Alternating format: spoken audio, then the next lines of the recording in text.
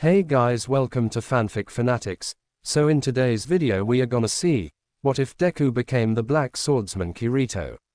Part 1. Before starting, make sure to hit that like button and subscribe if you are interested in MHA fanfictions. This story is Blurred Lines by Kira18091. Now we begin this week's MMO stream. As you can see, many people are in line to buy the new internationally renowned Sword Art Online, or SAO for short. This virtual game has Izuku drowned out the rest of the news reporter's voice as he continued on his way to school. He had all afternoon to play Sword Art Online after all.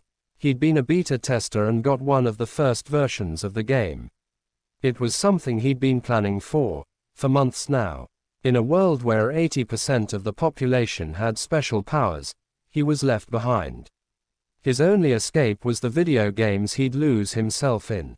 Ever since he turned 4, the only time he felt useful was in these games. The games in which he could be himself, fight without people doubting him, exist without being looked down upon. It was the only time where he was considered something more than just an anomaly. Something other than a useless, quirkless boy. This brings us back to the present. Midoriya had just turned 12 last week, and as a present, his mother gave him the chance to participate in the beta of the latest virtual game that his favorite scientist created. Akihiko Kayaba was the developing director and game master of most of the games Izuku played. However, he was also the creator of the new Navagear, a helmet who serves to read and send information and commands to the brain from within the virtual world. With this technology, players could dive into the game and play as if it was reality. The man was a genius. He was innovative and made something that was closer to a dream become reality. However, the real reason behind Izuku's admiration for the guy was one particular fact.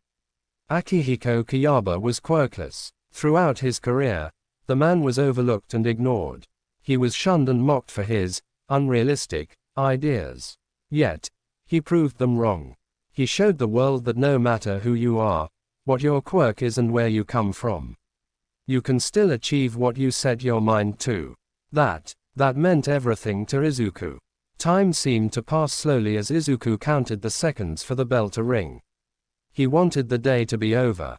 He wanted to just go home and get lost in his virtual world. Yet, it seems luck wasn't on his side. The moment the bell rang, 3 of his classmates surrounded his desk, effectively blocking the exit and cornering him.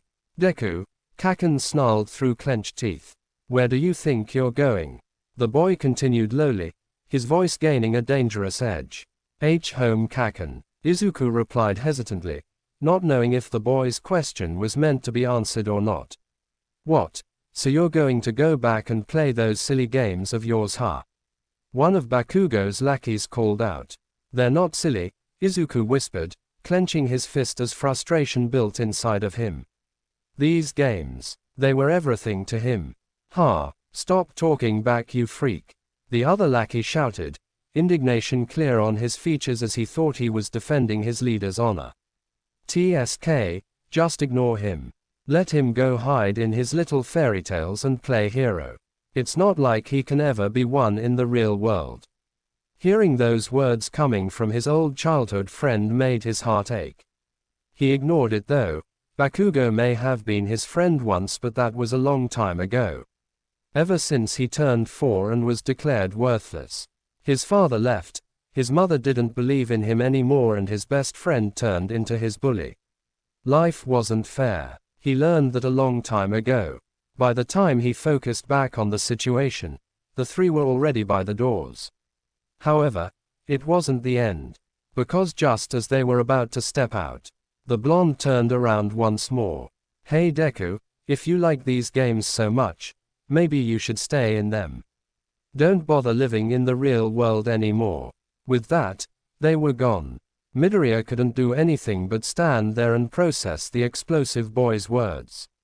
Silent tears leaking from his eyes as the world pushed him down once more. Tadaima, Midoriya called out as he walked into the small apartment he shared with his mother. Welcome home, Izuku, Inko called out from her place in the kitchen. Dinner's ready. Do you want to eat now? She asked as she approached her son. No thanks, Mom. I'm just going to hang out in my room for a while, if that's okay with you.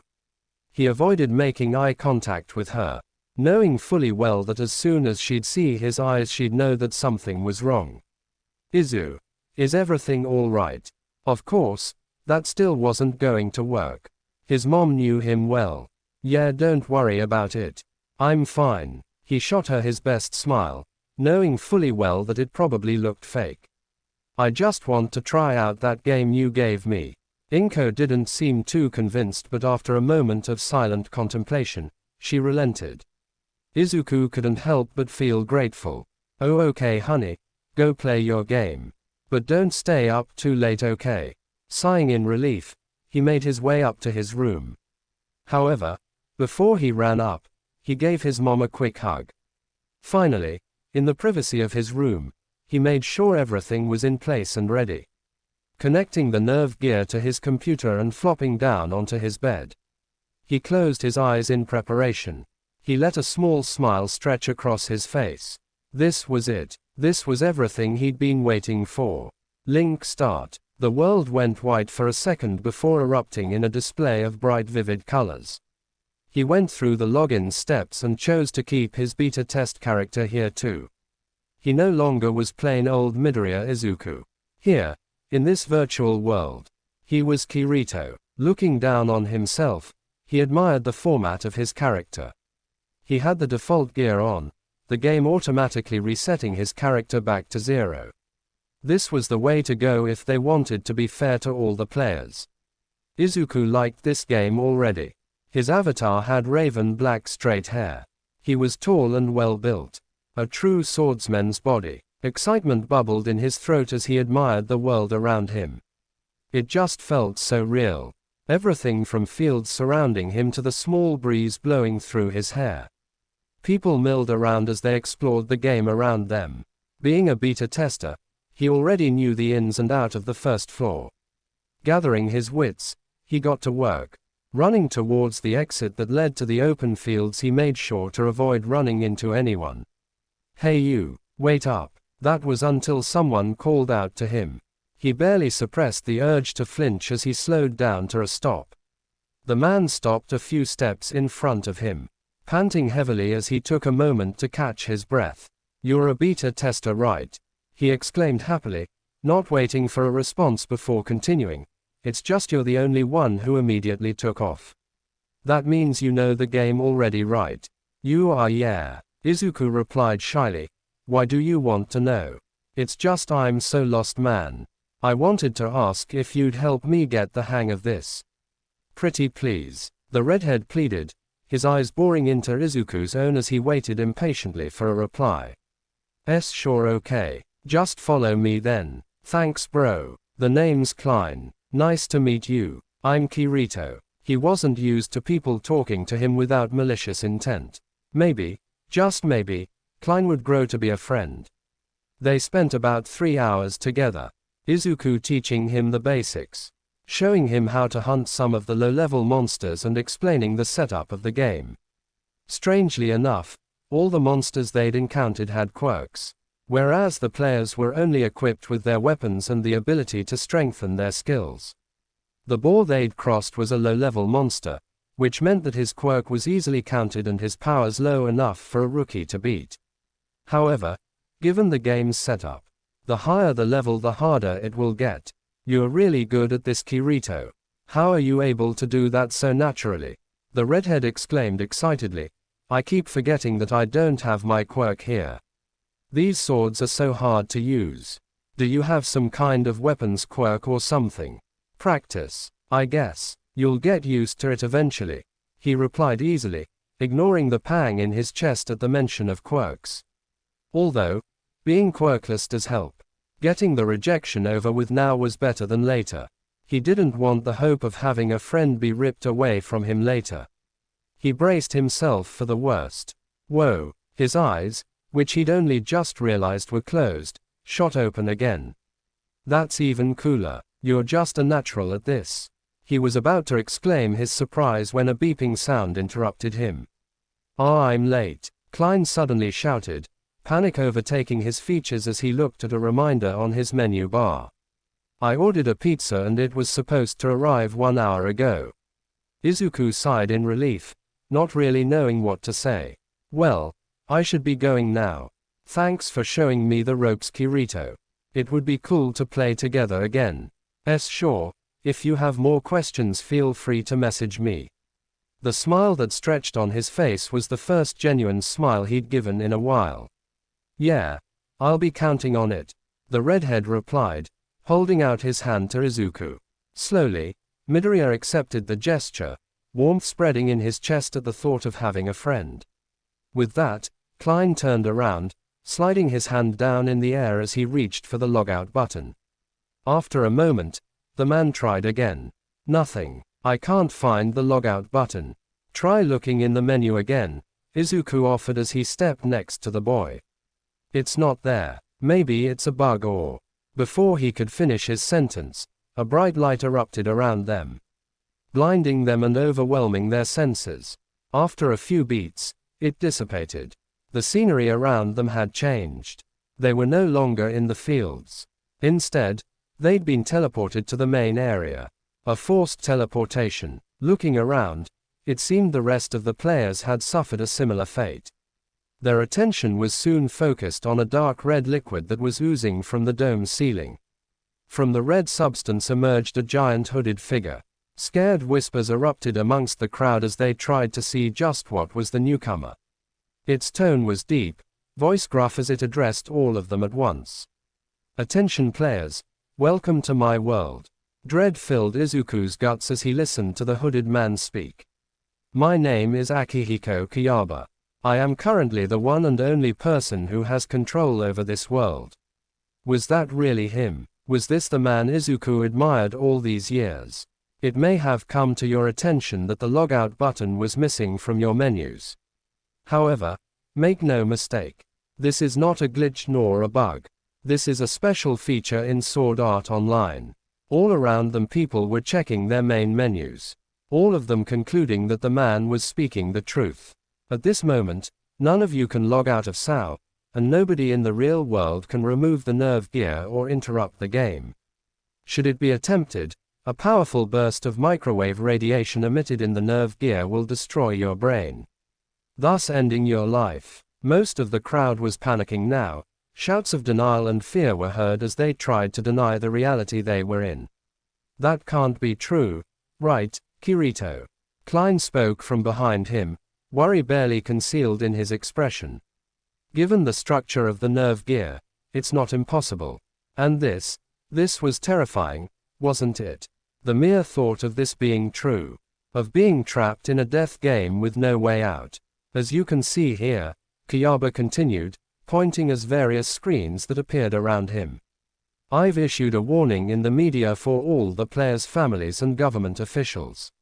Removing the nerve gear forcefully would result in immediate annihilation of the player. At the moment, 213 people have already suffered this fate, thus leaving both the real world and this one. They could see multiple news stations reporting the incidents. All of the footage seemed accurate. Heroes were flitting around the scene. A manhunt was launched hoping to stop this. It was all in vain though. Nothing could be done now. It's safe to say that the danger of this happening has become minimal. I hope you will be all at ease and complete the game. His heart threatened to beat straight out of his chest as the seriousness of the situation was setting in. From this point on, all methods of revival in the game will no longer function. If your HP hits 0, your avatar will be lost forever, and at that moment. Izuku didn't want to hear the rest of the sentence, however, despite his best attempt at blocking the voice out. It still echoed through his brain. The nerve gear will destroy your brain and you will die.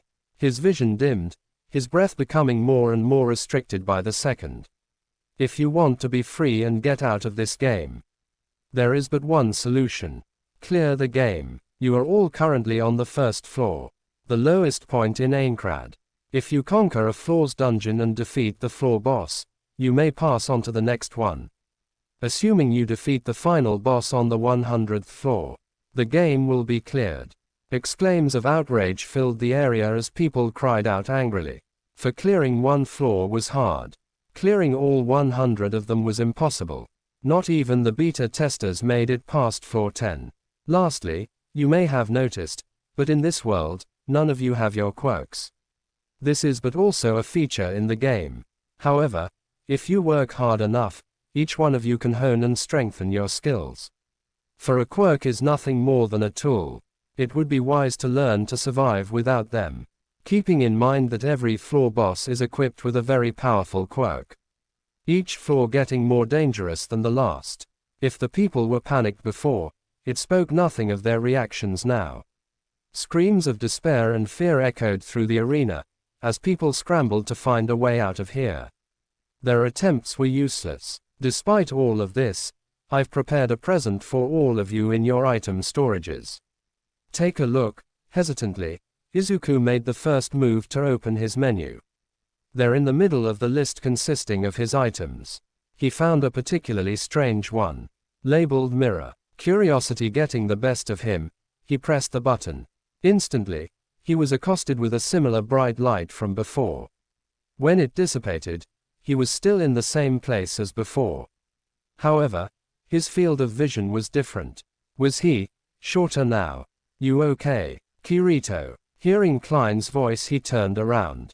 However, in the place of the red-headed avatar, now stood a black-haired boy. His body was taller and thinner than the previous one. Who are you? He asked, not knowing what to think.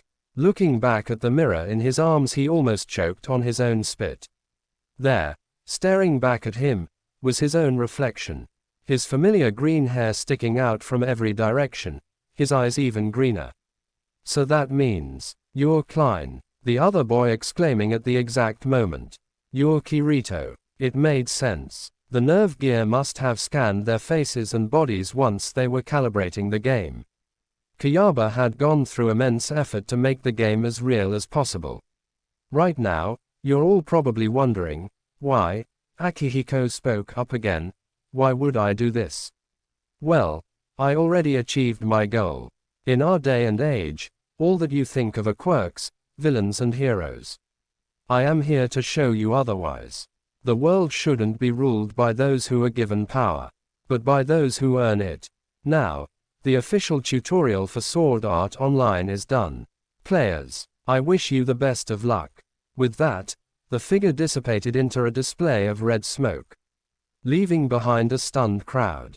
Silence dominating the whole arena as the people tried to come to terms with the events that just transpired.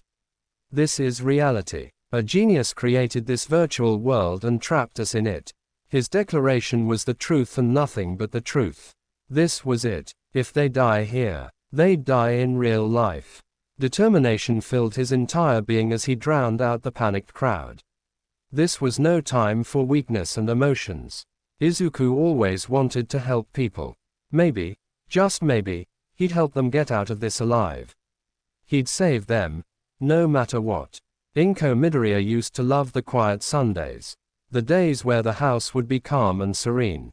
Days where she'd be able to just sit on the couch, holding onto a steaming cup of coffee while reading a book. Of course, those were also the days where her son would haul himself up in his room all day, playing video games. She guessed that most teenagers did that. However, when she'd see the smile on her son's face during those times, she'd say it was worth it. Her son loved playing games. He got lost in his own little world every time he picked up a game console. However, all good things must come to an end. Because life wasn't fair, Izuku learned that, way too early. Inko Midoriya hated the quiet. She hated the silence that constantly plagued her small apartment. Hated the emptiness she felt every time she stepped inside. It's funny how a single moment can change someone's life completely. How a single decision can alter who we are forever. All it took was one day, one afternoon for her whole world to fall apart. Her son went into his room and never came out. Later, she'd thank whatever instinct that made her wait before trying to take off that helmet of his. Her son was ripped away from her. He was taken away and trapped in a game. If they could even call it that, when her son could die at any given second. After the first year, she started to lose hope of ever speaking to her son again. The image of her boy, laying still and too motionless in his hospital bed, was starting to overtake the good memories she had of him. She just wanted to hear his voice again. See him smile, laugh, even cry. She wanted her son back. She'd spent her days at the hospital, watching as the hair on his shoulders got longer, watched as the muscle on his arms frayed and faded, watched as his cheeks hollowed out, his limbs growing and his body changing as he grew right before her eyes. Yet, her son wasn't there. He was trapped inside a sick, twisted game. She blamed the world. She blamed the creator of the game, but most importantly, she blamed herself. If only she'd believed in him more. If only she'd insisted on having that dinner. If only she'd been a better mother.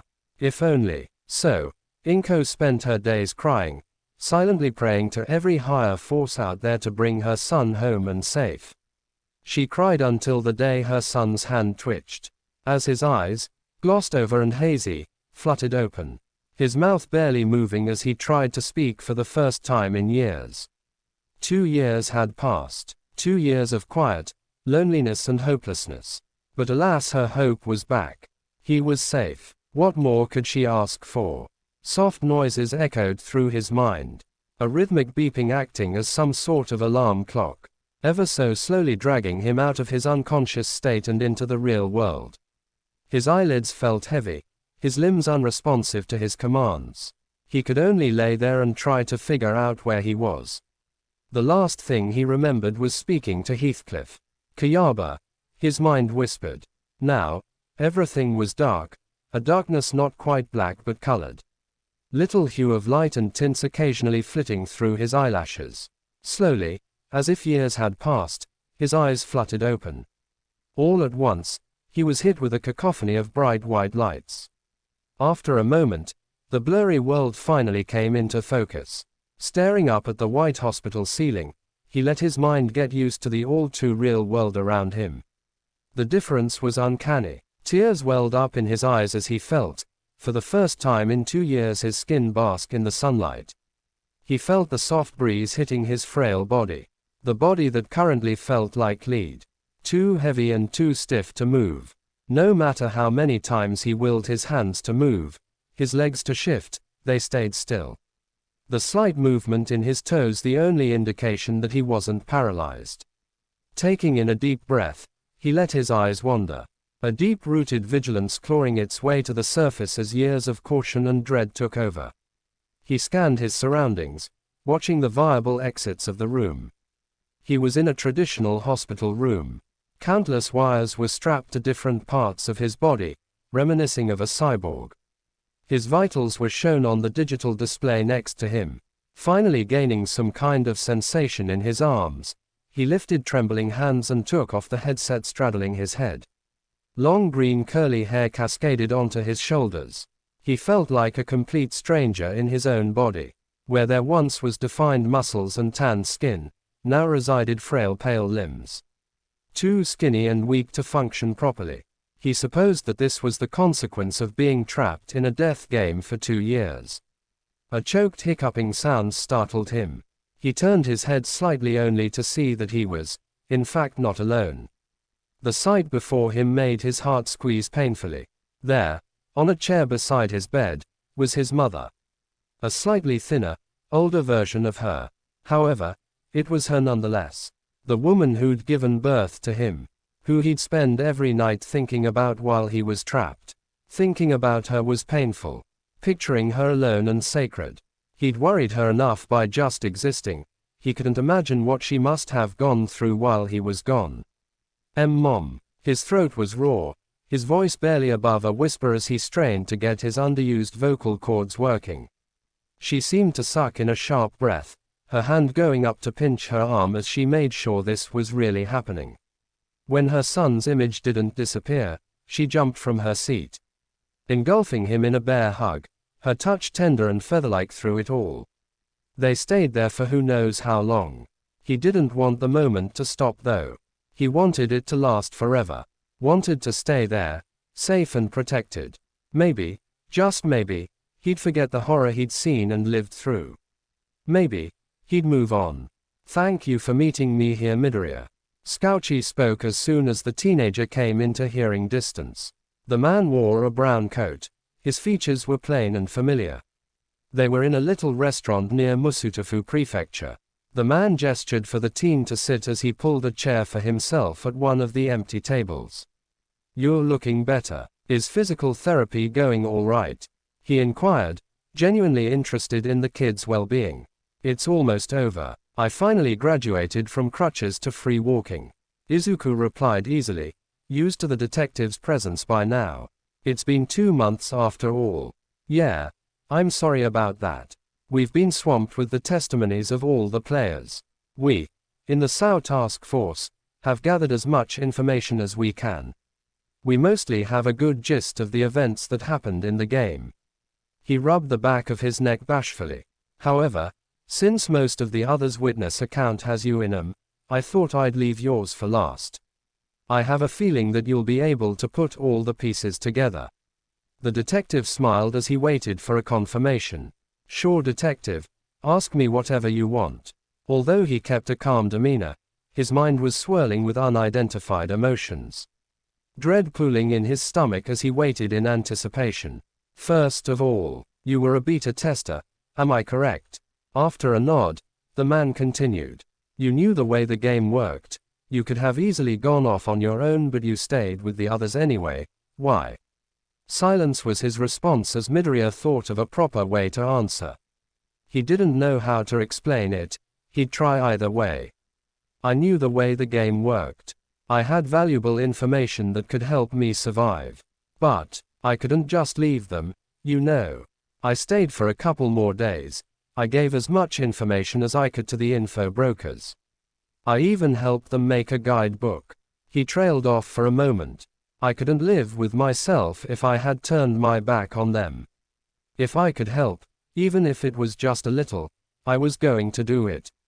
Determination shined in his emerald eyes as he looked at the detective seriously. The latter sporting an apprehensive expression on his features. You're something else entirely, aren't you, Midoriya? The man sighed, fondness clear on his expression as he continued his questioning. Although, there's one thing I couldn't fathom though. You spent most of the game alone after that. Why? It took us a long time to reach the first boss room. Way too long for players to work up the courage to volunteer too. The first raid was planned by Diabell, one of the beta testers who stayed and helped the other players. We were split in parties of 6. I ended up in one of the last ones. A party of 2. Although I stayed once the game began, I made sure to work on my strengths and skills. My level was slightly higher than the rest. However, only a few knew that. He looked out the window, avoiding the detective's gaze. He continued. That raid was a mess. The boss's quirk wasn't like the beta. His special moves had changed too. After that fight, they blamed me for Diabell's death, thinking that I lied to them to take the bonus for myself. That's when you gained the beta nickname, right? Yeah, since they thought I cheated and I was a beta tester. He sighed heavily. Anyway, it was better that they'd take it out on me than the other beta testers. So I took their accusations and went with them. You took the blame so that others wouldn't. As long as I could fight on the front lines and help clear the game, it didn't matter. I worked better alone anyway. Well, Midoriya, that's all I wanted to ask for now. Make sure to keep in touch. He was about to get up and leave but seemed to think twice about it. And Izuku, meeting Midoriya's gaze, he continued. I'm sorry for your loss. I heard that you and that other player were quite close. A deep-seated sadness clawed at his heart as he watched the man leave. He thought he'd been lucky since the detective hadn't asked about the end of the game yet. He knew that the man had brought it up in goodwill. Yet, he couldn't help the anger that rose up inside of him. It seemed, luck was never on his side. Izuku, wake up, honey. His mother's voice broke through his sleepy haze. It's nearly time for you to go. I'm up, he called back, groggily rubbing at his eyes as he straightened up. Today was going to be his first day back at school since the day he got stuck in Sao. To say he was nervous was an understatement. Middle school was almost over. 1 year left before they entered high school. Given that he'd spent 2 years of his life fighting tooth and nail for survival, he didn't have much time for studying. This meant that he had 1 year to catch up to the rest of his peers. Going through his morning routine, he made sure to look as presentable as possible. His wild, curly green hair wasn't doing him any favors. His mother had insisted that he cut it, but he refused. His long hair was a testament to the growth he'd gone through. He liked it long. Styling it into a ponytail, he made sure to leave a couple of strands out. They framed his face perfectly, keeping a wild yet organized vibe. Finally, he made sure the tattoo on his arm was covered with a small wristband. The same mark was given to each Sao survivor. They were branded for life. This way, the government could keep an eye on them. To them, they were just a bunch of kids who spent 2 years killing each other in a game. Glaring at it for a moment, he went back to the rest of his routine. Finally, when he was satisfied with his appearance, he made his way down the hallway. Their apartment was small. His mom had moved in when the hospital bills were too much. Their old home, now long gone. After waking up, he learned that his mom had taken 3 jobs to pay for his hospital bills. Now that he was back, he was adamant on finding some kind of job to pitch in. His mother deserved to rest. He put her through too much in the past 2 years. He had a lot to make up for. Inko's eyes landed on him as soon as he entered the kitchen. Fondness engulfed her features, a small smile stretching across her face. She still marveled at how much he'd grown and how fast he'd recovered. Izuku has always been a determined boy. Yet, it still astonished her how strong-willed and brave he was. The detective had warned her. The boy who got trapped in the game wasn't the same boy who got out. Her son had changed. He was forced to grow up too quickly. Forced to mature and adapt. He had to. If he wanted to survive, he had to fight for his life and the lives of the players stuck with him. She heard that he'd been the one to clear the game. Without him, all these kids would still be trapped. Pride swelled in her chest as she thought of her little hero. Still, she couldn't help the small voice in her mind. The voice that whispered, "Why him?" every time they'd tell her how much he had sacrificed for the others. Her son didn't smile anymore. He tried, she could see it every time he spoke to her. Yet, it didn't change the fact that he spoke less and was quieter. She'd hear him at night, thrashing in his sleep, calling out names she'd never heard before. Nightmares plagued her child and there wasn't anything she could do about it. The events that transpired in the game was still a mystery to her. The only information she got was from the detective. Otherwise, her son kept quiet. However, no matter how much she wanted to hear about his time in the game, she knew it wasn't right to ask. If he wanted to talk, she'd wait for him to come to her. "How are feeling?" she asked softly, knowing it wasn't easy, getting used to living life normally again. "I'm okay, just a little nervous is all," he answered honestly. "I'll be okay though. A mother can't help but worry." She sighed. After a moment of silence, she continued. "I'm proud of you, Izuku. You've been through so much and still, you don't let it get in your way." "Thanks, Mom." Hugging his mom once, he made his way out the door. Off to his first day of school and hopefully a new start. "Today class, we will be welcoming a new student. He's a little behind on some of the classes, so make sure to help him adjust, okay?" Despite the thoughtful words, he could feel the teacher's indifference. The man was eyeing him warily, as if he was an anomaly that couldn't be trusted. He supposed his file wasn't helping him. Being quirkless alone made sure the teachers hated him. Being a quirkless Sao survivor made him even more of an outsider. "Go on, introduce yourself then." The teacher motioned for him to step up. Lifting his head up and facing the class for the first time, he froze. There, looking at him with an intensity never imagined before, was the fiery red eyes of Bakugo Katsuki. The blonde had grown up well. He appeared taller, his shoulders wider and his hair slightly longer, although they didn't lose their spiked appearance. "My name is Izuku Midoriya. Please treat me well." His voice was monotone, his expression schooled into a perfect picture of neutrality. With a nod of approval, the teacher allowed him to go take his seat. His introduction, although short, was traditional and answered his teacher's request. Multiple pairs of eyes followed his movements. He could feel one particular pair of eyes boring into his back. He could guess who these eyes belonged to. The hours went by slower than he would have liked, the teacher going on and on about a notion he didn't even understand. He reminded himself to look up some makeup courses online. He needed to catch up. Although as time went by, he began piecing together the purpose of the explanation, his analytical mind kicking in and putting together the information he was receiving. After what felt like an eternity, class ended. Almost immediately, he was swarmed by a group of students, all of them curious about the new kid. "Hey, Midoriya, I'm Genki Hajime." The boy's voice was louder than the rest, boisterous even.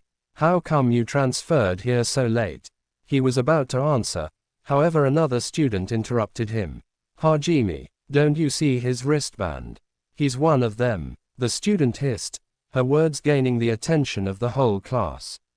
The reaction was instantaneous. The group that was surrounding his desk seemed to take a collective step backward. All of them carrying varying signs of wariness and fear. Some even disgust. "Is that true, Midoriya? Were you in?" "You know." Hajime didn't even bother saying the game's name, as if it was some kind of bad word. His knuckles were white as he clenched the desk in a death grip. Frustration and anger welling up inside him. However, after a moment, these feelings dissipated. He needed to control his emotions. Releasing his desk, he noticed the dent he'd made in the wood. He ignored it. He'd deal with it later. "He totally is one of them." Another kid spoke up. "He must have one of those killer tags on him." The kid then took it upon himself to reach for his wristband. He didn't get to do anything though. Before he could even get his hand close enough, Izuku had twisted in his seat, pinning the kid down onto the table. The boy's wrist was caught in his grip as he twisted his arm in a lock hold. "Don't touch me," he hissed quietly, so the boy was the only one to hear him. The kid nodded his head frantically, not daring to speak up. Satisfied with that, Izuku let go of the boy and rained down on his feelings once again, making sure to keep a bored expression on his face as he stared at the rest of his classmates. They were all frozen, their eyes wide with shock and fear, some of them even backing up as if to flee. "You extras don't have better things to do with your time than stare, huh?" A rough voice growled from behind him. Bakugo was glaring daggers at the students, the kids scrambling back to their own desks in response. Same old Kaken it seems. Using the distraction as the perfect time to make his escape, he headed towards the door. However, his plan was once again interrupted. Deku, the name sounded weird. It's been a long time since he'd heard it. Yet, it wasn't the same. Bakugo's tone was off, different. This wasn't a sharp call through gritted teeth, nor was it a word filled with hatred and anger. The boy's tone was low, voice small as he called out to him, almost hesitant. Making sure his posture was relaxed, his hands stuffed in his black pants pockets, he turned around lazily. "Did you need something, Bakugo?" The use of his real name made the explosive teen falter, his features twisting into an expression of shock and confusion. Whatever he was going to say, lost in his startled mind. "TSK, I'm going then." What happened to you?" This was the quietest he'd ever heard the blonde's voice go. Maybe Bakugo had changed after all. "I survived." From 2. Subject: Sword Art Online. Midoriya Izuku. Or perhaps Kirito is more appropriate. This email is an automated response sequence to the clearance of Sword Art Online. In fact, I've created an algorithm specifically for this situation in particular. 4. If you are reading this, this means that I am dead. It also means that you, Kirito have cleared the game. Akihiko Kayaba created Sword Art Online in hopes to show the world what it means to work and thrive for power.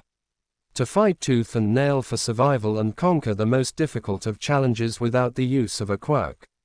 However, I created this game for one other reason too. To clear the game, one must achieve a certain level of power. A power earned for working long and hard.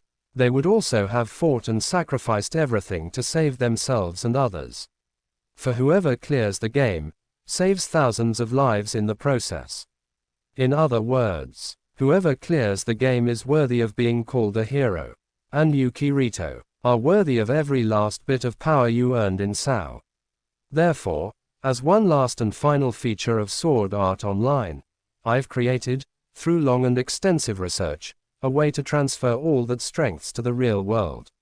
Although you will have to adapt your body to it, you, Izuku Midoriya, have within you the full range of power as did Kirito. I wish you well, and hope that this little parting gift will serve to brighten the world's future. 4. What it needs is a true hero. Good luck, Akihiko Kayaba. At first, when he read this, he thought it was some kind of joke. A trick his own mind was playing him, or perhaps some idiot on the internet trying to be funny. However, as he got back on his feet, and as the physiotherapy started to take its effect, he noticed the changes he was experiencing. For one, his strengths had increased exponentially. He did not know yet the full extent of it, but given the information he read in the email, it seemed that he was only going to get stronger. For the powers he possessed in SAO were beyond anyone's imagination. His reflexes were better, and even his recovery rate was way faster than normal. This brings him back to where he was heading now. What happened in class couldn't happen again. He lost control and almost broke his desk. Not to mention his emotional outburst. He shouldn't have taken it out on that student, even though the kid did deserve it. So, here he was, standing in front of Dagobah Municipal Beach, admiring it in all its trash-filled glory. His goal for the next couple of months was to clean it completely. This task will sever both in terms of strengthening his muscles again and gaining a little money with the recycling material he'll give to the demanding organizations. His mother sacrificed so much for him. It wouldn't hurt if he could give back every once in a while. With that goal in mind, he got to work. The cool water laps at his feet, fizzing and bubbling. He hears the waves ahead roar and roll down as they crash onto the shore with a soft hiss. The sun is just rising, the dark blue sky slowly taking on red hues of light. The sand feels soft and perfectly warm under his skin. Small grains are stuck on his legs, as if he'd dropped a sack of flour on himself. It's been 4 months since he started training and the beach is almost fully cleared. Your skills are nearly all back, Dad. A tiny voice speaks. Izuku looks down at the phone currently propped up next to him, the camera facing the ocean. Your sword skills need developing, but they're all there. And look, your speed and strength is already really high. Excitement can be heard in Yui's tone even through the speakers. Yeah, I still can't figure out how. Kayaba was quirkless. How did he manage to transfer my skills into the real world? I've been training for a while, and every time I gain even the slight bit of muscle, my strength intensifies 10 times. I can't even hear my footsteps anymore. That means you have your stealth skills back, she exclaims happily, although her voice takes a more serious tone afterward. He was able to replicate the quirk in the game's monsters. It's not an easy feat. It wouldn't be a stretch to think he was able to come up with a way. You're right, I need to know how. He can hear her sigh. They lapse into silence after that, admiring the waves and listening to the water flow around them. He's happy that he's able to share the real world with her. I miss Papa. The voice is small, hesitant even, as if she knows the way his heart clench at her words. As if she feels the omnipresent sadness that plagues his entire being and drowns his world. I miss him too. This time the silence is heavy, suffocating. His heart aches at the memory. If he just was stronger. If he'd done something different, anything. Did you try to find the others? She tries to lighten the mood. He's surprised sometimes in the level of maturity he finds in his little girl. I don't know their real names. The government is taking every measure possible to prevent the survivors from meeting each other. Although, I know who Yashi is. He made it pretty clear. He remembers all those times in the older man's merchant shop. Yui giggles at the mention of the older man. Is he really a hero? She asks with all the apprehension of a small kid. Talking about heroes for the first time. He is, however. He's going to need time to get back into the business after everything. Do you want me to help you locate him? You could try, but I'd have to go to his agency in order for you to hack their servers. It's not that far from here. Oh, okay. Promise I'll do my best. Don't worry, Yui. I know you got this. He replies easily, fondness radiating in his tone. He wishes he could see her. He wishes they were all back together again. Sighing softly, he gets up and brushes the sand off of his body.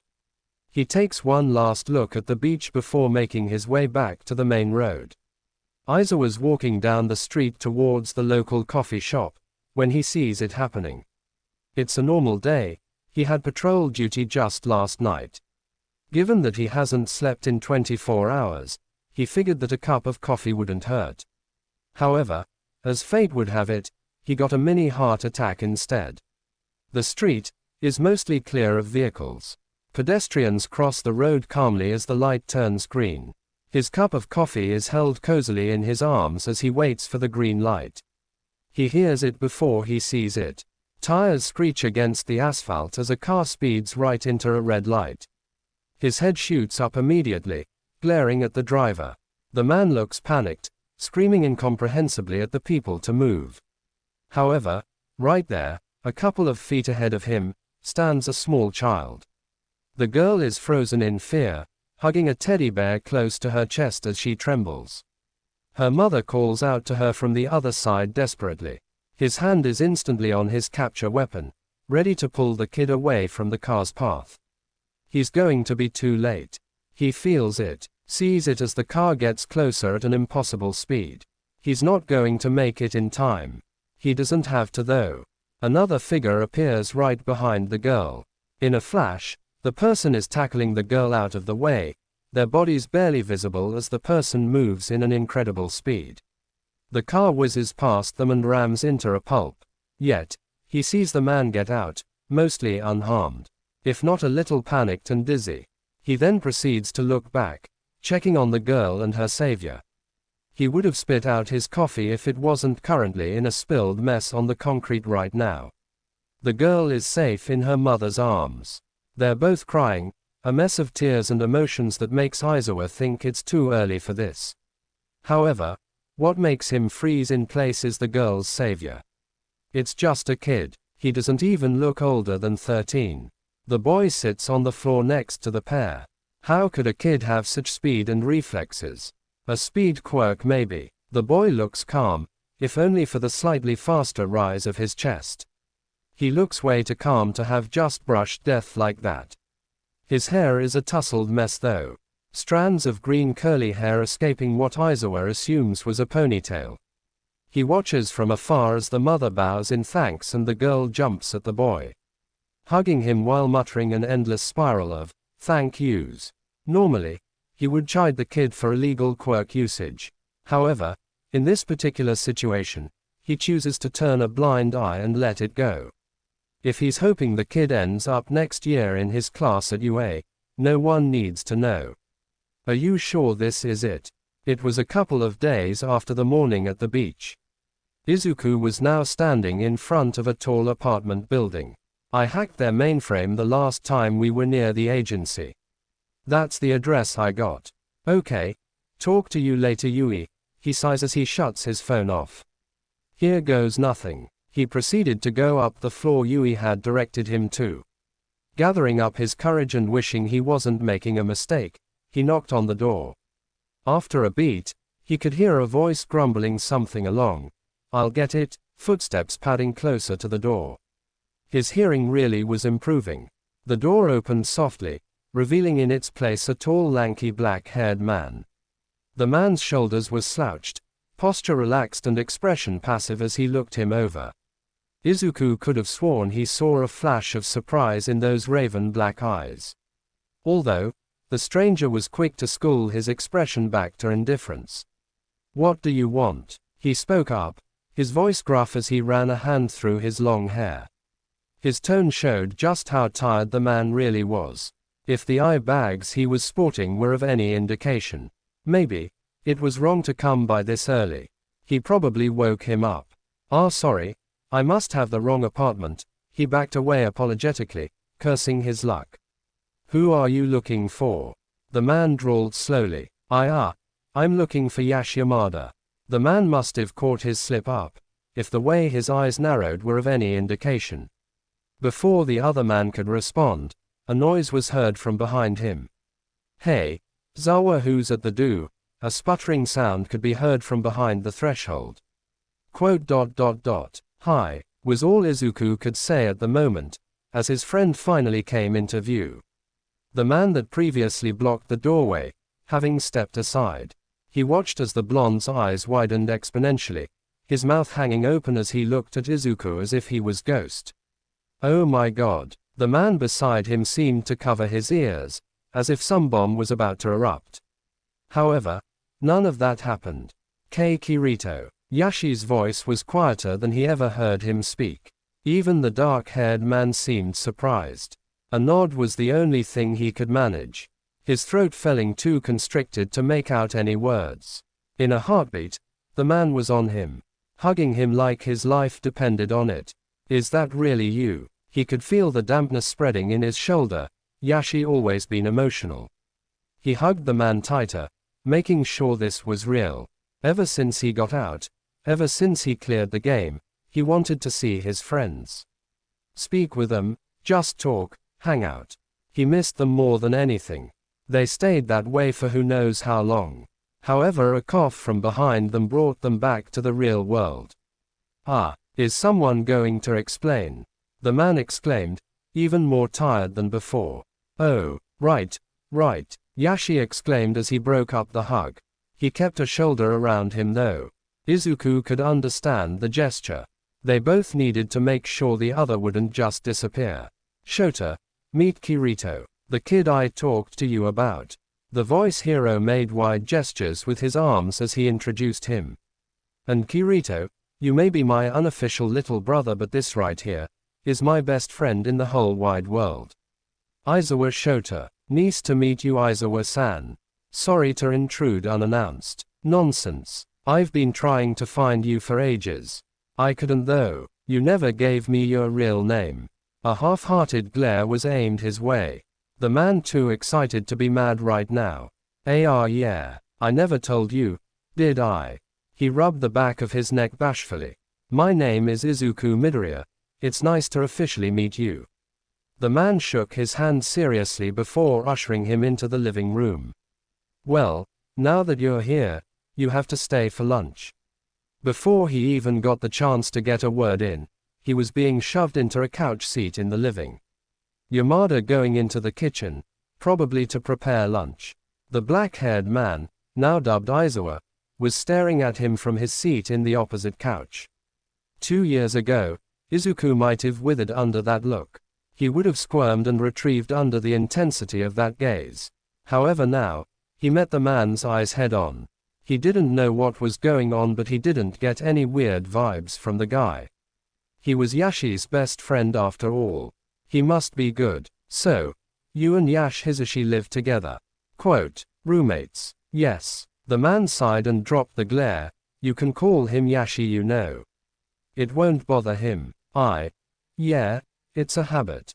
Look, before Hisashi gets back." He braced himself for harsh words.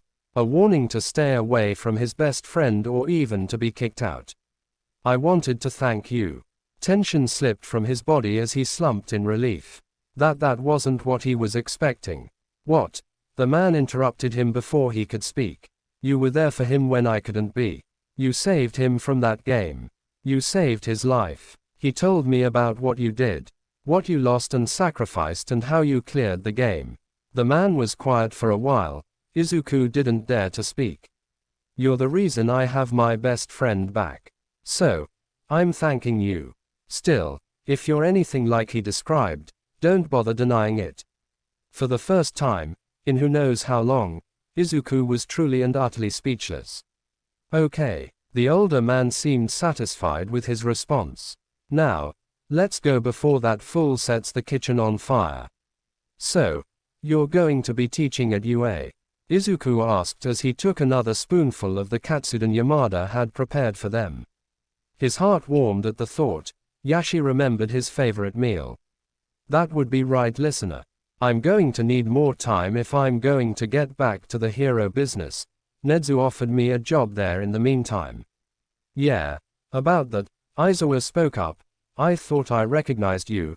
You're the kid who saved that girl from being hit by a car, right? How did you move so fast? Yamada can't run properly yet. Whoa, really? Kirito, you're doing it here too. How do you know about that? Ignoring the voice hero's comment, he thought about Aizawa's question. As far as he knew, no one caught that accident on tape. I was there, although, I thought you were quirkless. Isn't that what you told me, Zashi? The voice hero nodded in response, his eyes wide as he looked to Izuku for an answer. Yeah. I wanted to talk to you about that. He sighed heavily. How did he explain this? Hey, Tsukayaba gave me powers as a gift. Awesome, right? Yeah.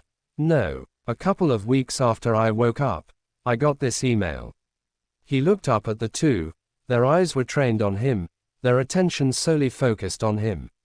It was from Heathcliff. Aizawa's brows furrowed in confusion, so Yamada was quick to elaborate. Heathcliff was Kayaba Akihiko's avatar in the game. But he died, didn't he? Worry was evident in the axe wielder's voice. Yeah. Well, I got an automated email from him. It says since I cleared the game, I had earned the powers I had there. So, somehow, in the time between his death and the actual end of the game, he managed to transfer my skills and powers from SAO to the real world. Is that even possible? It was Aizawa who spoke up this time. Apparently it is, because as far as I know, I'm still quirkless. So cool. I wish I had my axe skills here. He stopped for a moment to think about it. But that's good, right? You've always wanted to be a hero before all this. With your level of skills, you could be one of the best. At that, Aizawa seemed to perk up. Although it was minimal, Yamada caught the reaction and smirked at his best friend. Yeah, I did. Izuku sighed. At his response, Yashi seemed to sober up. No longer grinning at the dark-haired man next to him. Don't you want any more? He asked slowly, not wanting to bother the kid if he didn't want to answer. I mean. He sucked in a sharp breath. I don't think I'd make a good hero, Yashi. A deep-rooted sadness took over his features as he avoided eye contact with the two adults. I couldn't even save. I'm going to stop you right there. It was the first time he's heard that tone of voice coming from his usually upbeat friend. Kirito, Izuku, you'd make a great hero. He laid a hand on his shoulder, getting him to look him in the eyes. You know how I know that? When Izuku stayed silent, the man continued. That's because you're a hero already. A hero would have to be a good person. The sentence was spoken in a voice barely above a whisper. The phrase wasn't meant to be heard. It was nonetheless. What do you mean by that? Although Aizawa only knew the kid for a couple of hours, he knew without a shred of a doubt that the kid was a good person. For in those couple of hours only, he already knew of two people that kid saved. This, not counting the countless survivors that got to see their friends and families again because of him. That got to see the world again. Laughing coffin. Yamada breathed in realization. Izuku, you don't blame yourself for that, do you? The worry and sadness in the blonde's eyes. How could I not, Yashi? I killed them. 3 living, breathing people. I took them away from their families. I killed them. I did that. Anger and sadness overwhelmed him in waves. How could he ever be a hero? He was a killer, nothing more than a villain. They were all red players, Kirito. They were murderers. They were trying to kill us. I had the option to neutralize them without killing. He interrupted the man, frustration welling up inside of him as he tried to make them understand. But I killed them anyway. Out of rage, hatred and a desire for revenge. They were all quiet. You know, I can't even remember the names and faces. Darkness could be seen overtaking his features. His hands were clenched tightly, knuckles white as he tried to rein in his emotions. I'm a person who kills someone and forgets about it. Kirito, you did it because you had to. To protect the others. Yashi spoke softly, trying his best to make the kid understand. In heroics, there will always come a time when one has to make a choice. It was Aizawa who continued though. Between saving civilians or taking down a villain, there are times where you must pick who lives and who dies. Of course that doesn't mean it is right to kill, but it does mean that you have the right to consider the lives you saved. Don't you get it? I forgot the people I killed. I threw away that burden. I don't have a right to call myself a hero. What kind of hero kills people? He screamed out, anger and guilt erupting in a burst of shouts to the surface. Finally admitting what has been haunting him ever since he got out of that game. I couldn't even save him. I couldn't even. Kirito. Yamada's voice cracked as he called out to him. Izuku. Tears spilling down his green radioactive eyes as he looked at the green-haired child in front of him. You didn't forget. If you had forgotten, you wouldn't be suffering so much. You remember them and you live with it every day of your life. We all do. The man got up, crossing the distance between them. We went through hell but we survived. We got out. That Izuku. That was because of you. So don't you dare say you're not a hero. You did everything you had to do. To help others. You stayed from the start. Without you, we'd probably still be stuck in that hellhole. You're going to be the best hero. So don't you give up on me now, lil bro. Okay. Tears spilled uselessly down his cheeks as he stared at one of his closest friends. At one of the only people who really knew him. Who understood what it's like to be an SAO survivor. I'm sorry. So he cried. He cried for who knows how long. Hugging his friend, his brother, like his life depended on it. He needed to atone for his mistakes. He needed to prove to himself that he was good. So, Izuku set out for his new goal. I won't let you down. So, what are we doing here, Kirito? They were currently standing in the middle of a run-down street at the far side of town. Yui helped me find this place. We're going to need to pick up a few things before we can go through with training. After their reunion last week, Aizawa had offered to train both Izuku and Yamada. Yui, how are you two communicating? Aincrad isn't even back up yet. I connected the system to my phone so we'd be able to communicate in the real world. Ah. What's a Yui? Aizawa looked lost as he waited for someone to explain. I'm not an object. A tiny female voice called out from Izuku's pocket. If Aizawa wasn't so used to keeping his expression passive, he would have jumped up in surprise. To say he was startled would be an understatement. Midoriya, why did your pocket just speak? Izuku and Hisashi couldn't help but burst into laughter.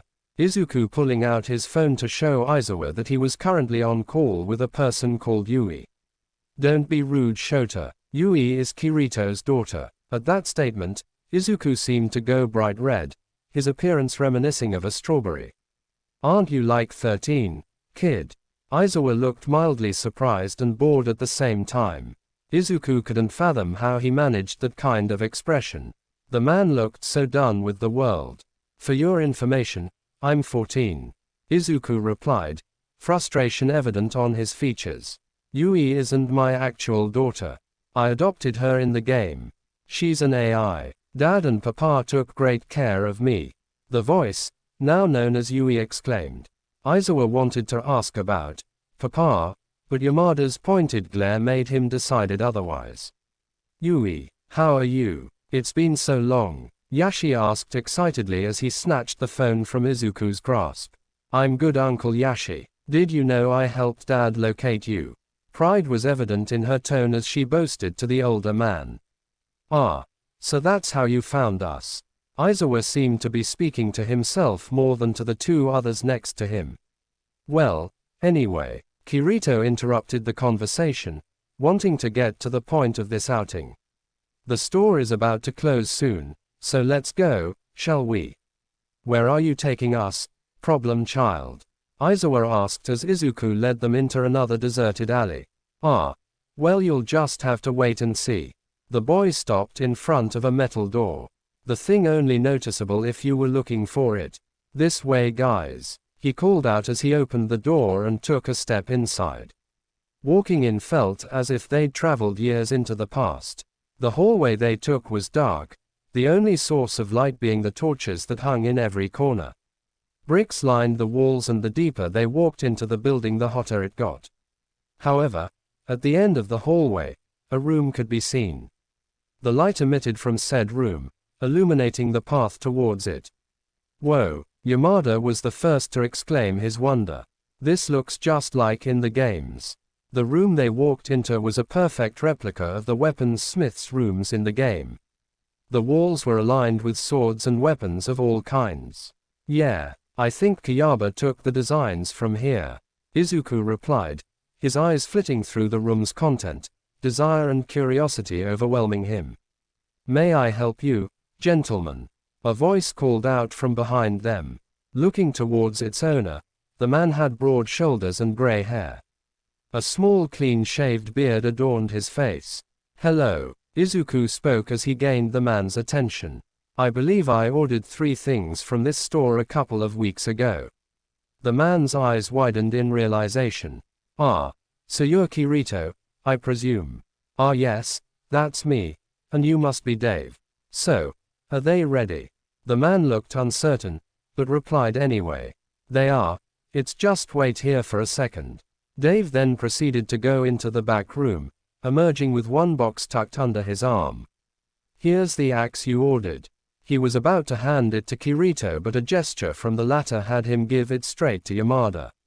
In turn, the voice hero didn't even think twice before ripping the wrapping paper off of the item. Oh my god, it's a 2-handed battle axe. In his hand was the exact replica of the ground gorge axe he used in the games. How did you manage to find this? He had it specifically made actually. It was the store owner who replied this time. I figured you'd want something familiar if you wanted to train again. Although you don't have the same stats as the game, it's going to be much harder to use it. What about you? Are you getting a sword? Aizawa asked out of curiosity, his eyes not leaving the axe held in his best friend's grasp. I am actually. He looked towards the clerk, nodding in response. The man went back into the storage room. Dave's quirk allows the weapon wielder's powers to be transferred into the actual weapons. The two heroes seemed to realize the implications of his statement, the blonde perking up in response. The moment he handed you the weapon, it answered to you and only you. Your power and strength will now be shared with it as you see fit. A minute later, Dave walked out of the storage room. This time 2 long thin boxes were held in his arms. Are you sure you can handle these types of weapons, kid? The man's uncertainty came back at full force as he handed the sword to the teen. Not paying the man any mind, Kirito unwrapped the sword and held it in front of him. The elucidator's pitch black metal gleamed in the light. It felt perfect in his hands, the balance, weight, and power exactly like it was in the game. Dave's quirk was a godsend. Gripping the sword in his hand, he fell back into the stance that was carved into his mind by now. Yamada seemed to get the message. The man motioning for the two next to him to take a couple of steps backward. He drew the sword back. Exhaling slowly, he made sure to make the moves perfectly. As if on autopilot, his body moved swiftly, his limbs falling into a pattern he's come to know by heart. This was what he excelled at. This was what he loved to do. The sword slashed the air horizontally, the blade immediately going in for another slash afterward, followed by 2 more. His skill erupting to the surface as Kayaba's words resounded in his mind. This was his powers. They were all there. This was real. The skill's 4 swings resulted in a square of light expanding outwards. Wind blowing in response and making the room's occupants gasp in surprise. Once done, He made a move to stash his sword back in his holder, his arm reaching for empty air at his back. Oh, drawing back the sword to his front, he smiled bashfully at the shop's clerk. Never mind then. The man's eyes were as wide as saucers. I won't even ask you to try out the other one. Kirito, that was awesome. I knew you still had it in you. Yamada, having seen Izuku use his skills countless of times before, was quick to jump out of his stupor. Aizawa was a different story. The man stood there, unblinking as he watched Izuku's every move. He supposed it's only normal for someone who has never been in the game, who never seen him fight before. To Aizawa, Izuku was just a kid. He wasn't the Black Swordsman. He was just Midoriya Izuku. Hey Zashi, can you do that too? Aizawa asked after a few seconds of silence. The blonde shook his head in response, a proud grin adorning his features nonetheless. I still can't believe you cleaned this whole beach by yourself, kid. Aizawa spoke as he stared at the now cleared beach. I learned not to be surprised anymore, Shota. You should probably do that too. Yamada smiled as he patted his friend on the back. It's been a few months since they started training. The goal was to gain physical strength and agility. Yamada, unlike Kirito, didn't have his skills anymore. He needed to learn all over again, all on his own. Both he and Izuku needed to get their muscles and bodies back in shape. The 2 years in which Yamada was confined in his hospital bed took its toll on his hero career. He needed to catch up to his peers. Needed to get strong again. Not to mention the additional weapon training he was doing to use his axe once more. Kirito, on the other hand, had a head start in terms of both physical strengths and weapons wielding. Given that he started training before the voice hero and that Kayaba transferred his skills to the real world, the Yae entrance exam wasn't as unattainable as it used to be. His future seemed brighter than ever. The clunk of metal against metal could be heard in the background. Players fighting constantly to clear one more level. A dark aura fills the room and suddenly all the characters are gone. At the center of the room stands Heathcliff. His sword is plunged into Shinshi's heart, twisting the sword as he looks directly at Kirito. It shouldn't feel like his own heart was being impaled. It felt as if his own life was disappearing. He watched as Shinshi's body erupted in a display of bright colorful crystals. Tried in vain to catch them before they were gone forever. It was too late though. He was too late. He was alone now. Too weak. Just a worthless Deku. All of a sudden, he wasn't alone anymore. Players reappeared around him, trapping him in the middle of a circle. The whole world sinking into darkness as he felt the air enclose in on him. Their hateful gazes weren't aimed at Heathcliff anymore. They were aimed at him. Their eyes boring into his very soul. It's your fault, screamed Diavel, his chest bleeding a constant flow of dark red.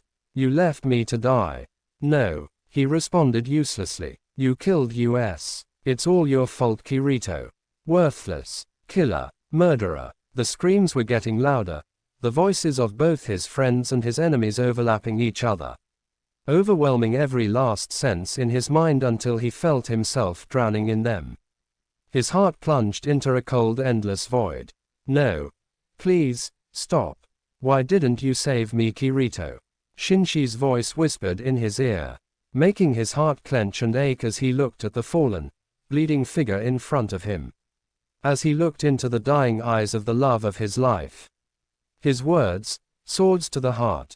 No, please, I'm sorry, he cried, desperately trying to reach the boy. The closer his hand got, the more the figure flickered in and out of existence. Until finally, just as his fingers brushed against the boy's face, he exploded into another fiery display of crystals. No. Falling to his knees, he figured that was what his heart must look like now. Broken. Shattered. No. He woke up in cold sweat. His whole body feeling as if it was on fire. His heart threatening to beat right out of his chest. His mother was watching him from her place near the bed. Her hands outstretched, hesitant. As if she couldn't decide whether she should touch him or keep her distance. I heard screaming, she whispered, worry practically dripping from her voice.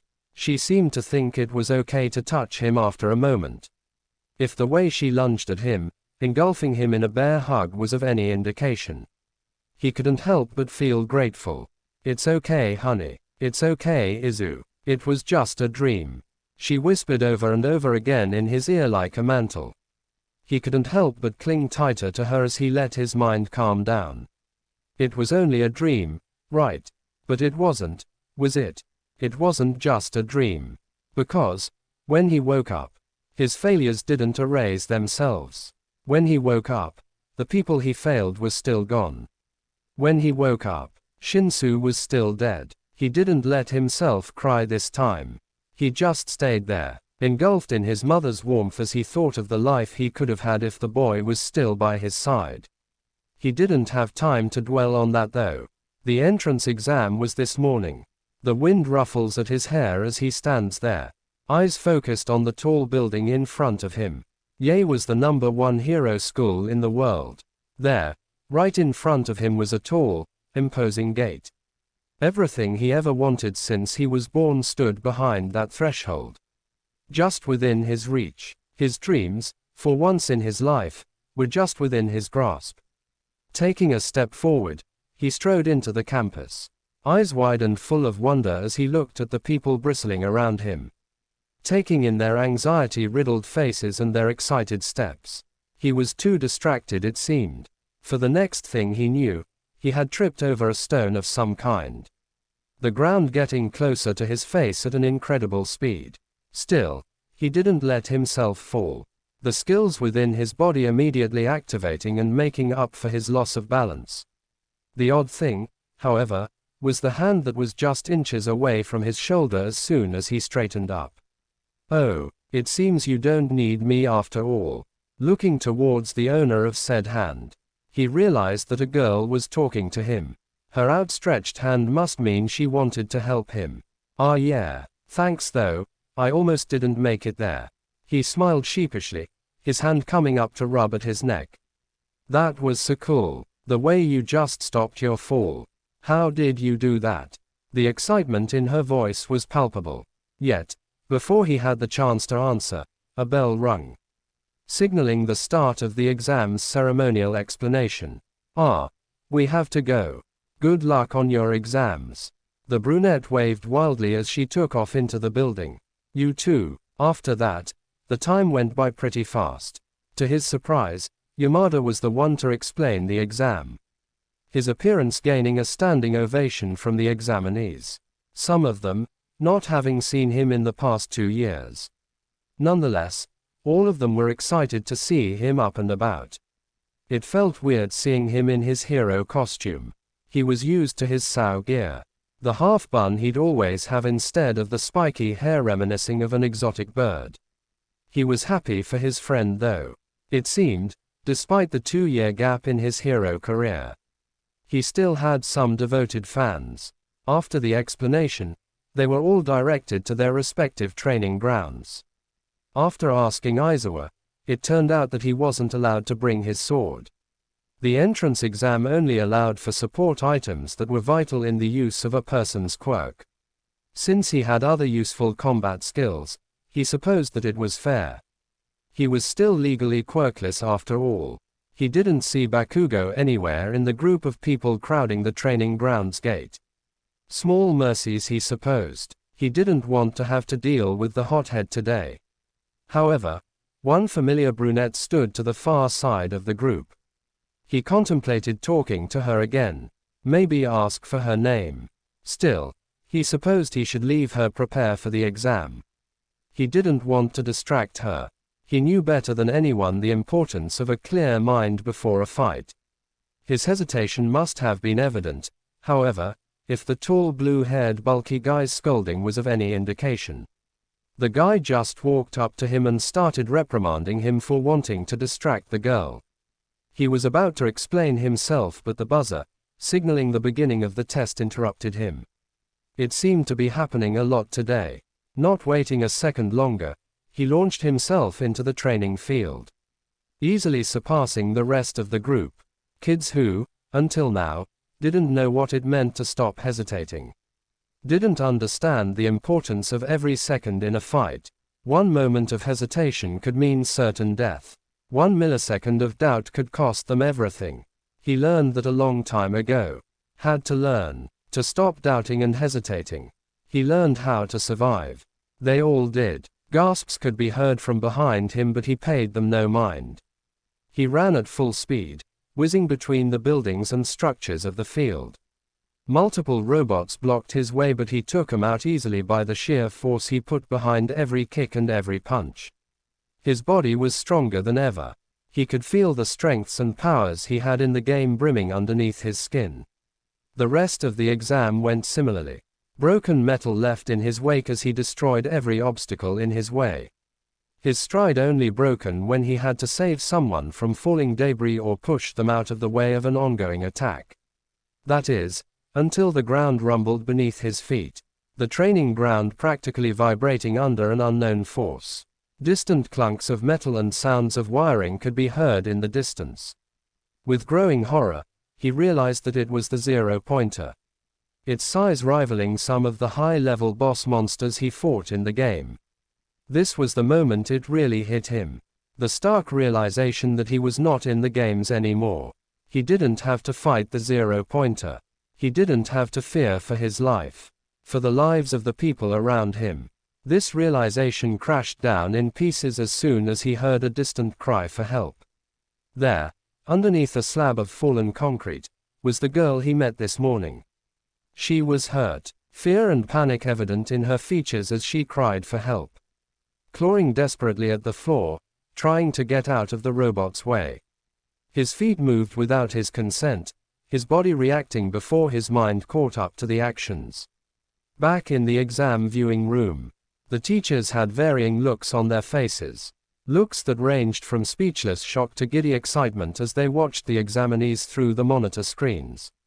As they watched a particular green-haired teen clad in black, they watch him take off without a second of hesitation. Watch him take out the robots as if they were nothing but distractions. Witnessed as he saved student after student without a second thought. The teachers were beyond impressed by now. A few of them, namely one homeroom teacher and an English teacher, wore proud grins on their features. However, one particular new addition to the staff was beyond impressed. The number one hero looking at the screen with a curious intensity. One that only the principal understood the meaning of. This batch of students are promising. Let's see how they fare against this challenge. The giddiness in the principal's voice was evident. His eyes shining in mischief as he focused on one particular training ground. All of them watched as the boy ran straight into the fray. Not paying the threat any mind as he focused on something else.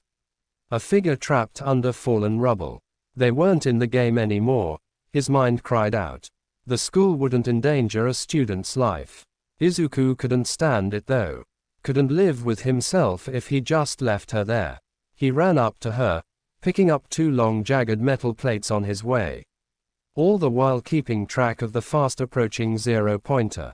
Although he didn't have his swords, his skills were still present. He didn't need his swords. It's okay, I'll get you out of here. He reassured the girl as he got ready to lift the concrete. He could hear the whirring growing louder, the vibrations beneath his feet getting stronger. There's no time. It's coming. You need to go. The girl cried out, her eyes widening in horror as she stared past Izuku. Straight at the giant robot looming over them. If you stay here, we'll both get crushed. No way. His voice brimmed with underlying emotion. His eyes flashing as tried to convey his sincerity. As long as I am alive, I will not let another party member die. Uraraka would have questioned the party comment if she wasn't caught up by the raw emotion dripping from the boy's every word. Those shining green eyes held a captivating fire in them. It spoke of years of suppressed sadness and anger. I will never let that happen. Not again. The last words were whispered. She heard them nonetheless. In that moment, she didn't see a teenager anymore. She saw so much more. She couldn't explain it even if she tried. But at that moment, she trusted him with everything she had. The boy screamed, a raw, ragged sound as he held the metal sticks higher in his hands. his glare directed at the robotic arm that was coming down to crush them. She wanted to close her eyes, brace herself for the incoming pain that awaited them. She didn't though. Her eyes were trained on the green-haired teen in front of her, his body acting as a shield to keep her safe. The robot struck down, his arm clashing against two crossed metal sticks, creating a shock wave that rippled through the training ground. The boy had met the attack head-on, blocking it, his ponytail whirling under the pressure of the wind he'd created.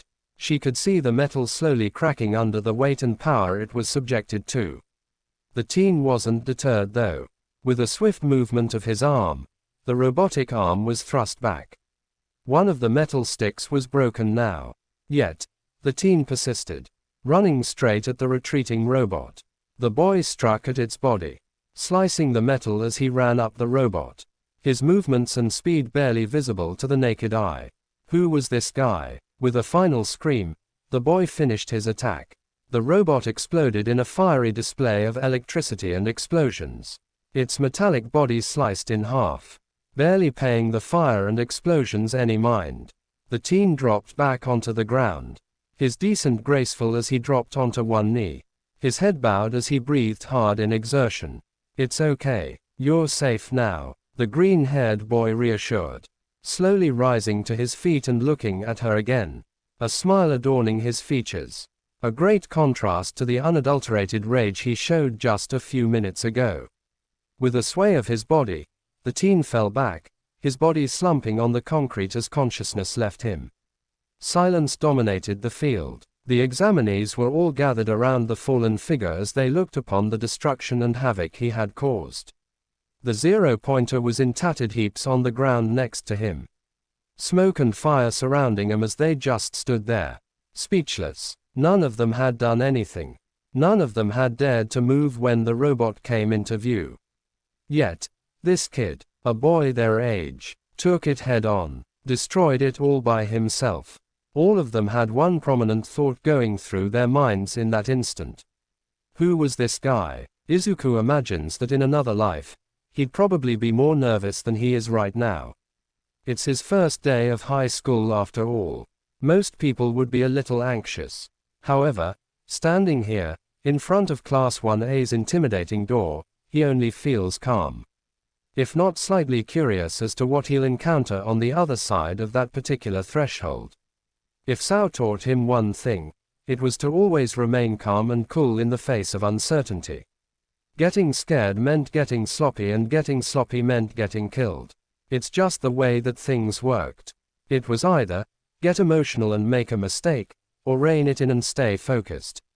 Survival at its finest. These days, he just had to remind himself that there were no monsters on the other side of these doors. There were only teenagers, and possibly one slightly angry homeroom teacher. After the entrance exam, he'd gotten a long lecture from Recovery Girl about his reckless and dangerous behavior. Therefore, when he'd gotten a glimpse of the two pro-heroes coming towards him in angry strides, he just made a run for it, successfully managing to avoid them since then. Mike was used to his lack of self-preservation by now. However, Aizawa was not. Izuku didn't want to go through that particular lecture. He shuddered at the thought. Aizawa could be scary when he wanted to. The man reminded him of Lisbeth when she got worked up about her equipment. Shaking that thought away, he finally pushed the door open, familiar voices immediately reaching his ears as he stepped into the room. With a small sigh, he noted that Aizawa wasn't there yet. However, his momentary relief was cut short as Bakugo's voice rang through the room. That was another interaction he wasn't looking forward to. Nodding towards the occupants of the room, he made his way towards the desk adorning his name. He could practically feel the pair of eyes that were burning a hole through his retreating back. Still, some people shot him a couple of glances. Some of them were even smiling at him or waving. He supposed that's what normal students did to make friends. He couldn't bring himself to wave back though. He was a solo player and he always will be. Everyone who got close to him ended up dead. He wasn't going to make that mistake again. His mind wandered to his other friends. Yui hadn't been able to track them down without their real names. He figured it was for the best. Yet, he couldn't help the slight sinking feeling that pulled in his stomach. The thought of never seeing him again made his heart ache. They were the only ones who understood. They lost him too. His musing was interrupted as the blue-haired boy from the entrance exam entered his field of vision. The teen was as rigid as a board as he stood in front of him. "Hello, my name is Ida Tenya. I must apologize for my actions before the exam. Your selfless actions that day proved beyond a shadow of a doubt that I had deeply misjudged you." The boy Ida then proceeded to bow to him. His posture displayed the perfect picture of respect and remorse. He fumbled slightly with his words. His bewilderment barely concealed behind his practiced poker face. Sure, doing his best to smile back at the taller teen, he continued. "I'm Ki Izuku Midoriya. It's nice to meet you, Ida." The beaming smile he got in response made the whole interaction worth it. Ida opened his mouth to say something, but whatever he was about to say was promptly overlapped by the bubbly voice that resounded from behind him. "You're the ninja kid." Ida moved to the side, the now visible girl gladly taking his place in front of Izuku's desk. It seemed trying to keep to himself wasn't going to work with these people. "You saved me from that giant robot. It was so cool. You were all like, it's okay. You're safe now." Her hand cupped her cheeks as she squealed in excitement, trying her harder to mimic his voice. Her movements vaguely reminding him of Komi when he spoke about Pina. "I'm Uraraka, by the way." His introduction was once again interrupted as a familiar gruff voice spoke from the doorway. "If you came here to make friends, I suggest you drop out. This is the hero course. You better take it seriously or leave." Tired eyes scanned the room, only lingering on Izuku for a couple of seconds. Satisfied with the student's attention, he continued. "My name is Aizawa Shota and I'll be your homeroom teacher for the rest of your high school careers." He drawled on, sounding bored and uninterested. His gaze, however, spoke of vigilance and keen eyes. "Hope you survive the experience," he finished ominously. The deranged grin he shot the class made them gulp collectively. Everyone except Izuku, that is. The swordsman was used to Aizawa's dark humor. It was actually quite endearing once you got to know the man. "Now, here are your gym uniforms." He pulled out 2 bags worth of clothes out of nowhere. Izuku vaguely noting the sleeping bag lying at the teacher's feet. "You have 5 minutes to put these on and meet me outside." His classmates didn't need to be told twice. Most of them already out the door by the time Izuku got up from his seat.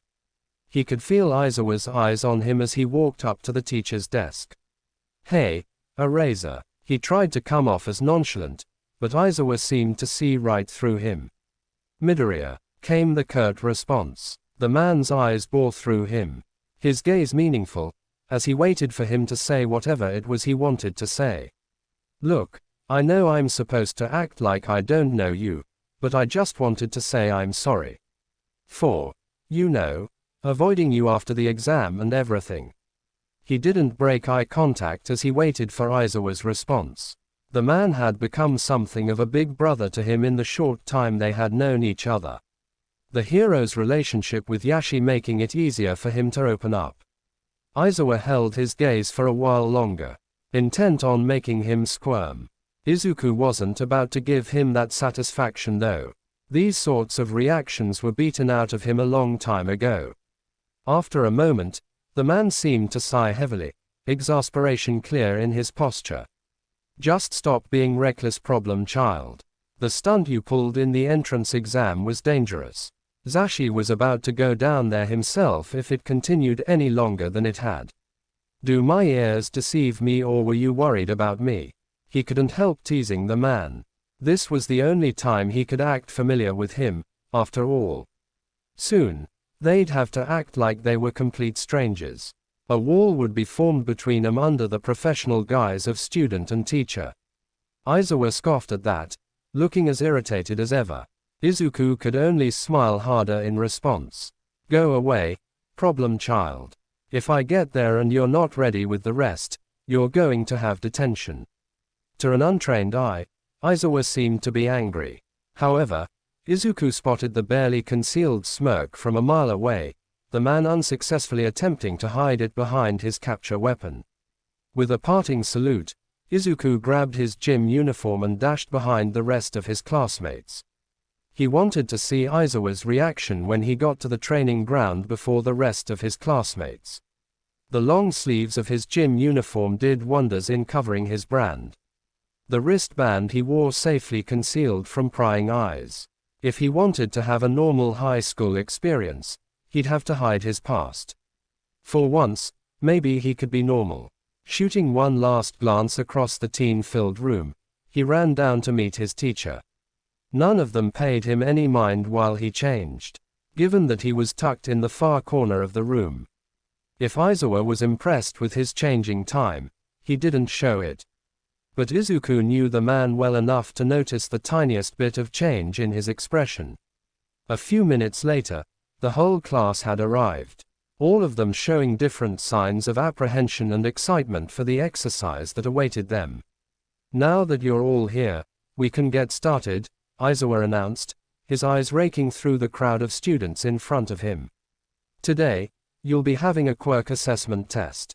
This test will help determine your potential in terms of control and ability. You all will be doing various exercises, ranging from a 50-meter dash, sidesteps, push-up to many other different physical exercises. You will be permitted the use of your quirks throughout the whole exercise as long as you don't interfere with the other participants." He drawled on, his eyes once again wandering over each student until they finally settled on Izuku's own. "Izuku Midoriya, you scored the highest on the entrance exam. Please step forward." This came as surprise to Izuku. He'd gotten his acceptance letter a few weeks ago. All Might himself informed him that he'd passed with 60 rescue points and 65 combat points. However, what the number one hero hadn't told him was his ranking in the exams. Ignoring the whispers that spread amongst his peers and the cursing of one particular blonde-haired teen, he stepped forward. "Now, Midoriya, do you remember your PE marks for the ball throw in middle school?" Aizawa seemed to realize his mistake a second later. "No, sir, I don't remember." At that Aizawa just nodded his head. "Well, this won't work then," he muttered slightly under his breath. "Bakugo, since you were ranked second, please take Midoriya's place." The blonde scoffed slightly, but followed through nonetheless. 65 meters, sir." He spoke without prompt. "At your old schools, the use of quirks wasn't allowed to give students an equal chance at succeeding. However, you are in the hero course now. Being fair is irrelevant. Bakugo, take this." He proceeded to hand the teen a meted ball. "Step into the circle and throw this as far as you can. You can use your quirk however you see fit as long as you stay in the circle." Bakugo seems to perk up at that, a smirk forming on his features as he stepped into place and got into a proper stance. Retracting his hand back, he proceeded to launch the ball into the sky. Explosions propelling the ball further away. The display of firepower shocking the class into silence as they watched the ball soar through the sky. A trail of smoke following closely behind it. Aizawa broke the silence by announcing the distance. A precise 705.2 meters. "Knowing the full extent of your powers will help monitor your improvement and further your growth," he continued, completely ignoring the smirk adorning Bakugo's face as he stepped back into the crowd of students. "Either rise to your full potential or quit now. In fact, the person who scores last will be expelled." The panic and fear was palpable now. The previous excitement that had settled between them was gone in an instant. Izuku knew Aizawa well enough to know that he wasn't bluffing. The first test was the 50-meter dash. Most of the class was in relatively good shape, although a few of them had the advantage of suitable quirks. Ida's quirk, in particular, was meant for this kind of test. The engines on his legs boosting him into the finish line at approximately 3.04 seconds. When his turn came, it was against Bakugo. Now, Aizawa knew, from what Yamada told him, that Kirito was a powerful player in SAO. If not the most powerful. He'd already gotten a glimpse of that strength during their training. However, today, he'd be able to actually get a semi-clear measurement of his powers.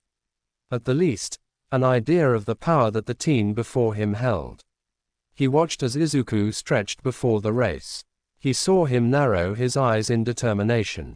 Watched as his limbs seemed to tense for a moment. If he hadn't already tried to erase Midoriya's powers before, he'd think that the slight, almost imperceptible glow that surrounded his body was a result of a normal quirk. Yet, he knew better. Izuku was activating a skill. Something that normally shouldn't be possible outside of a video game. In the day and age, it wasn't so far-fetched though. The buzzer sounded for the start. Instantly, leaving a cloud of smoke behind him, Izuku's body blurred across the distance. The teen could be seen crossing the finish line only a few seconds later. 2.1 seconds. A new record. Not wanting to acknowledge the slack-jawed expressions on his other students' faces, he quickly gestured for them to move on to the next test. Bakugo seemed to be holding himself back for some reason, as if he was physically willing himself not to confront the green-haired teen. Making a note of that particular fact, he moved on too. The next tests went similarly. Midoriya's powers were versatile enough to cover most of the hurdles in his way. He wasn't classing first in every test, but he wasn't slacking either. Shoji Mezzo, the kid with the dupply arms quirk, got the highest in the grip test. His strength surpassing Midoriya's by a couple of kilograms. It was Yaoyorozu Momo, however, who got first in the endurance running. Her creation quirk allowing her to whiz across the field in a literal motorcycle. The standing long jump also had many students clearing the distance provided, giving him a tied chance at first for the test. Slowly but surely, he was beginning to see the potential held by this year's class. All of them had a strong grip on their powers. Most of them knew how to use them to their benefit in a versatile and clever way. By the end, Aizawa had a fairly good picture of their futures. He'd never actually admit it out loud, but maybe this year's batch of students was different. Finally, the last test came. The ball throw. Bakugo, having already taken it, was standing aside as the rest gave it their shot. Aizawa was pleasantly surprised as he watched Uraraka float the ball into the sky. The measuring device in his hand instantly marking a bold infinity as the score. He was curious, however, to see what Midoriya planned to do for this particular test. From what he knew, his powers weren't going to give him more than a boost for his throw. For the key to this test was distance and not strengths. Izuku took the ball and stood in the middle of the circle. The kid seemed to take a moment to gather his wits as his gaze fixed itself on the object in his grip. He watched in quiet fascination as a fire lit up in those usually blank green eyes. Determination once again set in the teen's features as he got ready to throw the ball. However, instead of throwing his shoulder back to get a good distance in his throw, the kid proceeded to toss the ball in the air, right above his head. It happened in an instant. As if you'd blink and it would be over. The ball flew high above their heads. But instead of falling back onto the ground, the boy flipped his body so that a fully powered and well-aimed kick propelled the ball into the sky once more. This time, sending it soaring through the clouds as he covered more than enough distance. A beeping sound got him out of his shocked reverie as he gazed down and into the device in his hand. 690 meters. This kid. The class huddled in front of the projection screen. Anticipation and anxiousness practically oozing out of them. The atmosphere was just as tense as it was when Aizawa first threatened them with expulsion. If not more. Clicking the red button on his device, Aizawa watched as the screen lit up, displaying the outcome to the students. First on the list was Yaoyorozu. Followed closely Todoroki Shoto in second place. Both recommendation students were looking calmly at the screen, aware of their skill and not at all perturbed by the outcome. Third was Midoriya Izuku, followed by Bakugo Katsuki in fourth place. However, what most of the students were focused on was the last place ranking student. All eyes were trained on the short purple-haired boy who looked on the verge of tears as he gazed at the screen in shock. I was lying. No one is going to be expelled today. He spoke before any real panic could ensue. It was all a logical ruse to make sure that you give it your all in these tests. He grinned in satisfaction as he saw the shock and relief washing over the students standing before him. Mineta, the purple-headed boy, seemed on the verge of fainting. Tears running down his face as he shouted in relief. He was about to take his leave, but hesitated as he watched the explosive blonde make his way towards Midoriya. An angry scowl twisting his features as he stomped his feet. Deku. The growl of his nickname behind him didn't really come as a surprise to Izuku. In fact, he'd be more surprised if Katsuki didn't react to his sudden show of power. Care to explain what the fuck just happened? It was moments like these that Izuku noticed the change in his childhood friend. Noticed the subtle differences in the explosive blonde's behavior. The old Kaken would already be on him by now, trying to beat the answer out of him. Gesturing for Uraraka and Ida to go on ahead without him, Izuku turned to face the angry teen. He made sure that none of the other students around were listening before he answered. His voice calm and leveled. My personality wasn't the only thing that the game changed, Kaken. He replied slowly, knowing fully well that this vague answer wasn't going to satisfy the fiery teen. However, I don't see how this is any of your concern, so I'll be going now. See you later, Kaken. He made sure to use the nickname to show that he wasn't looking to rile the teen up. However, cold and vague was his signature reaction to everything these days. Instead of the explosive reaction he'd been expecting, the blonde seemed to scoff at his response, hesitating a moment before cursing and stepping aside to let him pass. Maybe, just maybe, Bakugo really did change while he was in the games. Here I am, coming through the door, like a normal person. The number one hero's booming voice resounded through the classroom, startling the occupants as their heads collectively turned towards the source of the sound. All Might in all his costumed and muscled glory was standing right in front of them. All Might raked his eyes across the students seated in front of him, trying to remember each one of them from what he saw in the entrance exam. One particular student stood out that day the most. The boy was currently the only one not sporting a smile on his face at his sudden entrance. It made him pause. Usually, kids were excited to see their hero. However, this kid had a neutral expression masking his features, as if a wall separated the world from his true feelings. He remembers seeing the teen rushing headfirst into danger to save the girl. He remembers feeling like for one moment there, his search was over. Seeing this kid ready to sacrifice everything to save another. The answer to his problems had been as clear as day. He couldn't decide something like this on a whim though, or so Nedzu said. So he decided to wait and learn more about the students in his class this year. And if he kept a closer eye on one particular green-haired teen, then no one would be the wiser.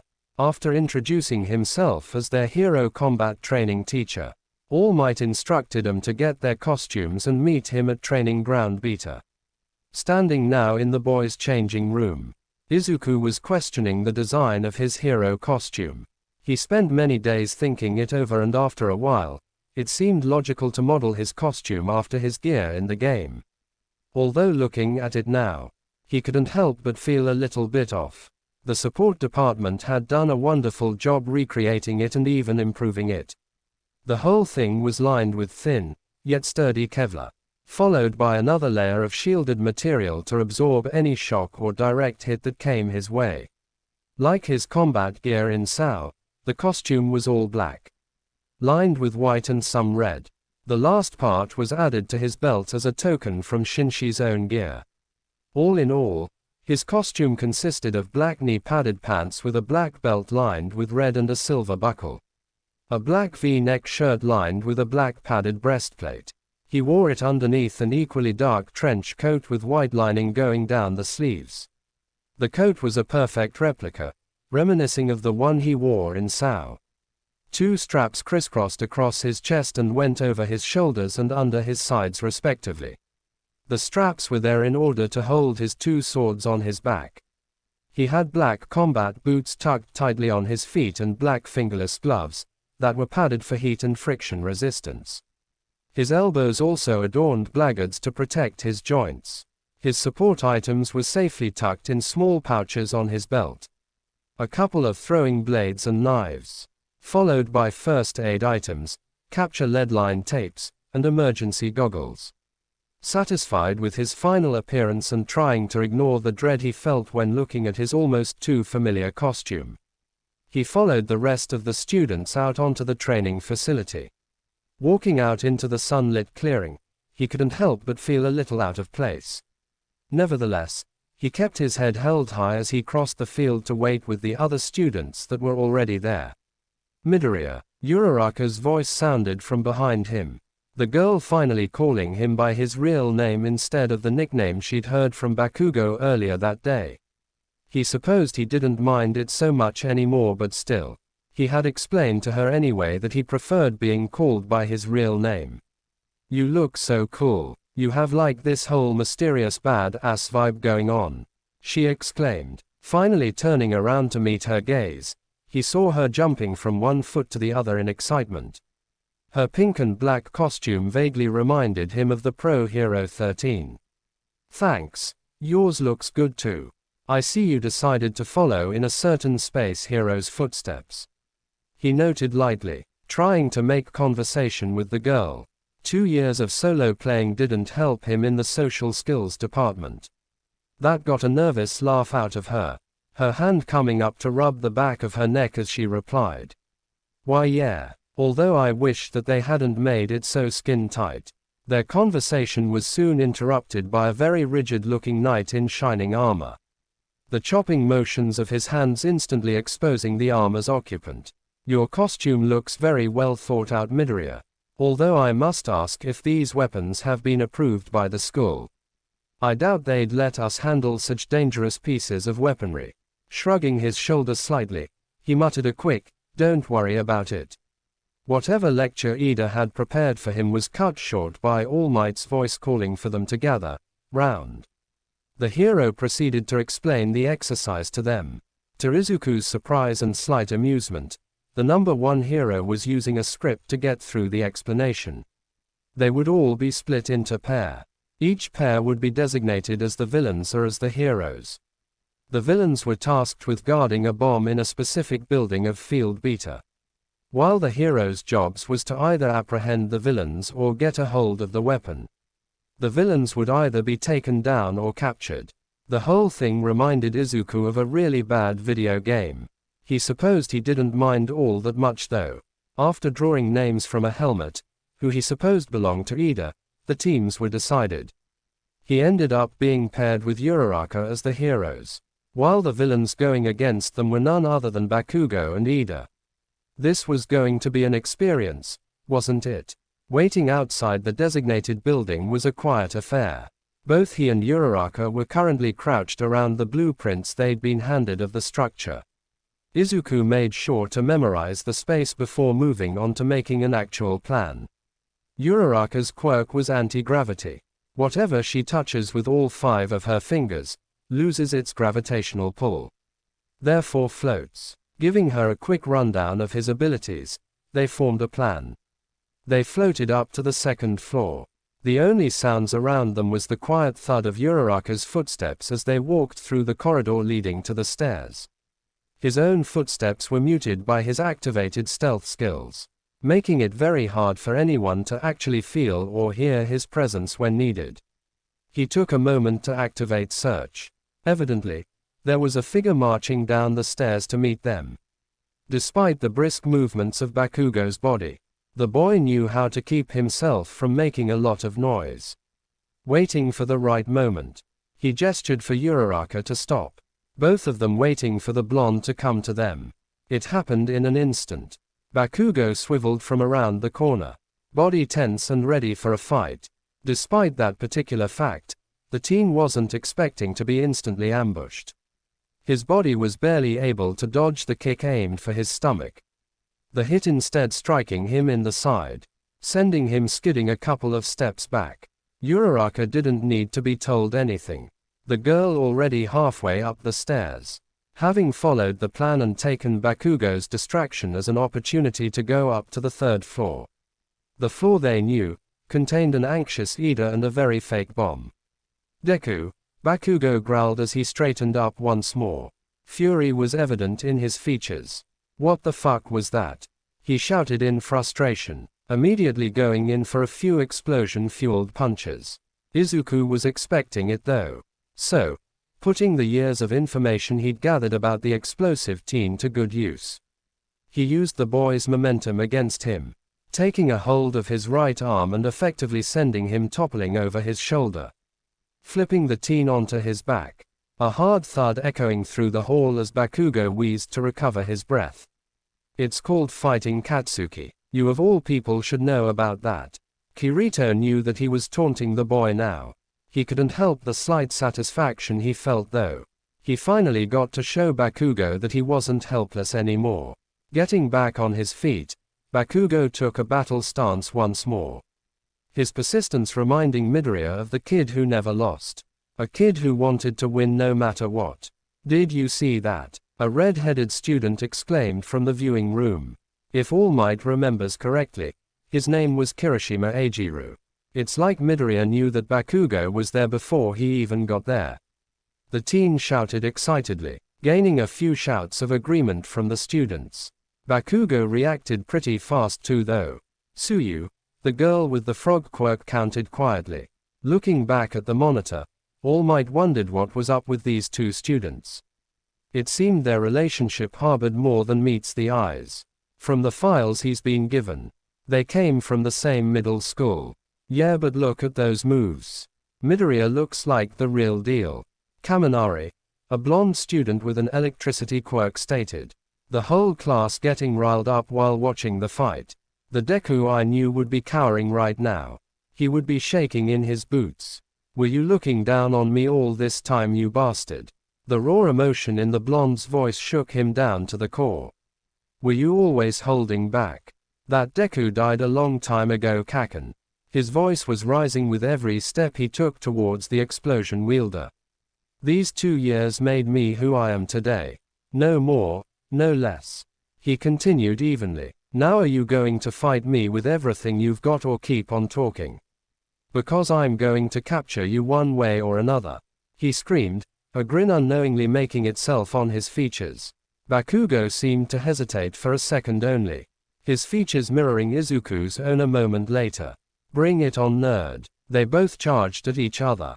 Bakugo's hands lighting up in a fiery display of hot explosions. Dodging the explosion with impressive footwork, he swipes at the blonde's arm with the tip of one of his throwing knives.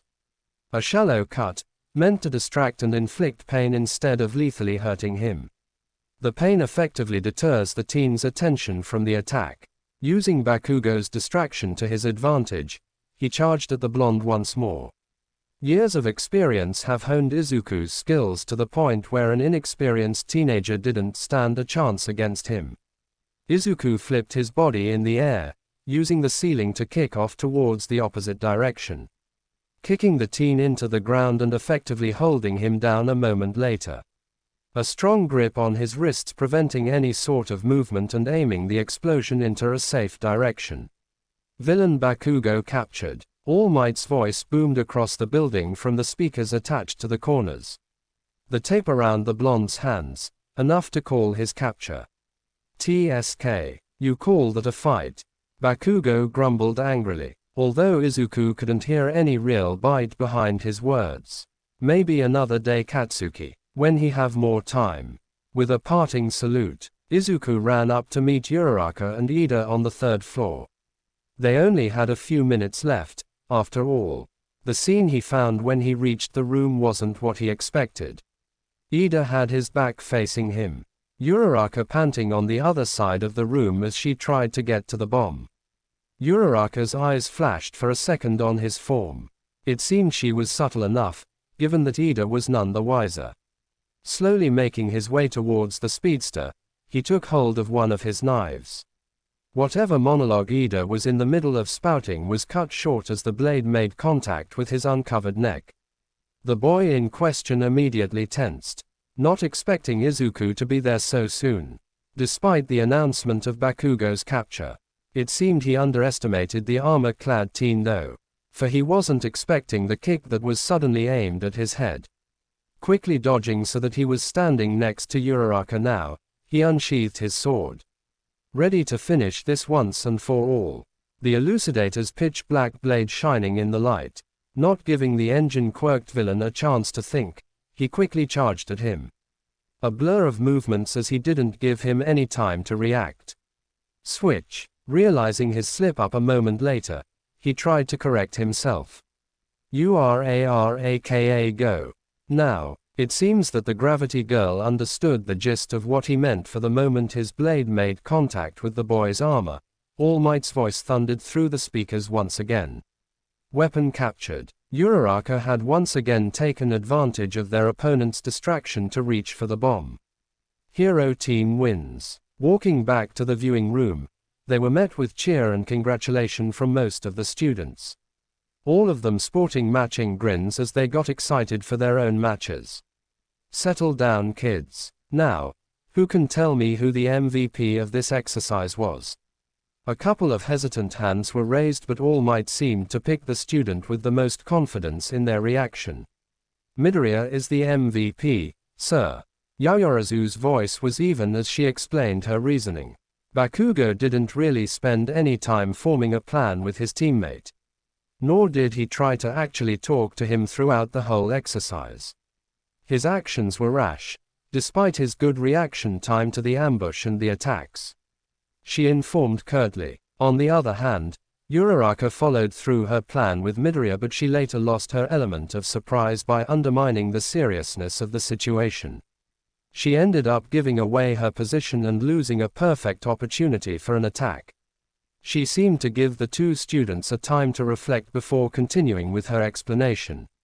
Ida, however, took the exercise to a whole new level of seriousness by fully taking on the role of a villain. However, despite All Might's obvious announcement of his teammate's capture, he forgot to keep his guard up in case Midoriya decided to join Uraraka. Which was an oversight on his part, since Midoriya had no other obstacle to surpass. The whole class was nodding along to her words at this point. Some of them only now realizing the mistakes they had overlooked before. Finally, Midoriya is the MVP, since he followed through his plan until the end. Effectively capturing Bakugo in the shortest time possible and without causing any damage to the structure around him or the villain. He even was able to improvise once he was faced with a hurdle. He reacted to the situation accordingly and used his teammates' abilities to his advantage, giving Uraraka many opportunities to act by distracting their opponent himself. All Might seemed to be at a loss for words, laughing nervously as he congratulated Yaoyorozu on her thoroughly thought-out analyses. However, he did end up lecturing Midoriya on underestimating his opponent. The rest of the exercise went smoothly as one by one, the teams went through their own matches. All Might thinks he sees the start of the boy's influence on his class. Everyone was now fired up and determined to give it their all.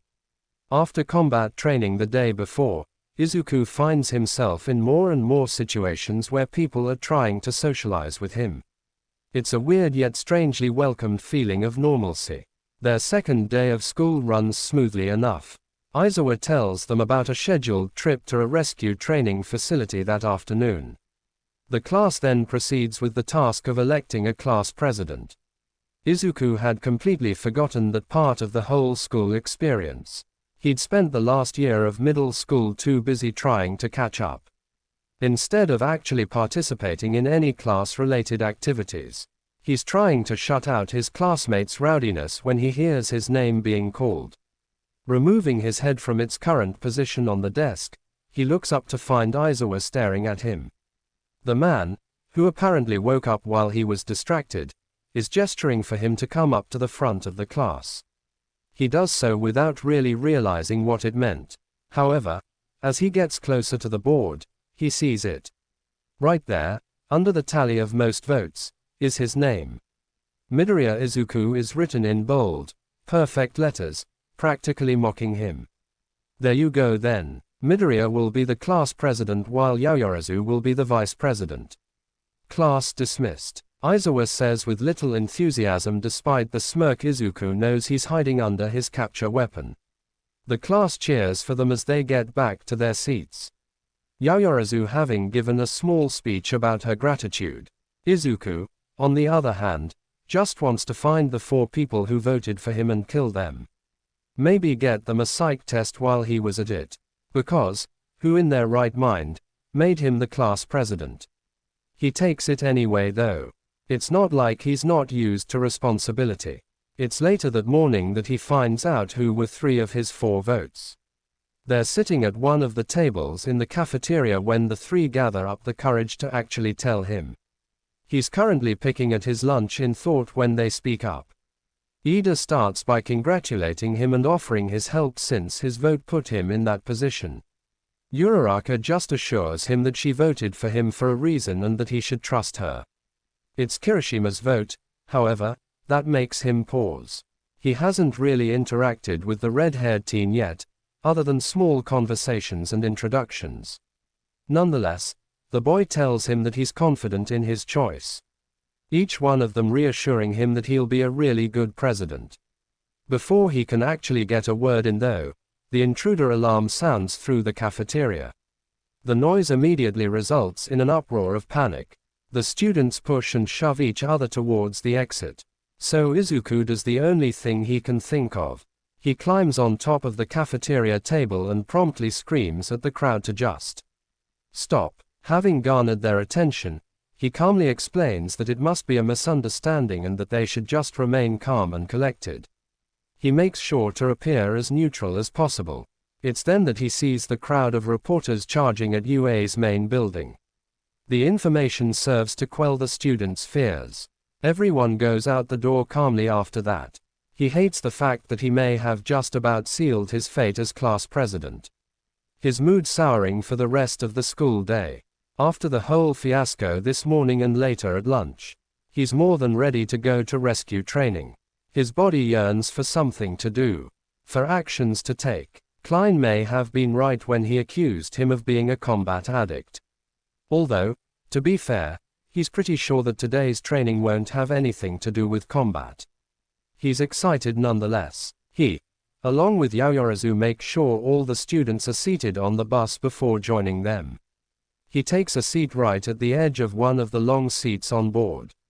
Uraraka taking the seat next to him and Asui the one in front of him. They're almost there when he hears his name being called. Meeting the girl's eyes, he soundlessly gets her to ask whatever she needs to. Midoriya, I've been wondering.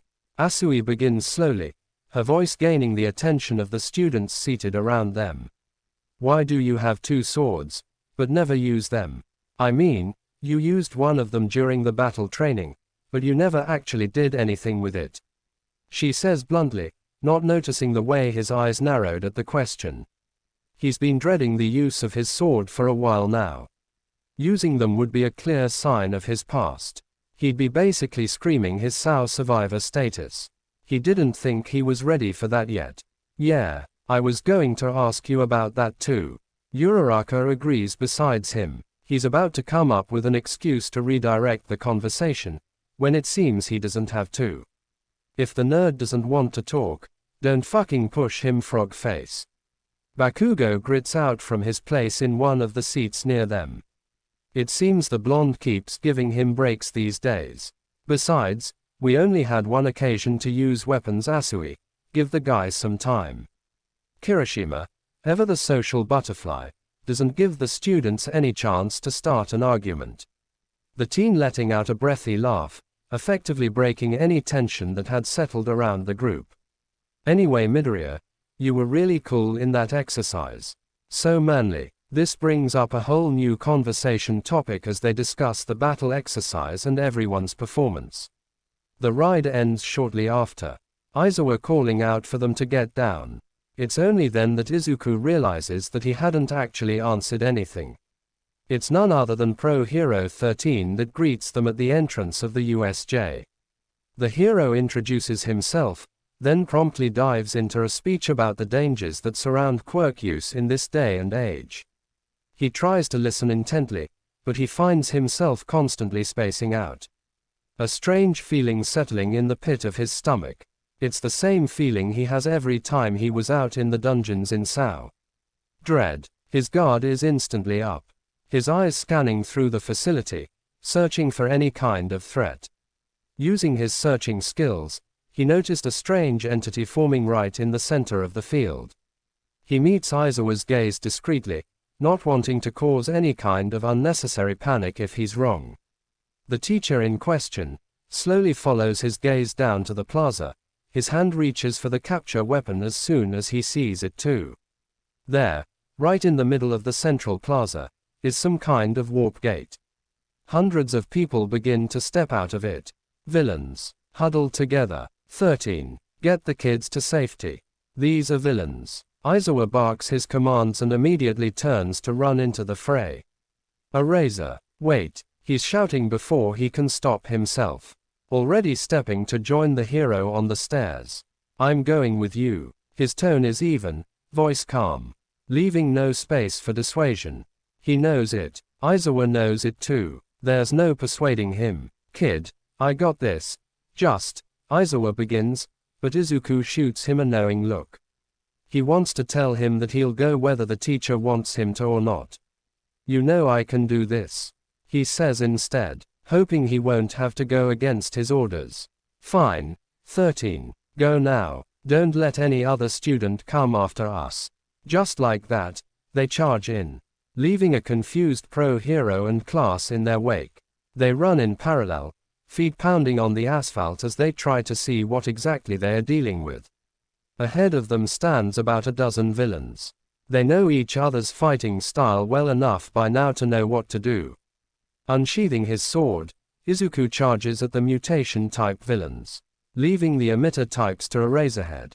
Kirito soon gets lost in the blur of movements around him, his body on autopilot as he goes through the stances. His sword slashes at just the right points, avoiding any lethal damage and working on incapacitating his opponents. They all feel like small-time villains as he fights them. He's reminded suddenly of the Sentinel minions he used to come across in the boss fights.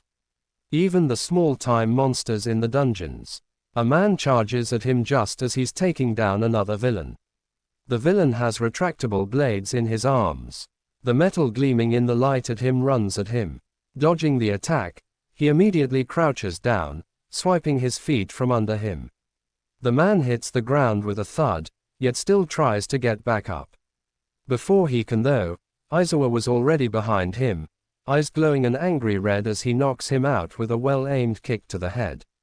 They fight for what feels like hours, but couldn't have been more than a few minutes. Finally, the villain input seems to slow down. Aizawa and Kirito are back to back now. Both of them are panting, but ready to act at any moment. Around them lay multiple villains, all of them in different states of unconsciousness and incapacitation. You okay there, kid? Aizawa asks between huffs, gaze not leaving the field in front of him. Never better, Eraser. Izuku replies lightly. Their conversation is interrupted by slow clapping. They turn at the same time towards the source of the noise on their right. Well, it seems we have our first boss right here. The man in front of them has pale blue hair. Mutilated hands are attached to multiple parts of his body, only serving to further the dread that pulls in Izuku's stomach. And a swordsman too. He coos happily, his voice dangerously low. I wonder, why are you here? You were the ones who caused the alarms to go off this morning. Weren't you? Aizawa shouts, probably trying to distract the man long enough for any backup to arrive. You're Eraserhead, right? There's only one hero who can do what you just did. This draws a reaction from the teacher. The man standing slightly straighter, ready for a fight at any moment. Not many people knew about his hero persona. Who's the kid, though? Some hero wannabe. His eyes rake over Izuku in slight interest, his gaze lingering a little bit more on the weapon still strapped to his back. Could you be? Leave my students alone. Aizawa interrupts him with a growl, immediately diving for an attack. Your fight isn't with them. The man reacts almost instantly, dodging the hero's attack at an unnatural speed as he skids back a couple of steps. You misunderstand, Eraserhead. We are the League of Villains. We came here to take down the symbol of peace. His voice is getting stronger as he continues. Frantic even. Since he doesn't seem to be here. Killing your students will have to do instead. He finished ominously, giving away the smirk that surely adorns his features by now. With that, he charges at Kirito. However, he doesn't get to reach him, his path effectively blocked by the angry homeroom teacher.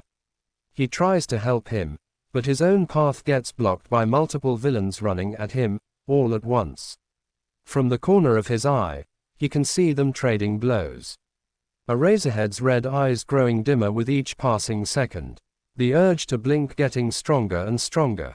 Somehow, Eraserhead manages to trap the villain with his capture weapon, using it to pull the man towards him, slamming an elbow into his stomach in brute force. However, instead of flinching from the attack, the hand villain takes hold of Aizawa's elbow. Izuku can see the struggle for release from his place near them. The villains he'd been fighting lay unconscious at his feet. Looking around for any other attack, his eyes land on something else. A couple of feet ahead of them, are Mineta and Tsuyu. Both of them look scared as they crouch down in the water, hiding from the villains in the plaza. He's too distracted by the sudden appearance of his classmates to see the hair on Aizawa's head falling back on his shoulders, his eyes turning back to their natural dark color. A grunt of pain gets his attention back to the fight near him. He watches in horror as Aizawa's skin crumbles into ash at the villain's touch. Disintegrated flesh and raw muscle sit in place of the previously unblemished skin.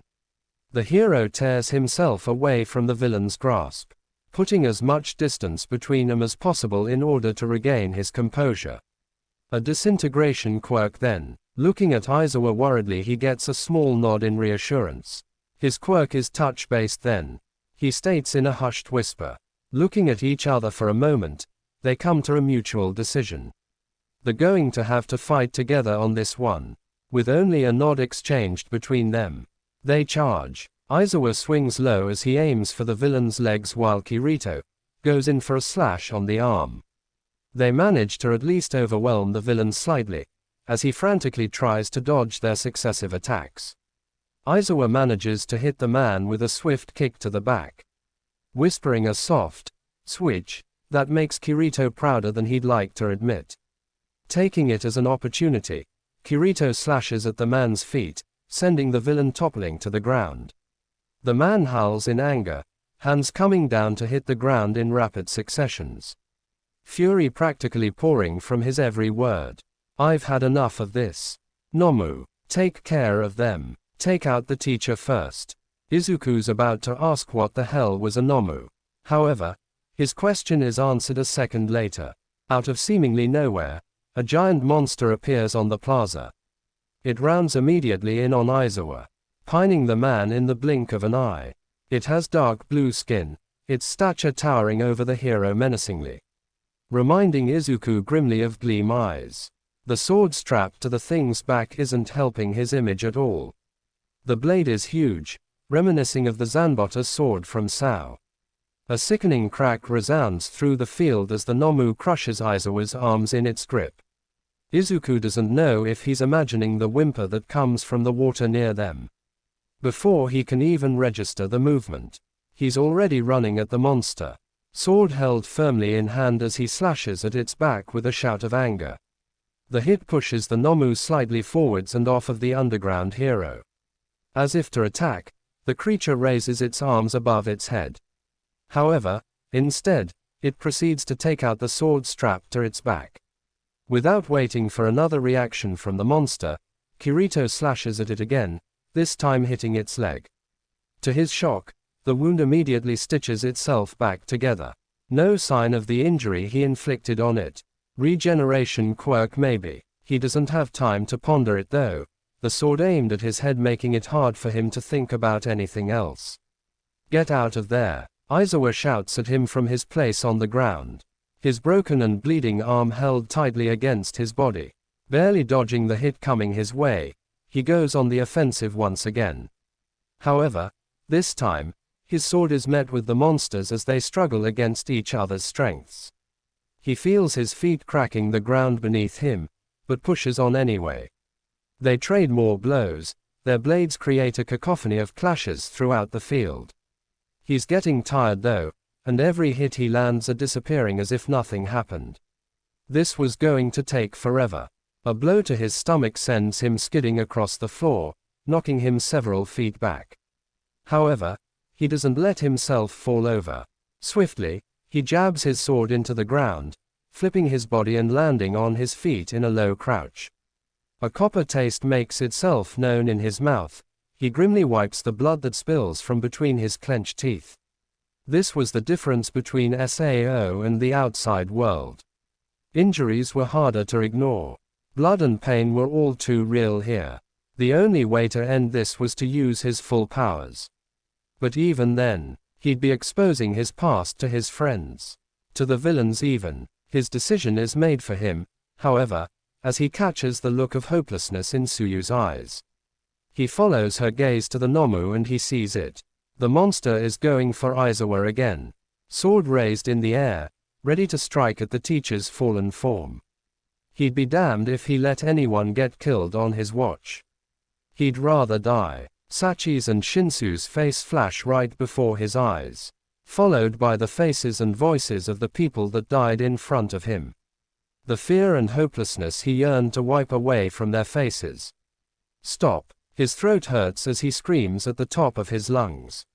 Fear and anger boiling in the deepest pit of his stomach. He desperately lunges at the space between Aizawa and the sword aimed at his heart. Only reaching him at the last possible second, to intercept the blow. Kirito's sword hisses against the lengths of his opponent's. Yellow sparks erupting from the contact as he barely manages to deflect its path. Effectively, redirecting the hit so it plunges into the ground instead, just inches away from where Aizawa's body lay. Impossible. He hears the villain shout angrily from a place nearby. He doesn't pay it any mind, though. How is he doing that? Nomu is supposed to be stronger than All Might. Preparing for the monster's next attack, he takes out the sword still strapped to his back. The dark repulsor feels right in his grip as he holds it for the first time. Its weight grounding him to the reality of the fight. The swing comes fast and hard. The swipe meant to be fatal. Each hit he takes, a step closer to an inevitable doom. If he had an HP bar in this world, he imagines it would be steadily dwindling down to red. Get him out of here, he shouts, knowing his classmates will understand. There's no turning back now. With that, he lets himself get lost in the fight. He blocks the Nomu's blade with both his swords. His weapons crossed against the monster's own steel, as they absorb the blow. The impact causes a shockwave to spread around them. The wind scatters the dust and makes his cloak sway behind him. With newfound strengths, he parries the sword above him, managing to halt the monster's attack. His mind goes back to the skills he acquired with the dual blades. Thoughts, screaming at him to make this count. The Nomu's regenerative powers will hinder any attempt. He makes at destroying it unless he's fast enough. With a battle cry, he goes on the offensive, running at the monster in a blur of movements. Back low to the ground, his gaze trained on the beast. His sword slash and cuts at the Nomu's flesh in a rapid succession, barely leaving the monster any time to react. A high-level slash with his right followed by a mid-level one with his left. His movements are getting faster and faster. Left, right. He needed to go faster. This doesn't change the fact, however, that he does get hit many times. His whole body aches as he endures blow after blow in order to get in as many hits in of his own as possible. Faster. His mind feels slightly disconnected as his body moves with a speed he's never seen before. His sword's moving at a pace fast enough to blur in the light. He's getting tired though. He won't last long. Still, he needed to go faster. A 50-hit combo wasn't going to cut it in this fight. He needed to go beyond that. Is that Midoriya? Todoroki asks, having just arrived at the plaza with Bakugo and Kirishima. He's fighting like he's been doing it for years. Tsuyu says as she makes her way towards them. Aizawa's barely conscious body slumped over her arm as she holds him up by the shoulder. Todoroki instantly goes to lift the man up himself, eyes never straying from the fight that's happening in front of them. They watch in shock as their classmates goes head to head with a monster twice his size, if not more. His movements are swift and practiced. They speak of years of experience and swordsmanship. The fabric of his sleeves are in tatters now, giving him a full view of his brand. He's an Sao survivor, Kirishima whispers in slight awe, an unreadable expression covering his features. To their increasing horror, Izuku seems to be getting tired. Yet, with every hit he takes, they watch as his eyes light up with new fire and he fights back even harder, even faster. Shouts of anger spilling from his throat with every attack he makes. He's bleeding too much. We have to help him. Kirishima's voice sounds frantic as he worries his hands together, feet moving as if to join the fight. Don't. Aizawa's voice is barely above a whisper. Pain and exhaustion, clear in his tone as he struggles to stand straight. If you go in now, you'll just distract him. From where they're standing, the fight looks nothing more than a haze of movements.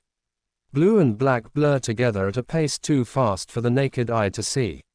However, a second later everything seems to come to a standstill. The dust clears and the scene they're faced with making their blood run cold. The Nomu has the edge Midoriya's sword held tightly in its hand. The creature's sword coming down to impale Midoriya right in the heart. However, before any of them get to shout any warning or do anything to help, Midoriya moves on his own. The teen jumps in the air, spinning his body until he's standing on the monster's shoulders. Hand already coming down to impale the Nomu's brain with his sword. The world seems to stop for a moment. Complete silence encases the field if not for the slight hiss of the wind. The best goes down a second later, hitting the ground with a heavy thud. Body still in a motionless heap. Lifeless. Izuku knows that he should be feeling something right about now. Maybe some sort of guilt or sadness at his actions. Remorse, perhaps. Yet, all he feels is empty. Calm. Even the years of fighting he's had to endure made sure that he knows by now the rules of this world. Sometimes, you have to do whatever it takes to survive, no matter how hard or wrong. He looks down at the body in front of him and wonders if there's a human underneath it all. He pushes the thoughts creeping into his mind for another time. Another sleepless night. Retracting his sword from the creature's head, he swipes at the air a couple of times before sheathing it back into its holder. Followed by the elucidator a moment later. He lifts his head up, meeting the shocked faces of his classmates. All of them have similar expressions adorning their faces. One of surprise and slight fear. He ignores the feelings burning in the back of his throat and turns to meet the villains. Like he expected, the hand villain isn't alone anymore. The warp gate from before is standing next to him. Shigaraki. It would be wise retreat. The Nomu's down and the symbol of peace isn't even here yet. So that's his name then. Hold on, Kurogiri. It seems we have a beta in our midst. Shigaraki growls, taking a step forward. Beta. Kirito heard that slur directed at him too many times. Yet, it still managed to bring him some level of grief. He never expected to hear it on this side of reality. It made his heart jump in his chest. He killed my Nomu. Shigaraki shouts hysterically, his hands coming up to scratch at his throat frantically. No. No. Impossible. He shouts once more. The black coat. The jewel-wielding. The black swordsman. The rumors were true. His words get faster and faster as he talks. You're the one who has it. It's true. How do you know that name? He asks before he can stop himself. You were in Sao, weren't you? Because why else would he know? Why else would the Nomu have the same sword as Gleam Eyes? His question goes unanswered as the entrance to the USJ interrupts whatever response Shigaraki had. Out of the debris and dust appear All Might, followed closely by most of the teachers of UA. They walk in unison, marching into the USJ in angry strides. It's game over, Kurogiri. Take us out of here. The warp gate forms around the two villains, but just as they're about to disappear, Shigaraki speaks up once again. This isn't over. Kirito. He sing-songs maliciously, rolling up his sleeve to reveal a mark that makes Izuku's breath hitch in his chest. The last thing he sees before the warp gate disappears is the laughing coffin symbol. The leader's mark. It's the last thing he thinks about as his body finally gives into the blood loss and he loses consciousness. There's a calm atmosphere surrounding the infirmary when Aizawa wakes up. Almost serene, he thinks. It's a jarring difference from the chaotic battleground he remembered passing out on. Both his arms are in casts, practically glued to his sides. Unmovable. Looking up, he sees Yamada. The hero sits on the chair between his bed and another. His hair is a mess. Multiple strands sticking out of a messy bun. The hair tie barely keeping the whole thing in place. Looking to his left, he finds the prone body of one very hurt problem child. The slight rise and fall of the kid's chest is the only thing keeping him from going over there to check his pulse himself. Wanting some kind of reassurance that the kid was in fact still alive and breathing. Yamada seems to realize that he's awake, if the way his back straightens and he seems to perk up is of any indication. You gave me quite the scare back there, Zawa. His voice is quiet when he says that. The blonde looks just as tired as Aizawa feels, right now. How's the kid? Aizawa asks instead, not really knowing how to respond to the blend of both worry and relief, swimming in those radioactive green eyes. He was really beat up when we got there. I'm not really surprised though. That thing was too familiar for comfort. Yamada's gaze looks miles away for a second. It's the same stare he has when he thinks that Aizawa isn't looking. It's a look that speaks of unwanted memories and forgotten horrors rising to the surface. Kirito's too selfless for his own good. He mutters quietly, self-sacrificing idiot. Aizawa can't help but hiss under his breath. You should have seen him Zashi. He took it on all by himself. The power I don't know what to make of it. He's been holding back. I know. I get the feeling that in a normal setting, Kirito will never fight with all his strengths again. The only time he will really give it his all, will be when a game isn't just a game anymore. When there's lives on the line, I mean. Still, trouble always seems to find that kid. Coughing brought them out of their hushed conversation. Both heads turning to look at the fluttering eyes next to them. The kid was finally waking up. Hey there, you're up. We were worried about you, kid. Mike called out, trying to gain the groggy teen's attention. The boy in question was currently grunting with the effort to straighten up. Hey, no moving for you. Recovery girl would kill us if you pulled some of the stitches out. You were too out of it for her to actually go through the complete healing process. Yashi, Izuku grits out, voice scratchy from all the screaming. Is everyone okay? Yeah, kid, they're all fine. The only injuries were you and Zawa over here. I believe a lot of that is thanks to you. The voice hero says with a small smile. Pride welling up despite his disapproval at the kid's recklessness.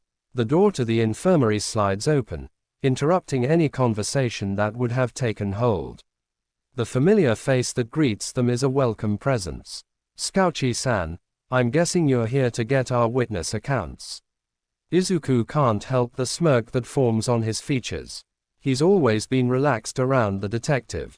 He's not sure if it's because of the man's natural soothing personality, or if it's an effect of his quirk. He doesn't mind it either way. Hello to you too, kid. I'm glad to see that you're awake. The detective smirks back at him, shooting firm nods to the two heroes in the room. Having already met them on multiple occasions. Aizawa-san, I hope you're feeling better. He gets a nod in response, but seems satisfied nonetheless. Now, as you already guessed, I'm here for your testimonies.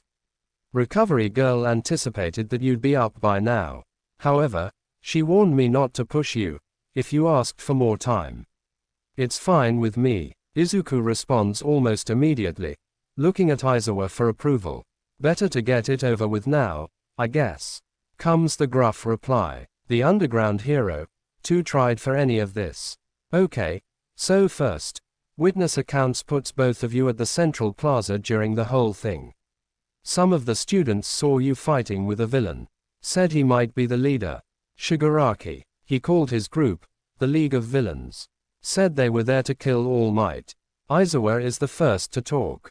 When he didn't find him, he went after the students instead.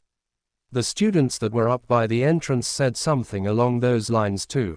Scouchy mutters while writing something down on his notebook. After a moment, he turns back to Izuku and Aizawa. Anything else you can tell me about him? He was there. Izuku speaks before he can actually stop himself. The panic he felt earlier that day, once again rising to the surface. A suffocating sense of dread pooling in his guts as he meets Yamada's eyes seriously. He was in Sao. He recognized me. Yashi's gaze hardens as he prompts Izuku to elaborate. Was he on the front lines? Did you recognize him or? No. He showed me, right before the warp gate closed. He called me Kirito and showed me his arm. Taking in a deep breath, he continued. He's one of the leaders of Laughing Coffin. I'm sure of it. I'd recognize the insignia anywhere. Laughing Coffin. That's the Killing Guild, if I remember correctly. Scouchy is writing faster now, his pen scratching at the paper with every line he writes. I thought you said that most of them were gone. They were all either killed or imprisoned in the raid. Although we never did find their leader. Yamada says, gaze fixed on something behind Izuku. Mind probably whirling with the implications. You mean to tell me that this villain was a player killer in Sao and got out only to form a league of people? Basically forming a new band of villains just like him. Aizawa for once didn't sound so calm. A slight waver in his usual neutral tone. Scouchy, there's more. There was also the Nomu. I think they created it with one of the boss monsters in mind. His sword. I fought a boss with a similar weapon before. Scouchy can see the seriousness in Izuku's eyes as he says this. He was stronger this time though. It was an improved version, I think. Those bastards are trying to replicate the game in real life. It's been a long time since he's heard Yashi this mad. It makes his nerves fray a little. We can't know anything for sure yet.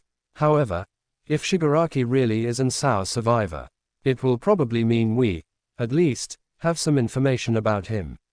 Unless, Scouchy seems to be lost in thought for a moment, his eyes widening a fraction. What is it? Aizawa asks, frustration clear in his voice. Unless, he's one of the players that never got processed.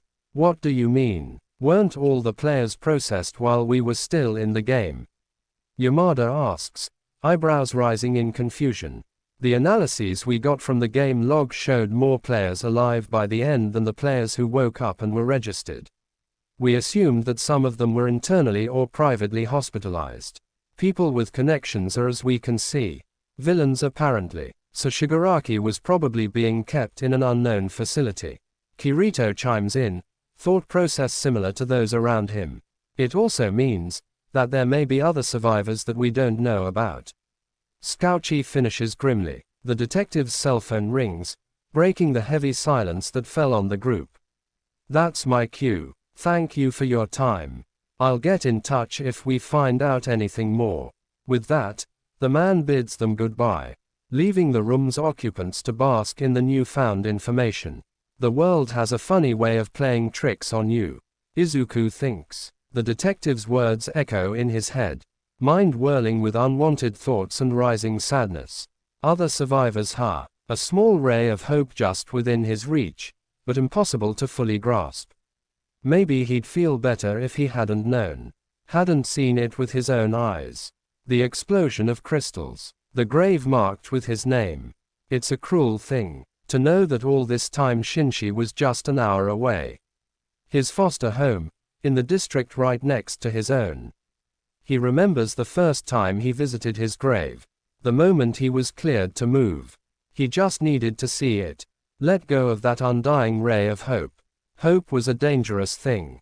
He spent the whole night there, that day, sobbing painfully under the heavy rain, clutching his heart as it threatened to give out. The grief and sorrow, too much for him to bear. His mother was there too. waiting for him in the car, giving him the support he yearned for, but never asked for. The space she knew he needed. Shinsu wasn't coming back. He had started to come to terms with that. It was wrong. He knew it was. To wish it was someone else. To wish that somewhere out there, Shinsu was one of the unregistered players. He'd give anything. He'd trade his life in a heartbeat. Yet, he knew it was nothing but wishful thinking. Shinsu would be mad at him for even consider it. Recovery girl came by a little while later, healing him with a parting kiss as she clears him to go home. Yashi offers to drive him home, but he declines, wanting to clear his mind. Walking would help. However, what he hadn't expected was the blonde waiting for him by the gates. Bakugo's leaning against the exit door, arms crossed over his chest as he looks ahead in disinterest. Although, in his defense, he does straighten up slightly when he spots him. About damn time, nerd. He huffs, arms dropping at his sides. The other extras wanted to talk to you too, but I told them to go home. He informs gruffly. Who? Your friends obviously. The teen promptly cuts him off. Who else? Why are you here, though? He inquires cautiously, not really knowing what to make out of this. The old hag wanted me to bring you back to our place for dinner. Says auntie is already there, waiting for you. The last bit is muttered, making Izuku pause in confusion. Auntie? He asks casually, not wanting to provoke this odd, calm version of his childhood friend.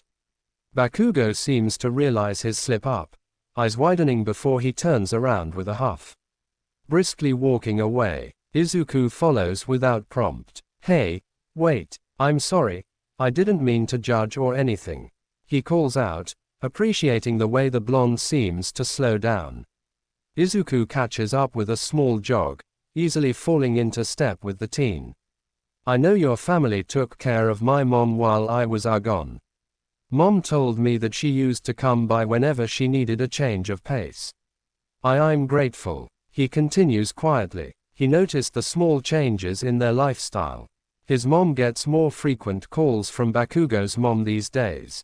He even asked her about it once. She sat him down that day, explaining that she had needed support and the Bakugos had stepped up swiftly, keeping her company and welcoming her into their home whenever she needed it. They'd been there for her when he wasn't. It meant everything to him. Whatever. Auntie Inko is a badass. The reply makes him smile. The first real smile he's given Bakugo without actively trying. It's a small, soft thing. But it's a smile nonetheless. That, she is. The rest of the walk there goes without a hitch. Both of them content with the comfortable silence that has settled around them. The sun is setting when they arrive. The orange sheen in the sky getting darker and darker with each passing second. Bakugo's house is just the way he remembers it, down to the broken swing set on the side of the yard. He's not really surprised that he still recalls the days he spent here when he was just a toddler.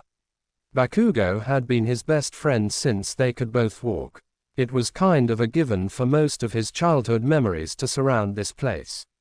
They knock on the door only for it to open half a second later.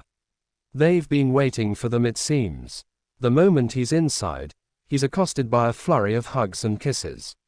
His mother's teary eyes stare back at him, worry and fear filling those green orbs to the brim, a testament to the things he's put and still is putting his mother through. Even now, he answers the questions, automatic responses of, I'm okay. No, really mom, I'm fine. And, yes, I'll be more careful, I promise. Spilling from his mouths, knowing his mother must have been going crazy with worry over him. Seeing Aunt Mitsuki and Uncle Masaru again for the first time goes just how you'd expect. Mitsuki squeezes the life out of him in a crushing bear hug. The woman is still a carbon copy of her son, all sharp edges and sly grins. However, he sees the care and worry in her eyes too. Masaru, on the other hand, is as calm as he remembers him. The man shakes his hand firmly with a warm smile adorning his face. The motion is accompanied by a friendly pat to the shoulder to boost. Later, dinner goes in a similar fashion. The Bakugos are as lively as he recalls them to be. Mitsuki and Kaken argue about one thing or another, throughout the whole meal. Izuku's mom acting as a peacekeeper between the two, chiming in counter-arguments and mediating between them when needed. Masaru just watches on, an exasperated smile on his face. Their interaction speaks of years of familiarity. They're all comfortable with each other. Their interaction looks so domestic and homely. It makes him feel like an outsider looking in. A stranger intruding on something without meaning to. He mentally berates himself for the tiny pang of jealousy it brings out in him. He's happy for her, truly. He's glad that despite everything, she managed to find people to fill in the void he left behind. People to care and be cared for. It brings warmth to his heart. Even some relief and comfort. Knowing that despite everything, his mother wasn't always alone. He tunes back into the conversation only to find that they're actually talking about him. The 4-year-old him, to be more precise. They laugh and tease him relentlessly. He notices the way Mitsuki tries to include him in their conversations. The way Katsuki doesn't look as angry as he usually does. He takes the offered olive branch and pulls, happy for the smile on his mother's face that he gets in return. The rest of the dinner goes by in a flash. He hasn't felt this relaxed in a while. By the end, he feels that maybe he doesn't have to be an outsider in this. After dinner, Aunt Mitsuki urges them to go hang out upstairs, effectively getting Bakugo to drag him up to his room. Bakugo takes a seat on the floor, near the edge of his bed, while Izuku sits on the desk chair, his eyes taking the time to look around the room, trying to find anything to alleviate the awkward silence that has settled between them. His eyes land on something that makes him pause. A framed picture sits on the edge of Bakugo's desk. Cautiously, he takes it into his grasp, holding the picture a little closer and inspecting it for a moment. It's an old picture. The cracks and splits on the edges are visible even inside the frame. He looks at it and a 5-year-old version of himself stares back at him. It's a picture of Kaken and him on their first trip to the forest. They have matching grins. Kaken's arm is wrapped around his shoulder, a peace sign formed on his other hand. They both look so happy. Smiles carefree as they gaze at the camera. Look, Deku, Izuku. Bakugo's voice brings him out of his musing, interrupting the stillness. There's something I've been meaning to say to you. He starts slowly, too calm for the fiery teen he's used to. I'm only going to say this once though, so you better fucking listen. And there it is. Izuku nods his head once, seriously, giving the teen his undivided attention and prompting him to proceed. Bakugo lets out a long breath, as if bracing himself for something. I'm sorry, he says finally. I'm sorry for what I said that day. I'm sorry for all those years. All the hell I put you through. Red eyes meet his gaze with unyielding sincerity. Bakugo, it's been years. I don't blame you for. Damn it, just listen. Taking the time to rein in his anger, he continues in a quieter voice. A testament to just how much he changed. You should blame me. It took me a year to realize how much of an asshole I've been to you all these years. It took me a whole fucking year to gather enough courage to actually go to the hospital and see it with my own eyes. See how much of an idiot I've been. There's tears gathering in the corner of the blonde's eyes now. At first I was just waiting for you to die. Like the rest of them. He huffed out a humorless laugh. Self-deprecation dripping from every syllable as he continued. Hundreds of people, no, thousands. Every day for 2 fucking years. He swipes a hand through his hair in frustration. Because why would you survive when you were the weakest person I knew? How could you, quirkless Deku, survive the death game when many older and stronger people were being killed because of it? It took me a whole year to realize how fucking wrong I was. You weren't the weak one. You're the strongest person I know and I've been doing nothing but bringing you down ever since we were 4. He could see the way the boy's breath seems to come out faster. Frantic. You survived that game. Hell, you even beat it and saved everyone. Becoming some sort of superhuman samurai. And yet, here I am, The same old asshole who tormented you for years. The silence stretches between them. Bakugo taking the time to gather his wits. Quelling the panting breath that's been plaguing his chest. His eyes are trained on the ground, not meeting his gaze anymore.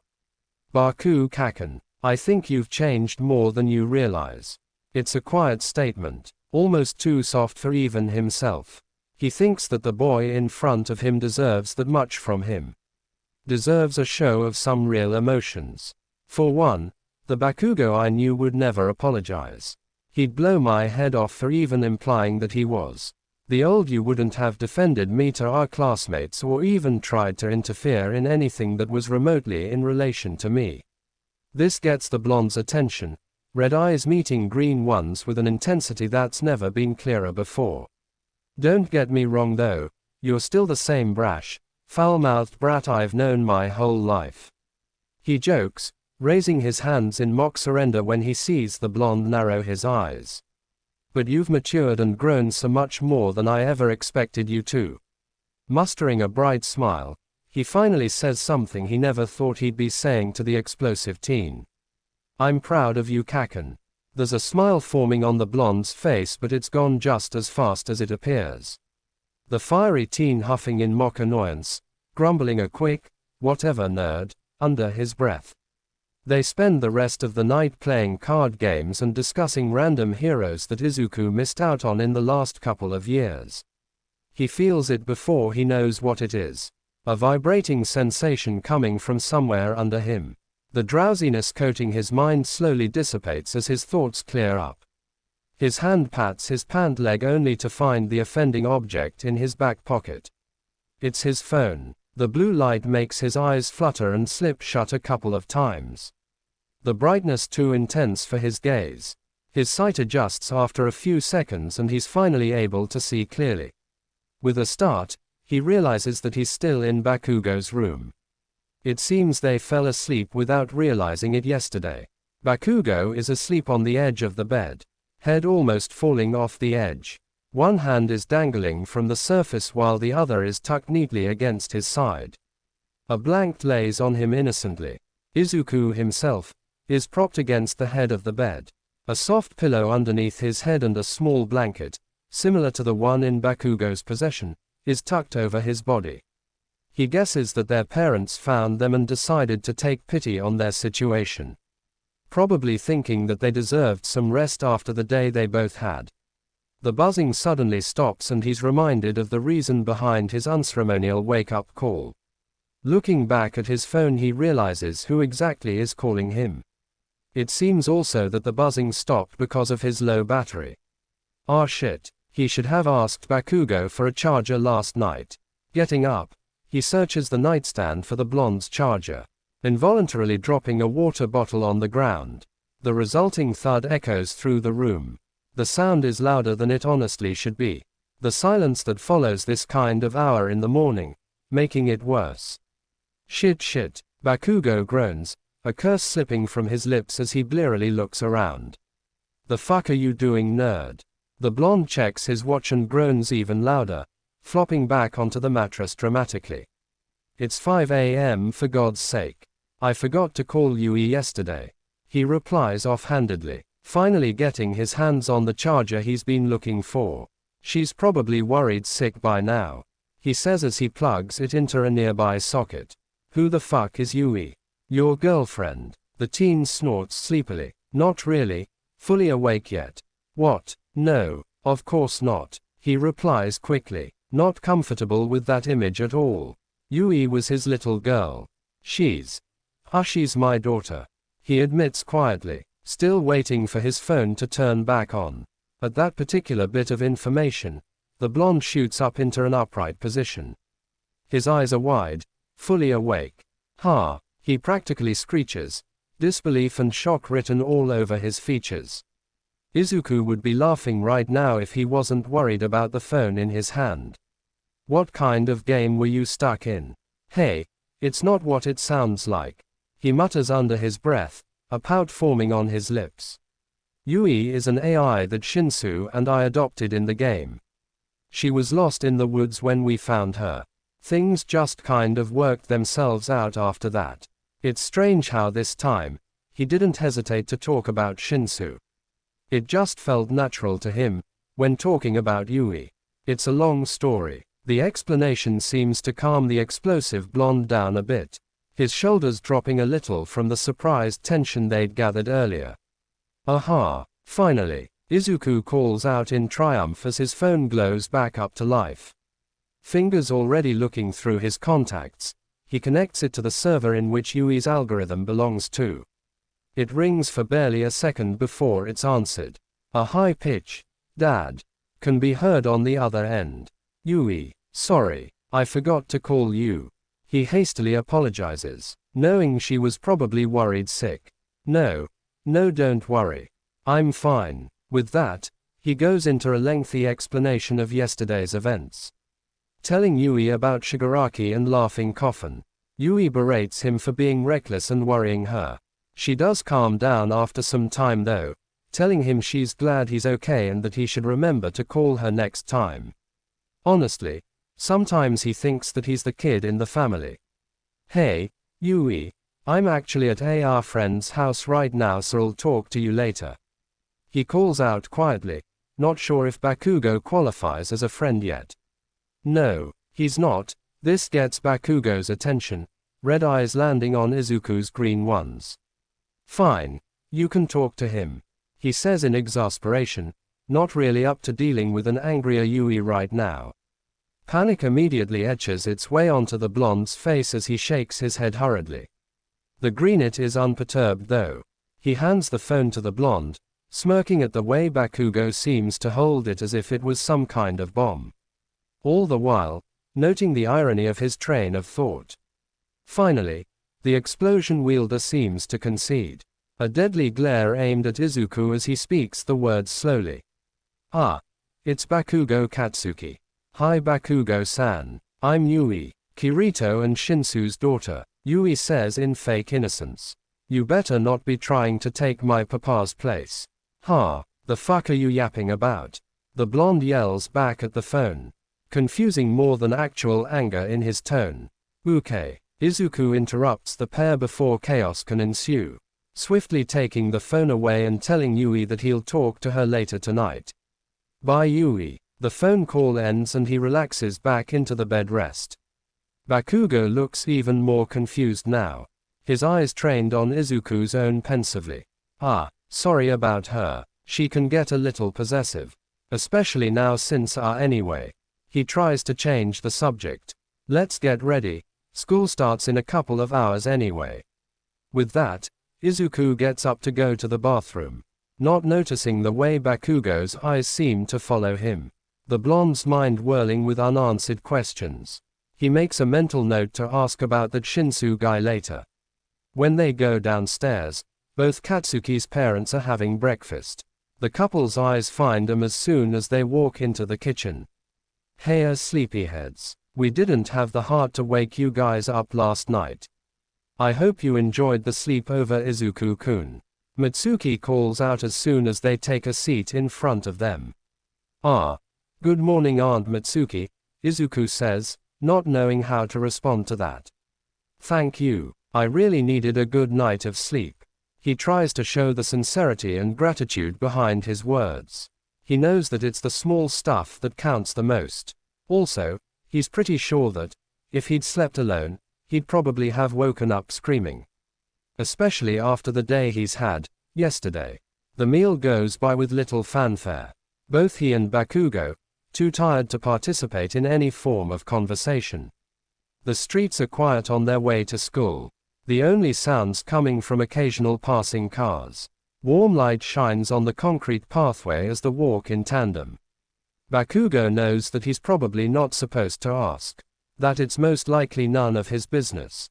However, a small voice in his head, the same one that keeps encouraging him to scream at people, tells him that it's okay to ask.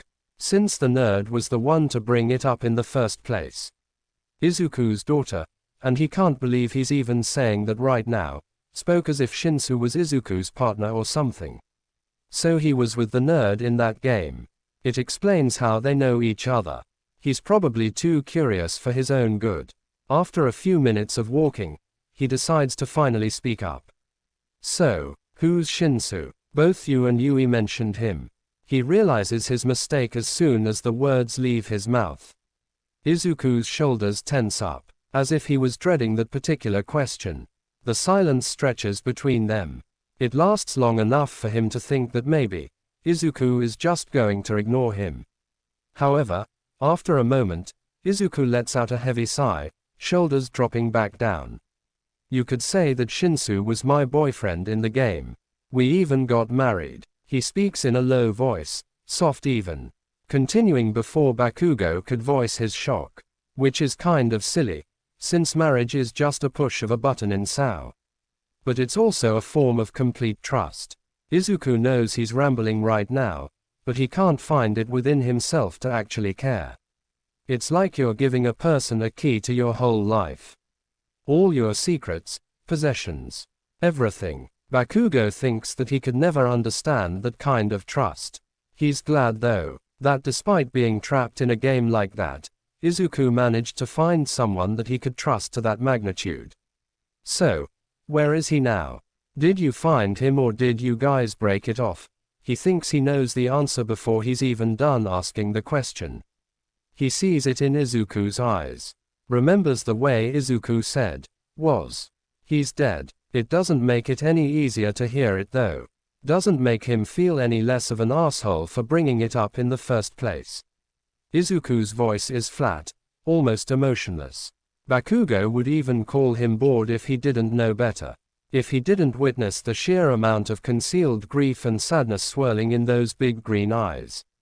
The walk to school is silent after that. As soon as Izuku walks into the classroom, he knows that things were going to be different now. With everything that happened yesterday night and this morning, he'd almost forgotten that some of his classmates knew about his past now. As soon as he looks at the group of students in the room, he knows that all of them must know by now. Teenagers talk, after all. He sees it in the way they all look at him. The look he's all too used to by now. The look that speaks of weariness and slight fear, coupled with pity and misinterpreted curiosity.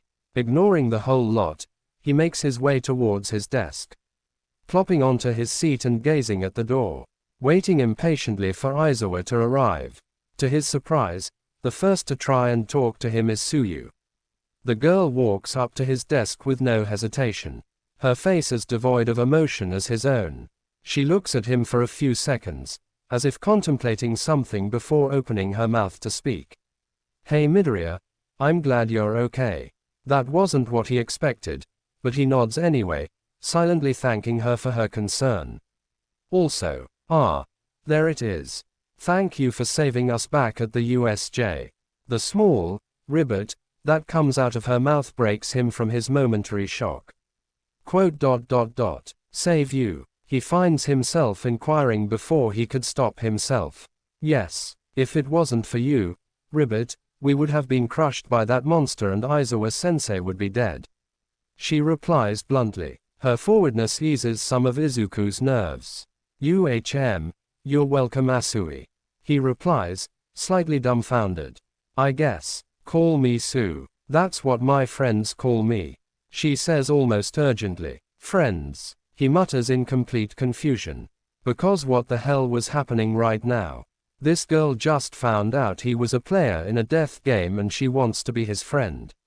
She's right, Midoriya, you were so manly out there. Kirishima's voice is from behind the frog girl. The redhead is punching the air with his fist. Too excited to notice the confusion probably obvious on Izuku's face. You were scary man. Going all out like that. You didn't even think of your own safety. You were only trying to save us. He sees the rest of his classmates relax around them, probably following the lead of both Tsuyu and Kirishima. However, the slight hope that Izuku has for a normal school life is shattered when a voice suddenly speaks up from behind him. What are you guys doing? Are you crazy? Mineta shouts at the top of his lungs, gaining the attention of all the occupants in the room. He's one of those kids in that game. I heard that they spent 2 years murdering each other. He's a villain. He's going to murder us all. The purple-bald teen screeches in total panic, not noticing the way Izuku's eyes seem to lose some of their light with every word that comes out of his mouth. You guys saw how he killed the Nomu.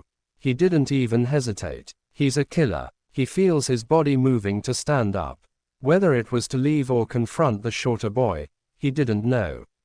However, before he even got to do anything, someone beat him to it.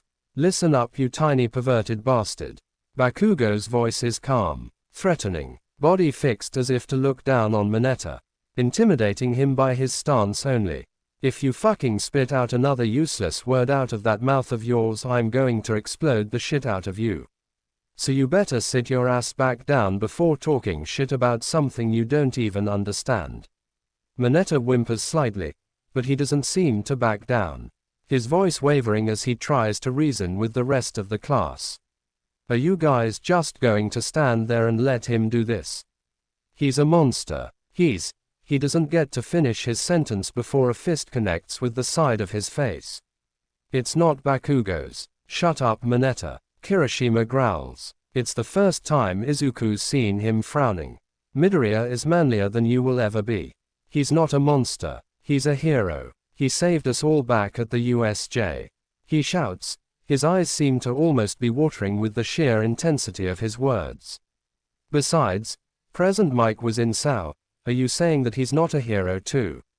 Kirishima practically spits out, anger radiating from his form.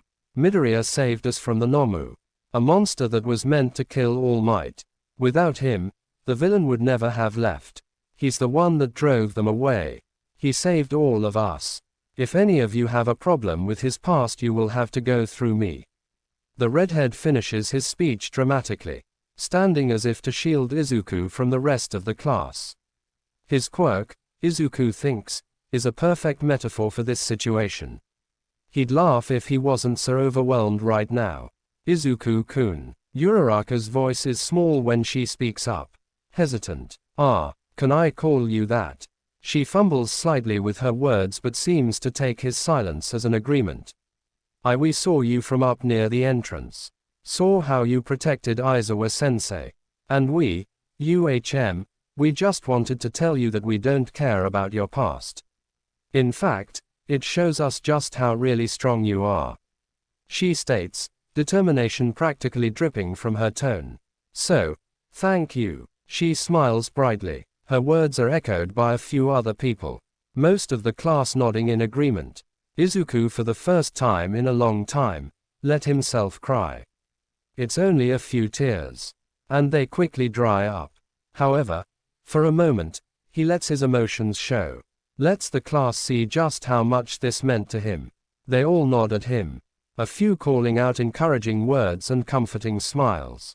It makes his heart squeeze in his chest. Nobody acknowledges Mineta after all of them taking their respective seats, not giving the short purple-haired teen a second glance. And if later that morning, Aizawa walks in to see that Izuku and Bakugo switched seats, he doesn't question it. Homeroom passes by faster than he expected.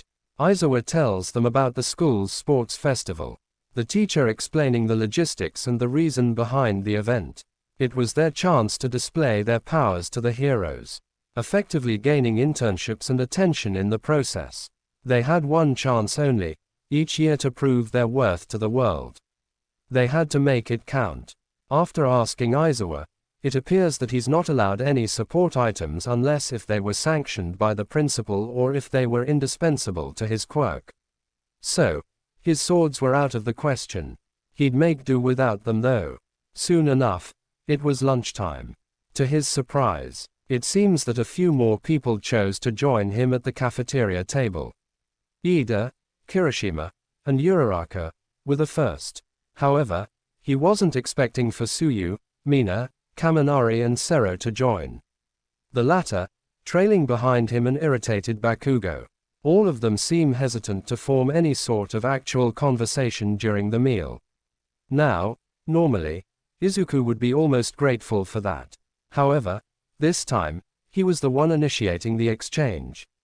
Hey guys, he began, looking towards Uraraka, Bakugo and Kirishima, as he spoke.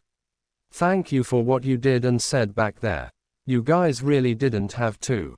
Hey man, no worries. We just did what we thought was right. The redhead replied without missing a beat. As if it was the simplest thing in the world. Uraraka only nodded in response, a soft smile directed at him. Bakugo, ever the social butterfly, just grumbled his signature, whatever, nerd. Under his breath. The rest of the day went by without a hitch. If not for a slightly tenser English class. The glares directed at Mineta, causing Present Mike to grow slightly suspicious. Izuku was currently heading towards the classroom door when he found his exit blocked. The rest of the students had already left. All of them, all too eager to head home and begin their training for the sports festival. Raising his gaze, he found himself facing a nervous-looking Kirishima. Hey Midoriya. The boy was jumping from foot to foot, swaying slightly as he waited for Izuku's full attention. Is something wrong, Kirishima? No, nothing's wrong. Can you please come with me for a minute? I have kind of a surprise for you. The redhead grinned, albeit a little nervously. What kind of surprise? He couldn't help but narrow his eyes in suspicion. Previous experiences made sure that he never let his guard down. Even in the face of friends. Threats could hide under many different faces. Heathcliff made that all too clear. Just please. There's someone I want you to meet. Looking at the teen standing in front of him, he decided that it was worth a shot. He didn't think Kirishima would do anything either way. The boy had jumped to his defense earlier. In the least, he would hear him out. Meet whoever he wanted him to meet. However, the last thing he ever expected, upon walking out of UA's gates, was this. There, waiting by tree line on the sidewalk, was a tall man, his back turned away from them. Black hair swaying with the wind as he gazed at something in the distance. K. Klein. All right, let's settle this. They're in the 75th floor's boss room. Kayaba stands a couple of feet away from him. Posture straight, ready for the fight ahead of him. No trace of concern on him. Kirito. Shinsu screams, worry evident in his voice. His eyes are pleading him to not do this. Body paralyzed like the rest of the players around them. Izuku knows that if Shinsu could move right now, he'd be trying to hold him back. Putting on a brave face, he tries to seem reassuring. He knows it doesn't work though. Shinshi knows him too well, knows when his smiles are fake. I have to do this. There's no turning back now. He says resolutely, trying to convey the determination he's feeling. Shinsu looks like he wants to protest but seems to think better of it. Instead, the boy meets his gaze seriously. A distressed smile forming on his features. Don't die, okay? Whatever happens, you have to survive. He says, as tears leak down his face. I'm not going to die, okay? I'm going to win. I'm going to bring an end to this world. Shinsu doesn't respond to that. He just looks at him, eyes conveying an unspoken message. A soft, I believe in you, that only he can understand. Squeezing his hand one last time, Kirito stands up, knowing that no matter what, he would try to finish this. Even if it means dying in the process. He'll bring Shinsu home. H walks towards Heathcliff, drawing both his swords in the process. He needed to give it his all if he wanted to win. Kirito, don't do this. Klein's voice reaches his ears, a reminder of the people he was leaving behind. Kirito, Yashi pleads from his place next to the katana wielder on the ground. Turning slightly, I see them. Both of them seem to be trying their hardest to move. To stand up and stop him. They can't though. No one can. Kayaba made sure of that. His eyes fall on Yashi first. Thank you for everything, Yashi. For the help and support you've shown me and the rest of the players in the game. For being a constant pillar for me to rely on. I smile at him, noting the tears that fall down his face. The first sign of weakness he's seen on the man. The hero that has worked so hard for the players to have some sort of hope throughout the game. His gaze then turns to Klein. His best friend is looking at him with pleading eyes, begging him to stop, to think about this. Klein, You were the first friend I had in this game. I just want you to know that I don't regret staying with you that day. You're my best friend. His breath gets stuck in his throat as he tries to continue. Not letting himself break down right now. Don't you dare die on me now. Do you hear me, Kirito? The man shouts, crying harder with each word. I still owe you a dinner when we get back to the real world. It's a deal then. I'll see you on the other side. He tries to smile, but he knows it doesn't quite reach his eyes. It feels like he's walking into his grave, with one last gaze at the boy who's helped him feel for the first time in 2 years. He takes a second to memorize his features. Make sure to nod once at him, conveying a silent, "I'm sorry," before turning back towards Kayaba, facing whatever fate had in store for him. K. Klein. His voice wavers as he whispers the name. The words, hanging in the silence. His heart rate picks up, nerves fraying with the possibility. It's not him. It can be, right? The man jerks slightly. His shoulders seem to tense at the sound of Kirito's voice. He moves as if to turn around, but stops. His head drops back, eyes facing the sky for a moment. As if wishing for something. Izuku thinks he might be wishing for something too. His shoulders rise, taking in a deep breath, before dropping back slightly. Losing some of their tension. That's when he finally does it. That's when he turns around. The gaze meets and it feels like this isn't real. Like it's not really happening. Like they're back in the game somehow and this is just a dream. Maybe. Izuku subconsciously wants his best friend back. Wants to see him again. However, it's real and he's really here. In all his scruffy black-haired, grinning charm. Yo, the jerk says simply, hand rising in a small wave. As if it's not a time-shattering thing. To find each other. Why yo? Izuku can't help but repeat dumbly. A teary smile forming on his face involuntarily. That's all you have to say.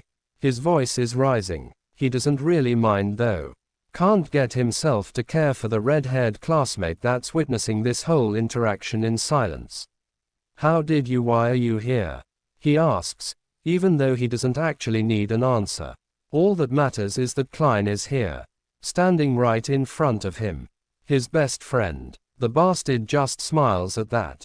As if expecting the question. I owe you dinner, don't I? He laughs, tears also streaming down his face by now.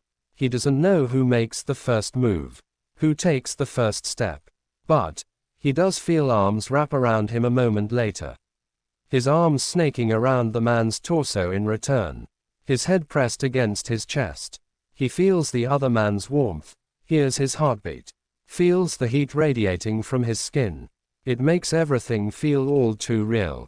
It's proof that they made it. They got out. They found each other. I thought you died, Klein whispers. I saw you die. Twice, he says in a higher voice. Don't you ever do that to me again. You hear me, Kirito? He shouts, tears leaking even faster onto his red-tinted cheeks. I'm sorry. I wanted to win. To get out and get you guys out. I didn't, he stammers, mind not forming the words he wants to say. Sucking in a deep breath, he pushes himself out of his friend's hold. I was supposed to win. I was supposed to either kill him or die trying. He speaks quietly, not noticing the way Klein flinches at his words. But then Shinsu took the hit for me and I didn't have anything else to lose anymore. He mutters quietly, it was supposed to be me. He says, looking the dark-haired man in the eyes. I don't know what happened that day. I don't know how I'm even still alive. But all I know is that I am, but he's not. He's dead and it's my fault. The pain that erupts on the left side of his face is unexpected. It's only a moment later that he realizes what happened. Hey, what are you? Kirishima calls from his place in the sidelines, body moving as if to interfere. Klein just punched him in the face. Stay out of this, AG, Klein calls out gruffly, halting the redhead in his tracks. The hell was that for? Izuku shouts in turn, not knowing what to make of this. The hit wasn't hard, but it did take him by surprise. That's for being an idiot, Klein replies simply. You had nothing else to lose, huh? Well, I hate to break it to you. But we did. We lost you. Do you think Shinsu would have wanted you to throw your life away like that? It wasn't your fault, man. Shinsu chose to get in the way. He chose to save you. You shouldn't be disregarding his sacrifices like that. Without both of you, we'd still be stuck in the game. We would still be fighting for our lives right now. The raw emotion in his voice shows just how much this affected him. Silence follows his declaration, if not for their panting breath and racing hearts. Look, man, Klein continues after a moment. I don't know how you did it that day. How you beat the game's system in itself and managed to beat Heathcliff like that. But I honestly don't care. I only know that you're here. And you're alive. That's all that matters, really. He smiles, meeting his gaze with a new intensity. I also know that without you, I wouldn't be here today. I wouldn't be able to come home every day to my family and my friends. I got to see my parents and my brother again because of you. He gestures at the confused redhead standing near them, and suddenly everything falls into place in Izuku's mind. Now, wanna go get that dinner we always talked about? The smile that Izuku gives in return makes both the Kirishima brothers smile. The famous dinner turns out to be at a local pizza place. It's such a Klein thing to do, that it makes Izuku happier than he'd be at some random fancy restaurant. They sit at a small booth in the back. Izuku sitting on the opposite side of the two. So, you're Kirishima's big brother? He asks, even though, by now, he already knows. Yeah man, that's my lil bro right here. Can't you see the family resemblance? Klein grins slyly at the dual blade wielder. He looks more like your avatar than you, actually, Izuku notes, eyeing the red color of his classmate's hair. Ah, I dyed it like that, just before getting into UA. The teen in question exclaims, getting a nod in return from the greenet. So, Kirito, the hero course ha? Klein inquires casually, a knowing smirk playing on his features. Stop that, Izuku says instead. What did I do? The man replies in false innocence. Still grinning madly. Stop making that look. I know that look. Izuku finds himself smiling too, despite himself. That's your, I told you so, look. What look? Did I make a look agey? Klein asks the teen next to him, wanting some form of backup. Kirishima, in turn, just promptly ignores his brother, electing to take a bite from his pizza instead. In response, Klein fake falls off his chair dramatically. Betrayed by my own little bro. His hand clutches at his heart in mock hurt. Kirishima just smiles in response, glad to witness the relaxed interaction between the two. He doesn't think he's seen Midoriya smile like that before. He's starting to see how close these two actually were. Well, I was right. I told you that you'd make a great hero. The older Kirishima says, the seriousness in his voice back at full force. Whatever, Izuku mutters quietly. It's only then that he realizes that they haven't introduced themselves yet. So, what's your name anyway? I know your last name is Kirishima, but Kirishima Tsuboi, at your service. The 18-year-old winks as he says it, offering a hand to the green-haired teen. Midoriya Izuku. He shakes the extended hand firmly, a grin mirroring the others on his face. It's nice to finally meet you. How can you guys not know your real names? I thought you were best friends. The redhead grumbles in exasperation. With everything he's heard about the two, he's honestly surprised. We didn't talk about the real world back there, Eiichiro. It wasn't a nice subject to bring up. Besides, it's basic gaming rules, not to give away personal information. That reminds me, Izuku says suddenly, turning to face Kirishima. I know how you found out I was in SAO, but what made you think that I knew Klein? I heard that villain call you Kirito, and Tsuboi had already told me so much about you. So I recognized the name. The redhead answers bashfully, a hand rising to scratch the back of his neck. One of the villains knew who you were. Klein inquires hurriedly, mind already putting two and two together. Recognized my sword skills. Even called me the Black Swordsman. He states quietly, watching as Klein's eyes widened at the implications. We know he was with a Laughing Coffin member. We even suspect he's the main leader. Wow, you mean that group of red players you told me about? Kirishima asks Klein, surprise written all over his features. Yeah. In SAO, we had a code. Never let a player's HP drop to 0. That was an unwritten rule. But Laughing Coffin, they didn't care. They killed hundreds of people in cold blood. Only one of them escaped when we went after them. The leader, he never showed up at the raid that day. I told the detective about it. We don't know what his game in all of this is, but we do know that he's the one who orchestrated the attack on UA. I can't believe this is still happening.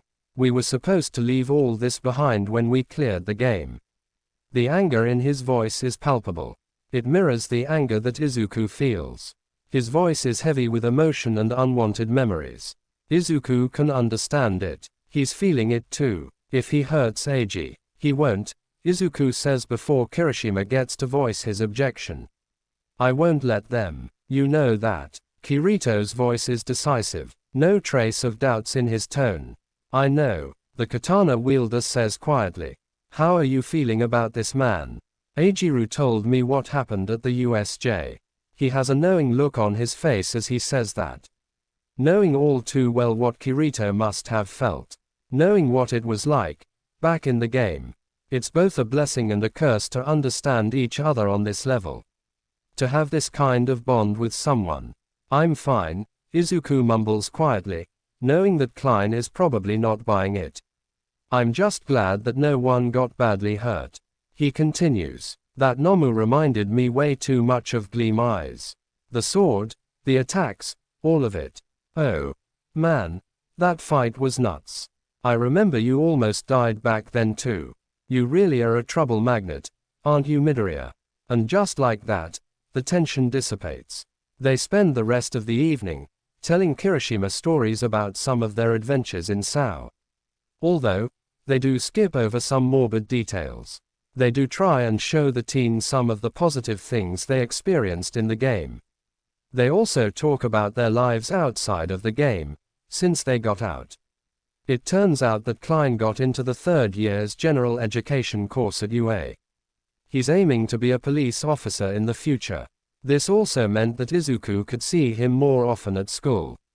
When they stand up to leave and Klein goes to pay the bill, Kirishima takes it as an opportunity to speak to Izuku alone. Hey bro, while Suboi isn't here, I wanted to talk to you about something. He starts, looking back at his brother to make sure he's still busy. What's up? He doesn't know if it's the redhead's relaxed personality, or the fact that he's Klein's brother, but Izuku feels a lot more comfortable around him now. Look, Klein told me how you helped him when the game first started. How you stayed and taught the players the things you knew, despite the fact that you could have taken the information you had to your advantage and gone off on your own. He also told me about everything you've done for him and the other players. He seems to gather himself for a moment, standing a little straighter when he continues. Anyway, I got my brother back because of you. So, I just wanted to say thank you.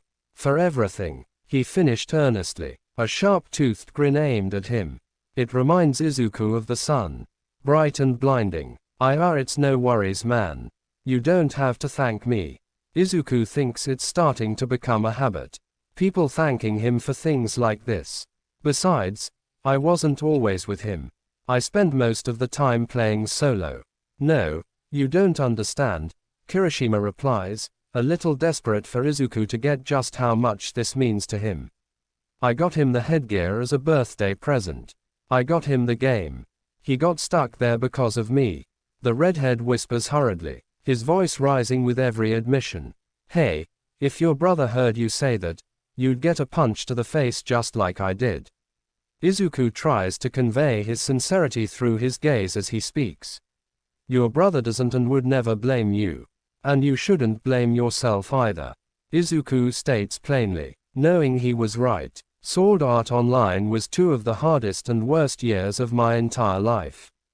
Kirishima flinches at that. But you know what? They also were two of the best years of my life. The quiet admission comes just as much as a surprise to him as it does to the teen facing him. I got to meet so many good people, made so many true friends. Your brother, being one of the most important ones. He says earnestly. I even got to fall in love. That last bit is murmured, fondness and grief coating his voice. Your brother went through a lot. We all did. But we also got to experience things that no one could ever see or do in the real world. So, chin up, Kirishima. Sometimes, even if bad things happen, they happen for a reason. The redhead has tears in his eyes by the end of his speech. A soft smile adorning his face nonetheless. You're really manly, Kirito, Kirishima says finally. I'm glad met you in that game. A hand wraps itself around his shoulder suddenly, interrupting whatever reply he was going to say. It makes his body stiffen under the added weight. His heart only calms down when he hears the familiar voice. So, what did I miss? Klein sing-songs as he walks them towards the exit. As they walk back to the train station, Izuku thinks that maybe things would be looking up for him from now on. He has his best friend back after all. And maybe, a new person to add to the list of people he can trust. The atmosphere of the room is relatively calm this morning. Well, as calm as you'd expect it to be on the morning of the sports festival. The students are all waiting in Class 1A's waiting area, ready to be called upon in a few minutes to make the debut at their first sports festival. Izuku sits cross-legged on one of the tables in the room, ignoring Ida's long tirade about the impertinence of it all, and watches as the first signs of anxiety start to manifest itself in his classmates' body language. Some of them are subtle, like the stiffness in Kaminari's shoulders as he speaks animatedly with Kirishima, or the vibrating movement of Uraraka's leg as she taps the floor repeatedly, creating a rhythmic echo that spreads throughout the room. The recurring sound seems to add to some of the others' anxiety, although none of them seem to notice, too engrossed in their own growing sense of nervousness. Izuku, for his part, isn't too concerned. It was just a game after all. A real one, this time. His phone beeps in his pocket, startling him out of his musing. Further investigation proves that it's a message from Yashi. Isn't Mike supposed to be preparing to host this thing? Why was he texting him now? Apparently, the man wants to meet him in the viewing room in a couple of minutes. The text is vague and strangely suspicious, considering that Mike isn't one to remain tight-lipped on surprises. He hops down from his perch, about to make his way out the room. However, Todoroki seems to have other plans for him. The boy blocks his way as soon as his feet hit the ground. Straightening out, he narrows his eyes at the teen, trying to gauge out his intentions while calming down the suspicious voice in his head that tells him to be wary of any potential threats. Midoriya, Todoroki starts, voice as cold and monotone as ever. Logically speaking, I am stronger than you. The boy says, not noticing the crowd his words inevitably gathered around them. Izuku has to stifle down the urge to scoff at the boy's statement. And although you probably have more experience than I do, I assure you that I will beat you. Behind the half and half user, Izuku sees Kirishima stepping up as if to speak out. Knowing the redhead, the boy is probably prepared to jump in and defend his honor or something. However, before the teen has the chance to interfere, Izuku speaks up. Leveling his voice down to a low warning. Have fun with that, he says, letting his Kirito side take over his demeanor for a moment.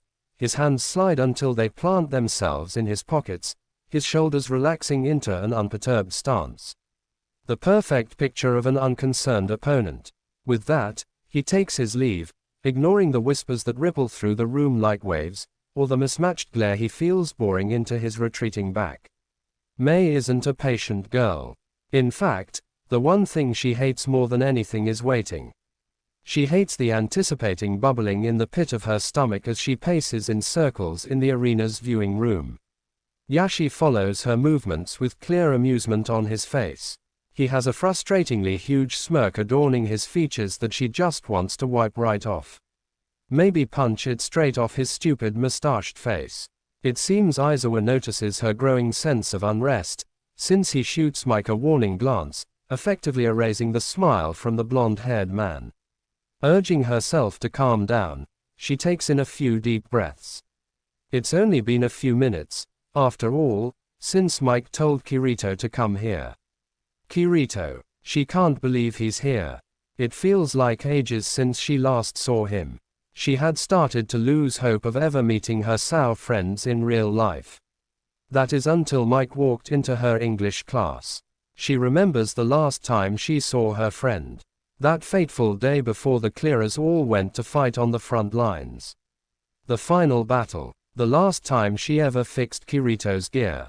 The gear that she later found out didn't withstand the fight with Heathcliff. Shaking her head, she stops her mind from going down that particular rabbit hole. The door opens slowly, and she has to stop herself from gasping out loud. Because there he is, right within arm's reach, one of the closest friends she ever had. A boy who's risked his life for her so many times. He doesn't notice her immediately. His gaze instead focused on the two teachers sitting right across from his position at the door. He's complaining to Present Mike about something, but she can't bring herself to pay attention. Instead, she takes the time to look at him, take in the changes in his appearance. His hair is longer, tied into a messy bun. Her heart pangs at the loss of vibrancy in his eyes, now dull and vacant of the liveliness she remembers. The dark bags underneath are a great contrast to the paleness of his skin, a testament to his current emotional state, and May doesn't find herself surprised in the least. She knows just how much he lost in that final battle. Just how much they all did. When she looks back at his eyes, she's startled to find that they're looking straight back at her. Wide with both surprise and an unidentifiable emotion. He seems to blink a few times as if trying to see if she would just disappear if he opens and closes his eyes enough time. When she doesn't, he seems to finally bring himself to move. Liz, he says quietly, voice barely above an awed whisper. Really, Kirito? Are you just going to stand there? Or are you going to give me a hug? She teases, ignoring the way her voice wavers. He's running at her before she even finishes her sentence. Arms wrapping around her waist tightly, pulling her into his chest as if she'd disappear if he let go. They pull away after a few minutes. His eyes shine just a little bit brighter as he does so. You're in the hero course too. How did we not run into each other before? The excitement in his voice is refreshing to hear. She knows he doesn't let his emotions show easily. Mike told her how much the last fight affected him. She's glad to have that effect on her friend. Despite what he might think, he deserves to be happy. The support department actually. You know me and my gadgets. She corrects, offering her signature smile. Of course. A blacksmith. Till the end, yeah. They laugh and converse with each other, enjoying the familiarity of it all. That is, until Aizawa clears his throat, reminding him of the two other occupants of the room. With the reminder, Izuku doesn't waste any time, rounding in on the voice hero. How could you keep this away from me? He berates him, glaring at the older man with mock anger. You've known since the entrance exams, haven't you? Mike smiles guiltily as he rubs the back of his neck sheepishly, looking to Aizawa for backup or an escape. The tournament is about to start, so you guys can yell at him later. The underground hero drawls, shooting all of them a glare, effectively ignoring the betrayed look sent his way by the voice hero. Go on then, he says when neither of them makes a move to leave. It's UA's sports festival. First up, you know exactly WHO I'm talking about. The unbelievable rising stars WHO brushed off a villain attack with the determination alone. The hero course's own Class 1A. Present Mike's voice booms from every speaker in the arena, his quirk amplifying his voice even more. The crowd roars as they make their way out of the tunnel and into the sunlit arena. Present Mike announces the arrival of the rest of the classes next. The hero course students from 1B, the general education students followed by the business course, and the support course. He spots Hatsume, the name he's still getting used to, amongst the others, and shoots her a tentative smile. Glad for her familiar presence. The R-rated hero Midnight makes her way onto the stage in the center of the arena, right in front of them. The black leotard she wears over her white bodysuit attracts many eyes, and Izuku can't help but roll his eyes at the blushes he spots on many of the students' faces. Now for the athlete's oath. The student representative of this year is from Class 1A Midoriyazuku. She announces, her hand shooting up to point at him. It takes him a minute to realize the implication behind her statement and another to get his body to move. He hates having the attention focused solely on him. Hates the eyes that are trained on his every move, judging and measuring him. Whispers erupt from the students as he walks past them and up onto the stage. Mentions of his score on the exams, and his performance with the 0-pointer circling through the crowd. Most of them, however, talk about the band wrapped around his wrist, the implications visible for everyone to see. If only someone had taken the time to warn him, he would have at least prepared something to say. He steps up and takes the microphone from Midnight, thanking her in the process as he headed towards the center of the stage. Clearing his throat, he feels both satisfied and mortified with the resulting silence that settles over the arena. Everyone staring intently at him, waiting for him to speak. I know I'm supposed to say something inspirational right about now, but I'll just say this. I know most of you are going to give it your all and try your best. Just remember to have fun, I guess. Plus ultra and all that, right? He knows what he must sound like. His voice is emotionless as ever, but it seems that the crowd got his general message. Slowly they start to clap until the arena is once again filled with a deafening roar that surrounds him from every direction. That was so manly, Midoriya. Kirishima whooped and bounced up to him, followed by Uraraka and Ida. Both of them congratulating him. He doesn't really get the excitement though. He barely said anything of importance. Now, without any delay, let's get the first event started. Midnight gestured to the screen behind the stage. These are the qualifiers. It's in this stage that so many are sent home crying every year. And the fateful first event of this year is this. She pointed at the previously white screen, now displaying in bold black letters, obstacle course race. It's a race between every member of the 11 classes. The course is a 4-kilometer lap around the stadium itself. Our school preaches in all things. The pro hero chuckled darkly. So as long as you don't go off the course, everything is fair game. Racers. In position. Izuku looks ahead to the narrow gate that leads to the course. It was painfully clear what the first obstacle was. Making his way to the starting line with the rest of the students. His mind immediately forms a plan. Years of strategizing and planning having honed his mind and prepared him for almost anything. This was going to be fun. The obstacle course is laughably easy. His advanced skills and abilities make it so that he breezes through the hurdles in his way. Speeding past the examinees even before Todoroki freezes them in place. He jumps over the 0-pointers, while simultaneously picking up a fallen piece of metal debris, determined to have some kind of sword-like weapon in his hold. He knows he should probably slow down. Give the others a chance to catch up. But he can't help but give it his all in this. It's been a long time since he's had this much fun. A chance to go all out without hurting anyone. He hears Present Mike announce the third obstacle just as he races across the ropes of the fall. Body long ago accustomed to this kind of field. His activating time is shorter than he ever remembered them to be. Making it easier to switch and flow through different skills. He reaches some kind of minefield just as Todoroki and Bakugo come into view behind him. The icy air hits his back as the teen approaches. The coolness jolt his body into action once again, urging him to pick up the pace once more. He races across the field, feet avoiding the mines with startling ease. He can feel the heat radiating from his eyes, a telltale sign of the activated detection skill he's using. He knows what he must look like to the observers. A blur whizzing across the arena, eyes glowing and feet moving at an incredible speed with every step. They were probably going crazy trying to figure out his quirk. Too bad none of them realized that he didn't have one. He crosses the finish line a few moments later, running out of the tunnel and into the arena. The sun is scorching, sweat drenches his clothes and trickles down his forehead. His limbs ache in a new, unfamiliar way, throbbing after the strain he put them through. His body in Sao never felt this way after a fight, never felt this real. A frightening satisfaction settles in his heart as his chest heaves with ragged breath. It's all worth it though. Around him, the crowd roars. People are shouting and calling out his name, cheering for the winner of the first event. Cheering for him. He can't help the small smile that forms on his face.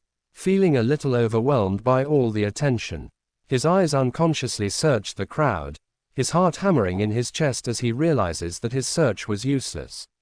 As he remembers that this missing piece would forever remain just that. An empty hole in his heart. A space that he'd never be able to fill again. He curses his momentary lapse. Curses his rising emotions. He hears familiar voices calling out his names and turns around.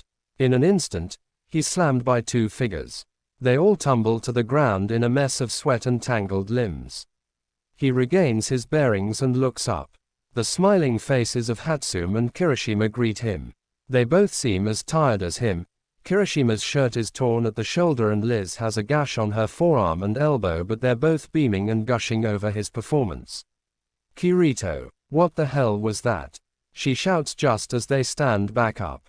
He fist hitting his shoulder as she jumps up and down excitedly. Was that what I think it was? How come you have your ski? He stops her before she can finish her sentence, a hand immediately shooting up to cover her mouth before she can shout his secrets to the world.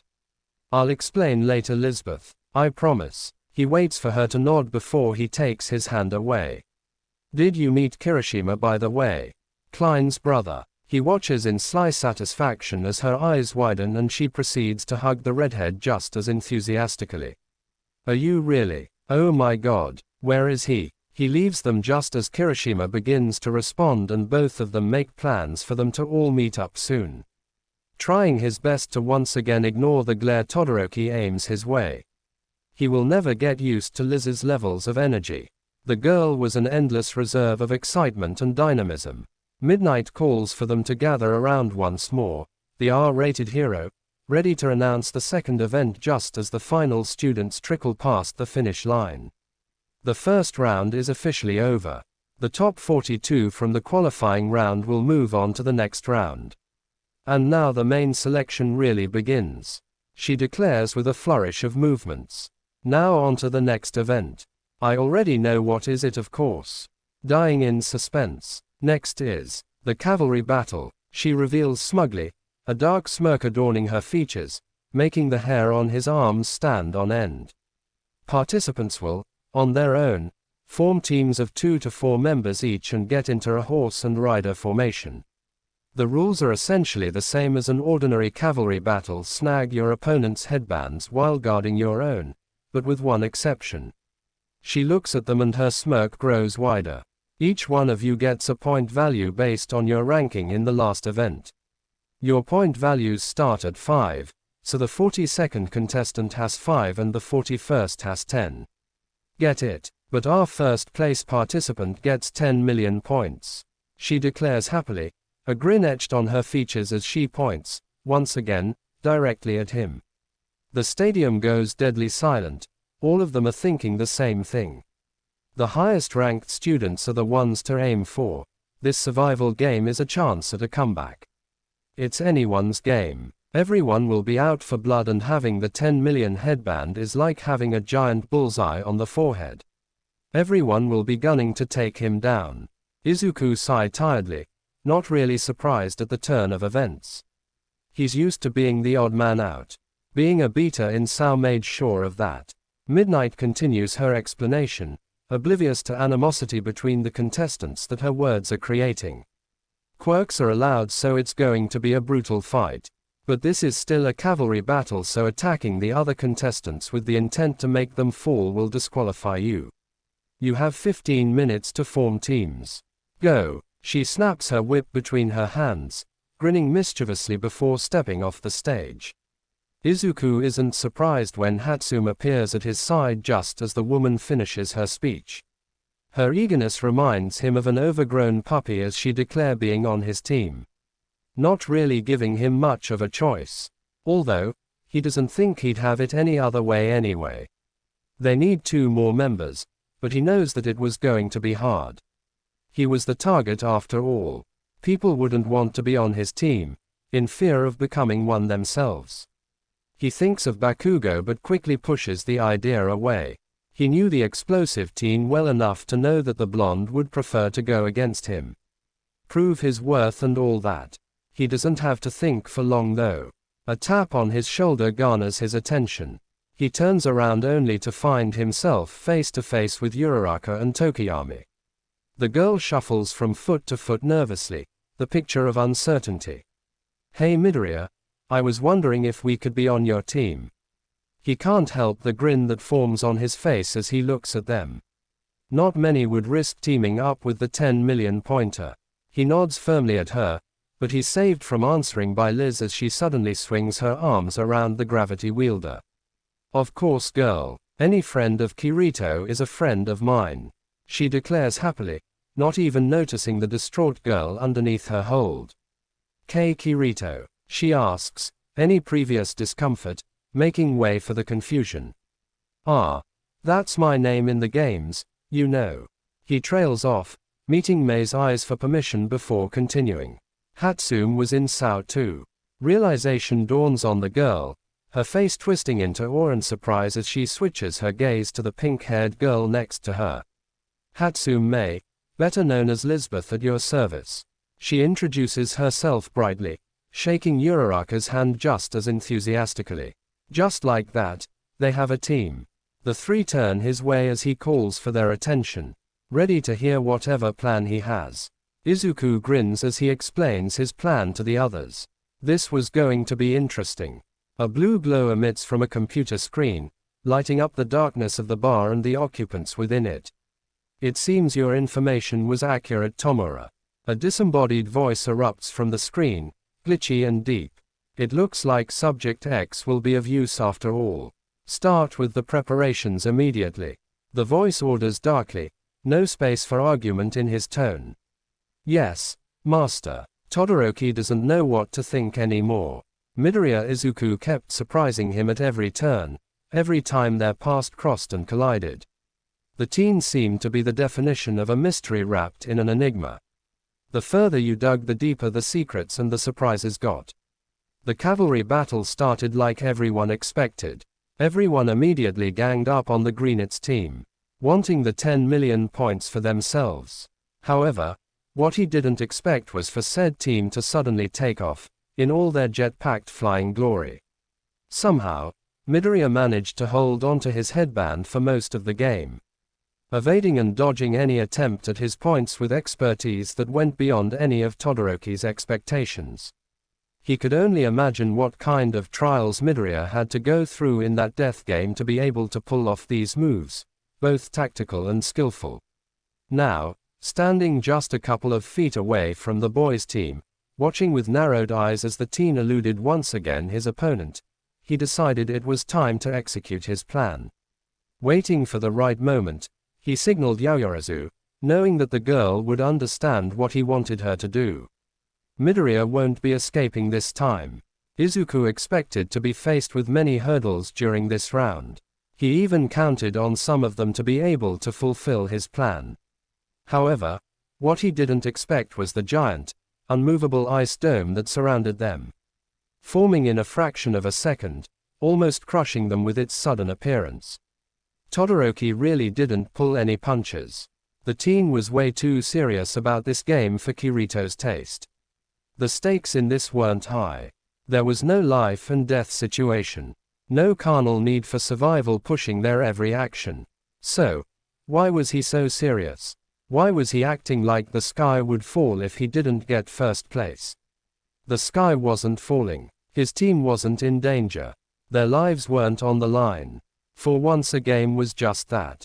A game. Nonetheless, when Izuku had looked at the expression on his teammates' faces, when he'd seen the pure, unadulterated determination shining in their eyes, He'd made a decision. He'd win this for them.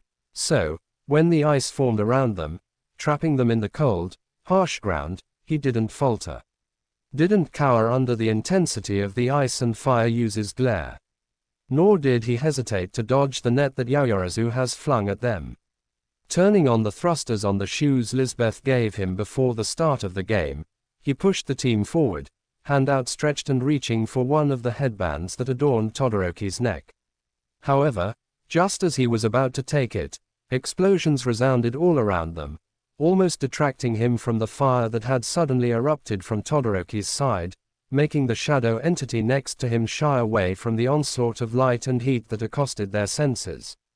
Kirito's team was as of now, surrounded by both sides. Bakugo's team from the back and Todoroki's on their front. It seemed luck wasn't on his side at all today. Smirking at the knowing look adorning Liz's face and catching Tokiyami's gaze with his own, he jumped. A strange kind of nostalgia hitting him, one that brought up memories of a cold night, trapped and surrounded by similar ice pillars, blocking them from the world beyond. Feet pounding against the ice dome with a speed he'd forgotten he was able to maintain. Legs vibrating with the effort, adrenaline high, and hands poised, he ran right up the wall. Effectively dodging both Kaminari's and Bakugo's attacks. Satisfied that this time, he was able to actually complete his climb, he reluctantly let himself fall back, flipping in the air and landing right back where he'd started. Safely nestled in his teammates' hold. The shocked expressions adorning his opponents' faces was worth it, especially when dark shadow appeared behind him, a headband securely held in his beak. Having taken his actions just as they were supposed to be taken. As a distraction, the buzzer sounding around them only served to emphasize their victory as the crowd roared from all sides. Ignoring the murderous glares sent his way by both the fiery blonde and the half-cold half-hot quirk user, he walked away. Satisfied with the grins his teammates were sporting. His smirk only growing as Liz's words reached his ear, voice barely a whisper as she passed him. Cavalry battle. Cleared. There you go, folks. This marks the end of the second round, with Midoriya's team, once again, taking the victory. Stay tuned for our next event. What is it? You guessed it. It's the one-on-one battles. The contestants will consist of the first 4 teams who made it through the second round. Now for a small break. See you in 20. Present Mike's voice resounded through the arena, eliciting another roar from the crowd as the students all made it to the cafeterias for the lunch break. Turning his mic off, he turned in his chair and leaned back into his seat to look at his co-host. This kid, he said, voice sounding both proud and exasperated to Aizawa's ears. He's something else, isn't he? He certainly has potential, and wasn't that something, coming from Aizawa. I just wish he'd open up more. At least now he has people who understand what he's been through. Mike chuckled lightly, a fond look in his toxic green eyes. UA somehow attracts survivors. It's funny, really, how the kids who are seen as damaged monsters want to be heroes the most. Are you going to tell him about the others? Aizawa asked, voice uncharacteristically soft, concerned. Not yet. He needs time to adjust. You do too, you know. It's different for me, show. I wasn't always on the front lines. I didn't watch the person I love die. I didn't sacrifice myself to save everyone. Taking a breath, he continued. Kirito. He's just a kid. He shouldn't have had to go through all that. I was the hero. I was the grown-up. I should have done more. That's bullshit and you know it. Aizawa's voice was unwavering as he spoke. You helped those kids. Izuku told me everything you did for them. He told me how you assisted the players, how you fought for them. Stop thinking about what you could have done and start thinking about what you can do now. Clearing his throat, he looked away, breaking the intensity he'd held in his gaze. You're being an idiot and you know it. Or Shota, I knew you cared. Yamada cried out, hugging his co-host in earnest. Shut up. You just had to do that stunt again, didn't you? Lisbeth teased, hands flailing as she leaned forward in her seat, right across Izuku in the cafeteria. At least you didn't face plant on the ground this time. Her laugh made most of the room's occupants turn their way, but she didn't seem to care. Did that really happen? Kirishima asked, curiosity and eagerness obvious in his voice. That move was awesome though. You ran up the wall like it was nothing. You should have seen him the first time. Liz seemed to get even more excited with Kirishima's eagerness directed at her. The ice was so high and he managed to run so far up. It was amazing.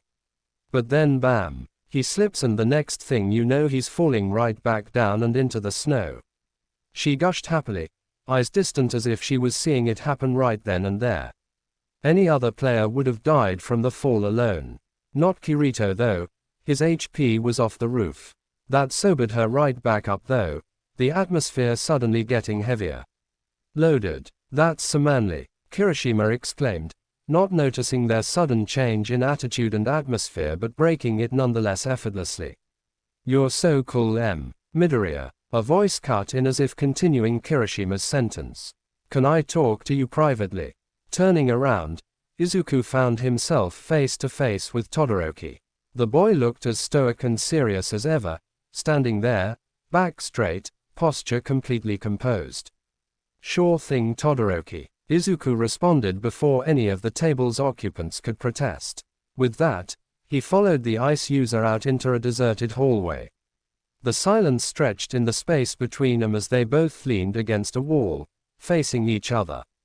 Todoroki's heterochromatic eyes seemed to hold a certain graveness to them, making the hair on Izuku's arms stand on end. He knew that gaze, he'd seen it many times in the early mornings. When the darkness from his nightmares would slither and emerge, following him into the waking world, reflecting itself in his eyes through the mirror. He didn't wither under its intensity, nor did he try and break out of it. If Todoroki had something to say to him, he'd wait for him to gather his thoughts. Patience was something he'd been forced to learn. Have you ever heard of quirk marriages? That wasn't what he expected. Yes, but what does that have to do with anything? My father has been trying to surpass All Might for a very long time. Todoroki's voice was low as he spoke, steady. He tried everything to become stronger, but when he realized that he couldn't do it, he came up with a plan. If he couldn't surpass All Might, then he'd create someone who could do it for him. The anger in his voice was prominent when he continued. He forced my mother into a quirk marriage, trying to create the perfect offspring. A child with both his power and my mother's. After failing at this with my siblings, he finally got what he wanted with me. Half cold, half hot. Izuku breathed in realization. The perfect combination. I was just an object to him. A tool he could use and train into the perfect weapon. Everything to surpass All Might. Is that why you don't use your fire? My mother, do you know what she told me as she poured boiling hot water onto my face? He continued before Izuku could voice his surprise.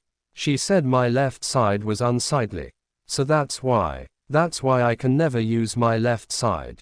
I can never give him the satisfaction. I won't use his quirk. Ever. I'll win with my own power, with only my ice. I thought you were smarter than this. Todoroki's eyes widened and narrowed, but Izuku plowed on. He needed to say this, even if he had to be blunt about it. Do you honestly think that in a life or death situation, you'll have the luxury of holding back? If a civilian's life was on the line, if your life was on the line, would you still hold back? Would you let them die for your own selfish desires? Leveling him with his own steady glare, he continued. You can't win if you're going to half-ass it anyway, so think about that the next time you're in that arena. Turning to walk away, he looked one last time at the fire and ice use. Besides, don't you think it's about time that you stop letting your father dictate your actions? With an offhanded wave, he walked right back to the arena. He was the first contestant scheduled to fight, after all. Ladies and gentlemen, welcome back, just in time for the third round. The first competitors to fight in this fated match are the following. The one who's been on an unbelievable winning streak, baffling the crowd with his ingenuity, resourcefulness, gut, and sheer power. Class 1A's very own IZUKUMIDORIYA. The cacophony of cheers and applause intensified as he stepped into the arena, the sunlight shining right into his eyes as he crossed the threshold into the open air. Going up against him is 1B's own copycat, having gotten 4th place in the cavalry battle with his cunning abilities and his awesome quirk. Please give it out for MONOMANEITO. Monoma looked way too smug as he stepped out of the tunnel, marching with an air of confidence, bordering on arrogance. Izuku had to give it to him. The kid didn't show any hint of fraying nerve. Contestant in positions. Fight, Midnight shouted, her voice clear and loud for all to hear. Monoma was running before she even finished her sentence, charging straight at him, hand outstretched ready to touch him. Izuku wouldn't make it that easy for him, even though he was curious as to what would happen. Easily dodging the hands coming his way, he sidestepped the other teen, almost making him stumble as he failed to stop his charge. Class 1A, he scuffed, you guys really get on my nerves. Do you really think I came unprepared? His hair extended and swayed, vines forming at the ends, poised and ready to attack. Impressive quirk, I'll give you that, Izuku said before he could stop himself. But it will take so much more to take me on. The vines moved at an incredible speed, coming at him from every direction. They reminding him of the monsters in the lower dungeons. Jumping up and kicking off an incoming projectile, he slowly but surely dodged his way through the onslaught of vines and plants and right at Monoma. Twirling into a roundhouse kick, he sent the teen stumbling further back, wheezing and trying to regain his composure. Monoma didn't see the next hit coming. However, just as Kirito was about to land his punch, a vine shot out, snagging his arm in its grasp. Thorns digging painfully into his flesh, enough to draw out blood. He didn't falter though, didn't hesitate as he ripped his arm right out of its hold, flesh tearing as the thorns were forcefully pulled out. Some of them remained embedded in his arm though, giving Izuku the perfect weapons for what he had planned. Pulling out 3 thorns, he activated his blade throwing skills, combining it with his acute vault skill, making it harder for Monoma to see the thorns sailing towards him. The boy cried out as 2 thorns embedded themselves in each of his shoulders and one of his legs. The pain distracting him long enough for Izuku to land a good hit. Activating his martial arts skills, he sent Monoma flying right out of bounds, hitting the wall on the other side with a thud. Wincing slightly, he mentally berated himself for using this much force. Although he was still holding back, he couldn't let his self-control waver. Monoma is out of bounds. Midoriya wins. Is he going to be okay? Izuku asked hesitantly, hands clenching and unclenching into open air, a habit he picked up. Except usually there would be a sword in his grasp. Don't worry dearie, he took a hit to the head and those thorns really got him, but he'll be okay. A nice nap and he'll be up and about in no time. Recovery girl assures, eyes shining knowingly as she glanced at his fidgeting hands. You should take the time to rest, your next match is in a few minutes, and these kinds of fights don't take long, especially not in the first few rounds. You're right, I'm sorry again for this. He bowed low, ignoring the exasperated smile she shot him as he walked out. Out and right into the waiting form of the number 2 hero. Endeavor. His voice was cold but he didn't care. He held no respect for the man in front of him. Izuku Midoriya, you've shown incredible power, however, your quirk is still a mystery to me. It doesn't matter though, I'm here to tell you that you won't stand a chance against my greatest creation. My Shoto will beat you. And oh, if that didn't get his blood boiling. He wanted to challenge the man right then and there to a duel. Cursing the fact that there was no such thing in the real world, he just leveled the hero with a glare of his own. One he reserved only for his enemies. Todoroki isn't yours. Before the man could interrupt, he plowed on. He's his own person and he'll fight only for himself and his own goals. Do not make the mistake of thinking you have any say in it. This goes to say that, no matter what, if he wins or if he loses, you will remain number 2. So, don't get too excited. Masking his hatred for the man with a smirk, he walked away, ignoring the intense heat that rose and threatened to sear into his retreating back. This marks the start of our next round, listeners. Please welcome back the unbeaten IZUKUMIDORIYA versus the Ice King TODOROKISHOUTO. Fighters in position. The temperature seemed to drop instantly as Todoroki leveled him with a challenging glare. Hand already up and poised to unleash his quirk on him. Fight. Almost instantly a wave of ice was sent his way. The sheer force and speed almost made him falter. He knew what he was about to do would be risky. Knew it had a 50% chance of actually succeeding. It didn't stop him from going through with it. He didn't hesitate in front of a full-grown dragon. Why would he hesitate now? Although he didn't have his swords, he still had his skills. He just had to channel them through his arms instead. Crossing his arms in front of him and bracing himself, he willed his dual blade skill to activate. Picturing and imagining the effects perfectly in his mind. His brain conjuring the image from previous experiences and turning them into reality. The ice hit him with an overwhelming force, making him dig his feet into the ground in order to stay upright. The harsh wind stung his unprotected skin, making it swell and redden with the cold. His gamble seemed to work though, for the ice didn't crush him nor did it push him back. Instead, when the dust settled and the clouds around him resided, his body held true. He was left standing there, hands still positioned, bruised from the impact but not broken. Shattered ice lying not too innocently at his feet. Ice won't be enough for this fight, Todoroki. Another wave of ice was sent his way, this time stronger than the last. He still didn't budge. Then another and another. His arms were aching by then, bruises prominent against his pale skin as he stood there. Posture firm and unwavering despite the pain. Why are you going this far? Hurting yourself. Did my old man put you up to this? You're focusing on the wrong thing, Todoroki.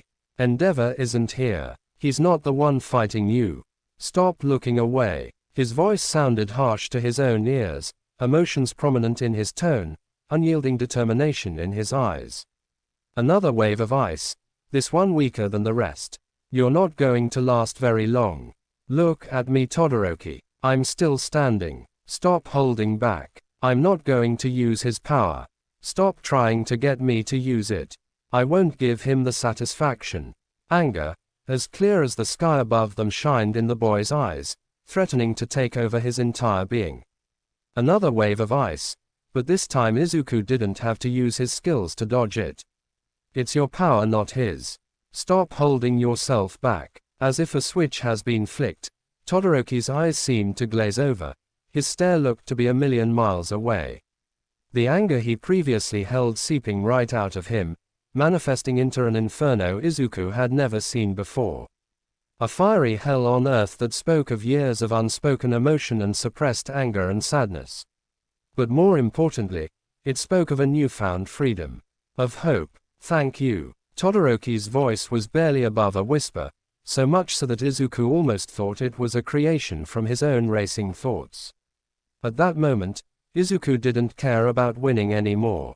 Nor did he care about fighting. The quest he'd set for this particular match had been cleared.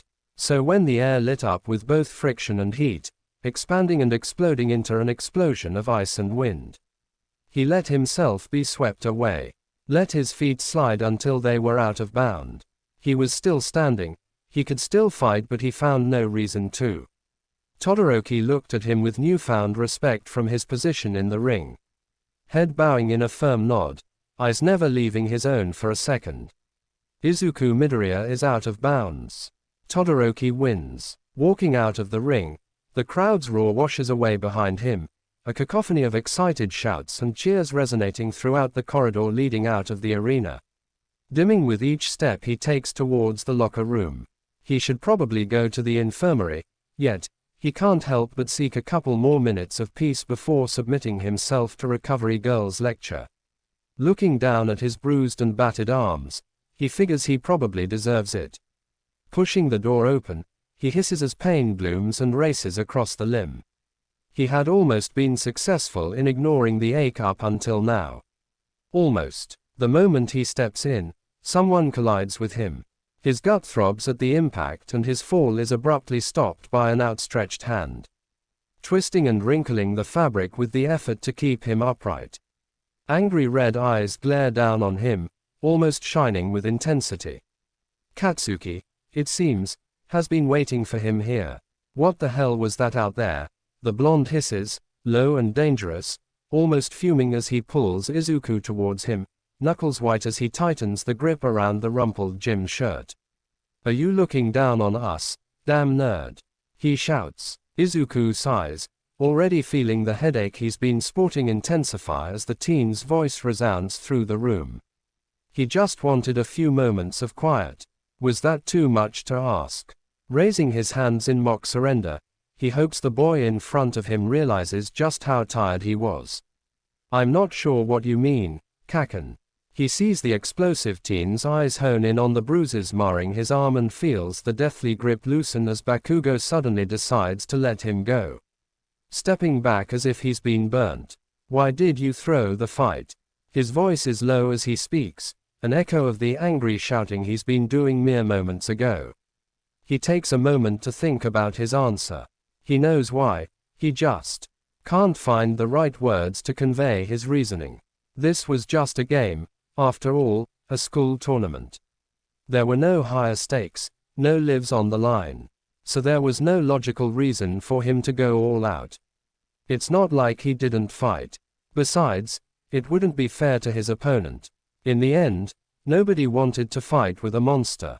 "I don't see what the problem is," he says finally, voice firm as he bypasses the blonde, making his way back out the door. "Nobody died. Right, nobody died. Today was a good day." With that, he takes his leave. It seems his lecture would come earlier than he expected. He just hopes Recovery Girl will go easy on him. Rubbing his cheek, he wonders how someone could ever make a healing kiss be passive-aggressive at the same time. As expected, Recovery Girl chewed him out for his recklessness, healing his injuries 3/4 of the way to teach him a lesson. Honestly, he doesn't get what all the fuss was about. All the injuries he sustained were deliberate. They were necessary for him to clear his quest. People just didn't understand that out here. Maybe they never would. Huffing slightly, he turns the corner, wanting to get back to the stands. Watch the rest of the matches. He doubts Todoroki will instantly be comfortable using his fire. However, he believes that his actions today at least encourage the half-and-half user to reconsider his beliefs. He just hopes Bakugo doesn't take it too personally when the teen inevitably gets distracted. The corridors aren't empty, he notes. Faintly he hears someone talking. The voice is familiar, the conversation one-sided, a phone call, his mind concludes. He shouldn't eavesdrop, it was unethical and rude. However, the faint panic he hears in the boy's voice is enough to convince him otherwise. In the end, his curiosity wins out.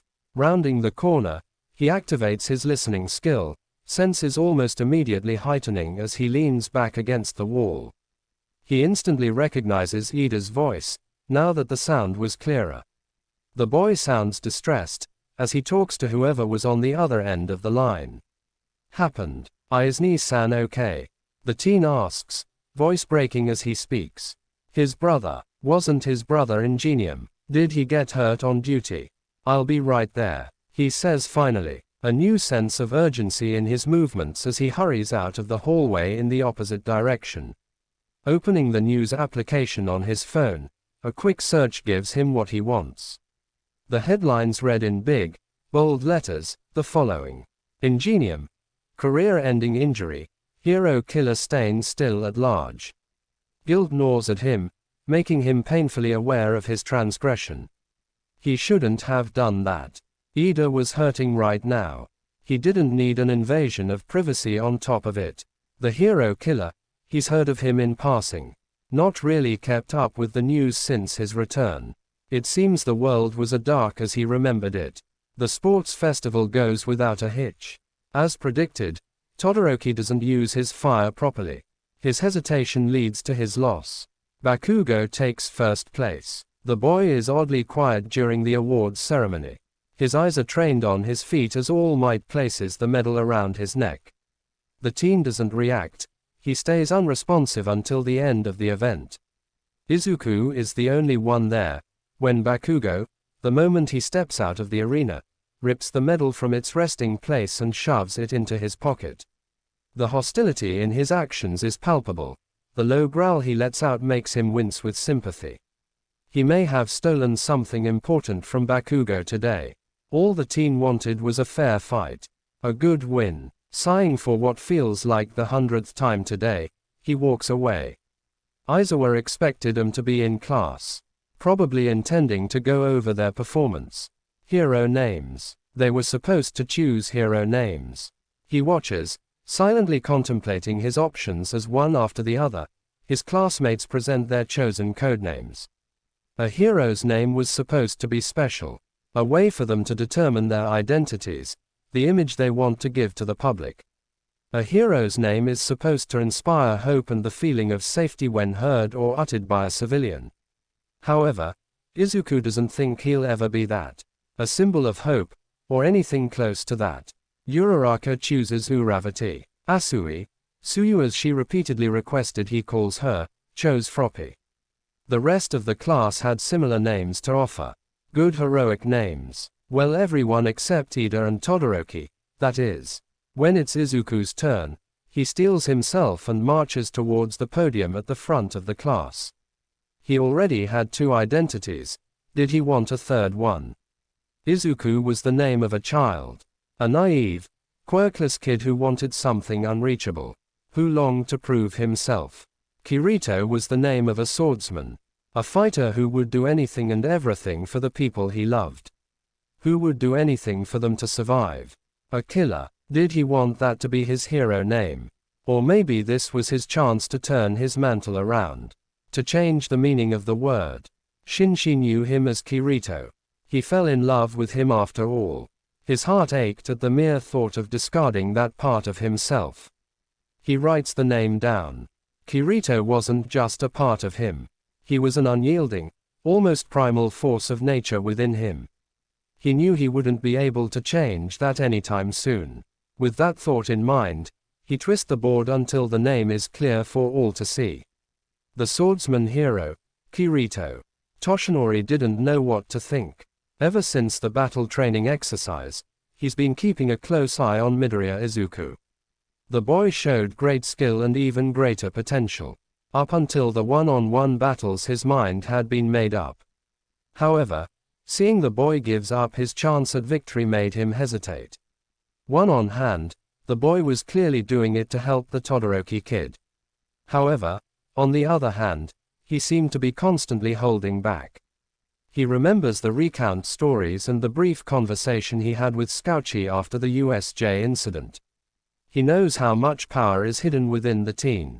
He wonders briefly if it was a mistake even considering giving his power to a boy with already too much of it.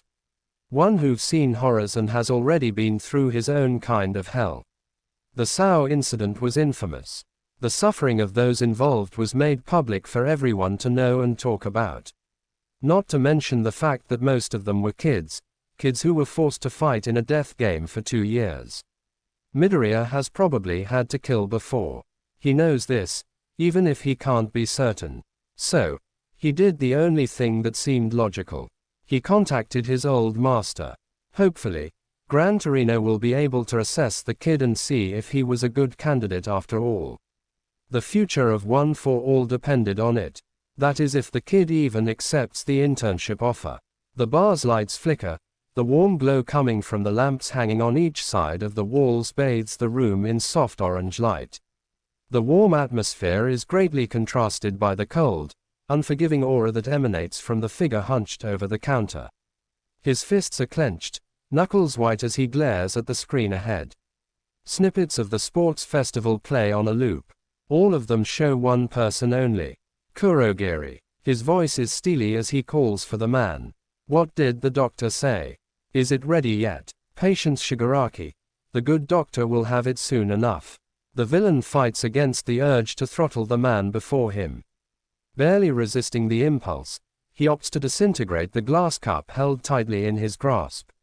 The ash and dust that slips between his fingers do nothing to diminish his anger. That damn brat is using my skills, Kurogiri. He's playing with them in front of the world. It would be wise, young master, to focus on other crucial parts of the plan for now. The warp villain amends gently as if placating a child.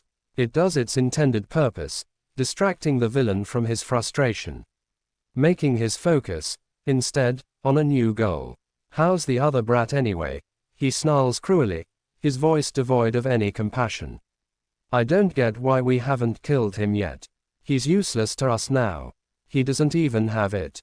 Calm yourself, Tomura. Shigaraki flinches at the distorted voice that erupts from the screen on his left.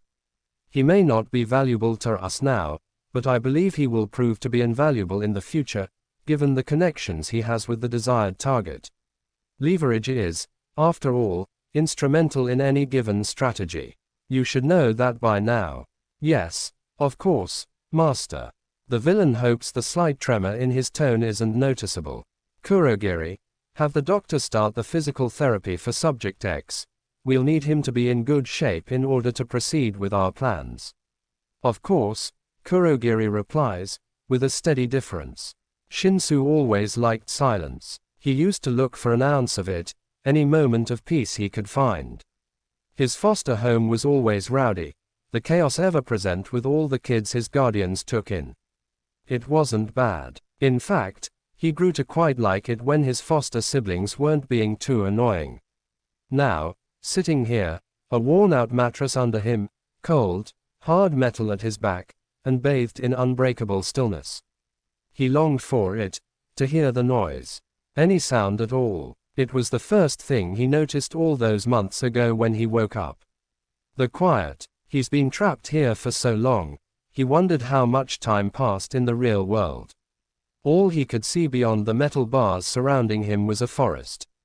Trees and greenery seemed to stretch out for miles upon miles. Not that he could explore any of it, locked in here as he was.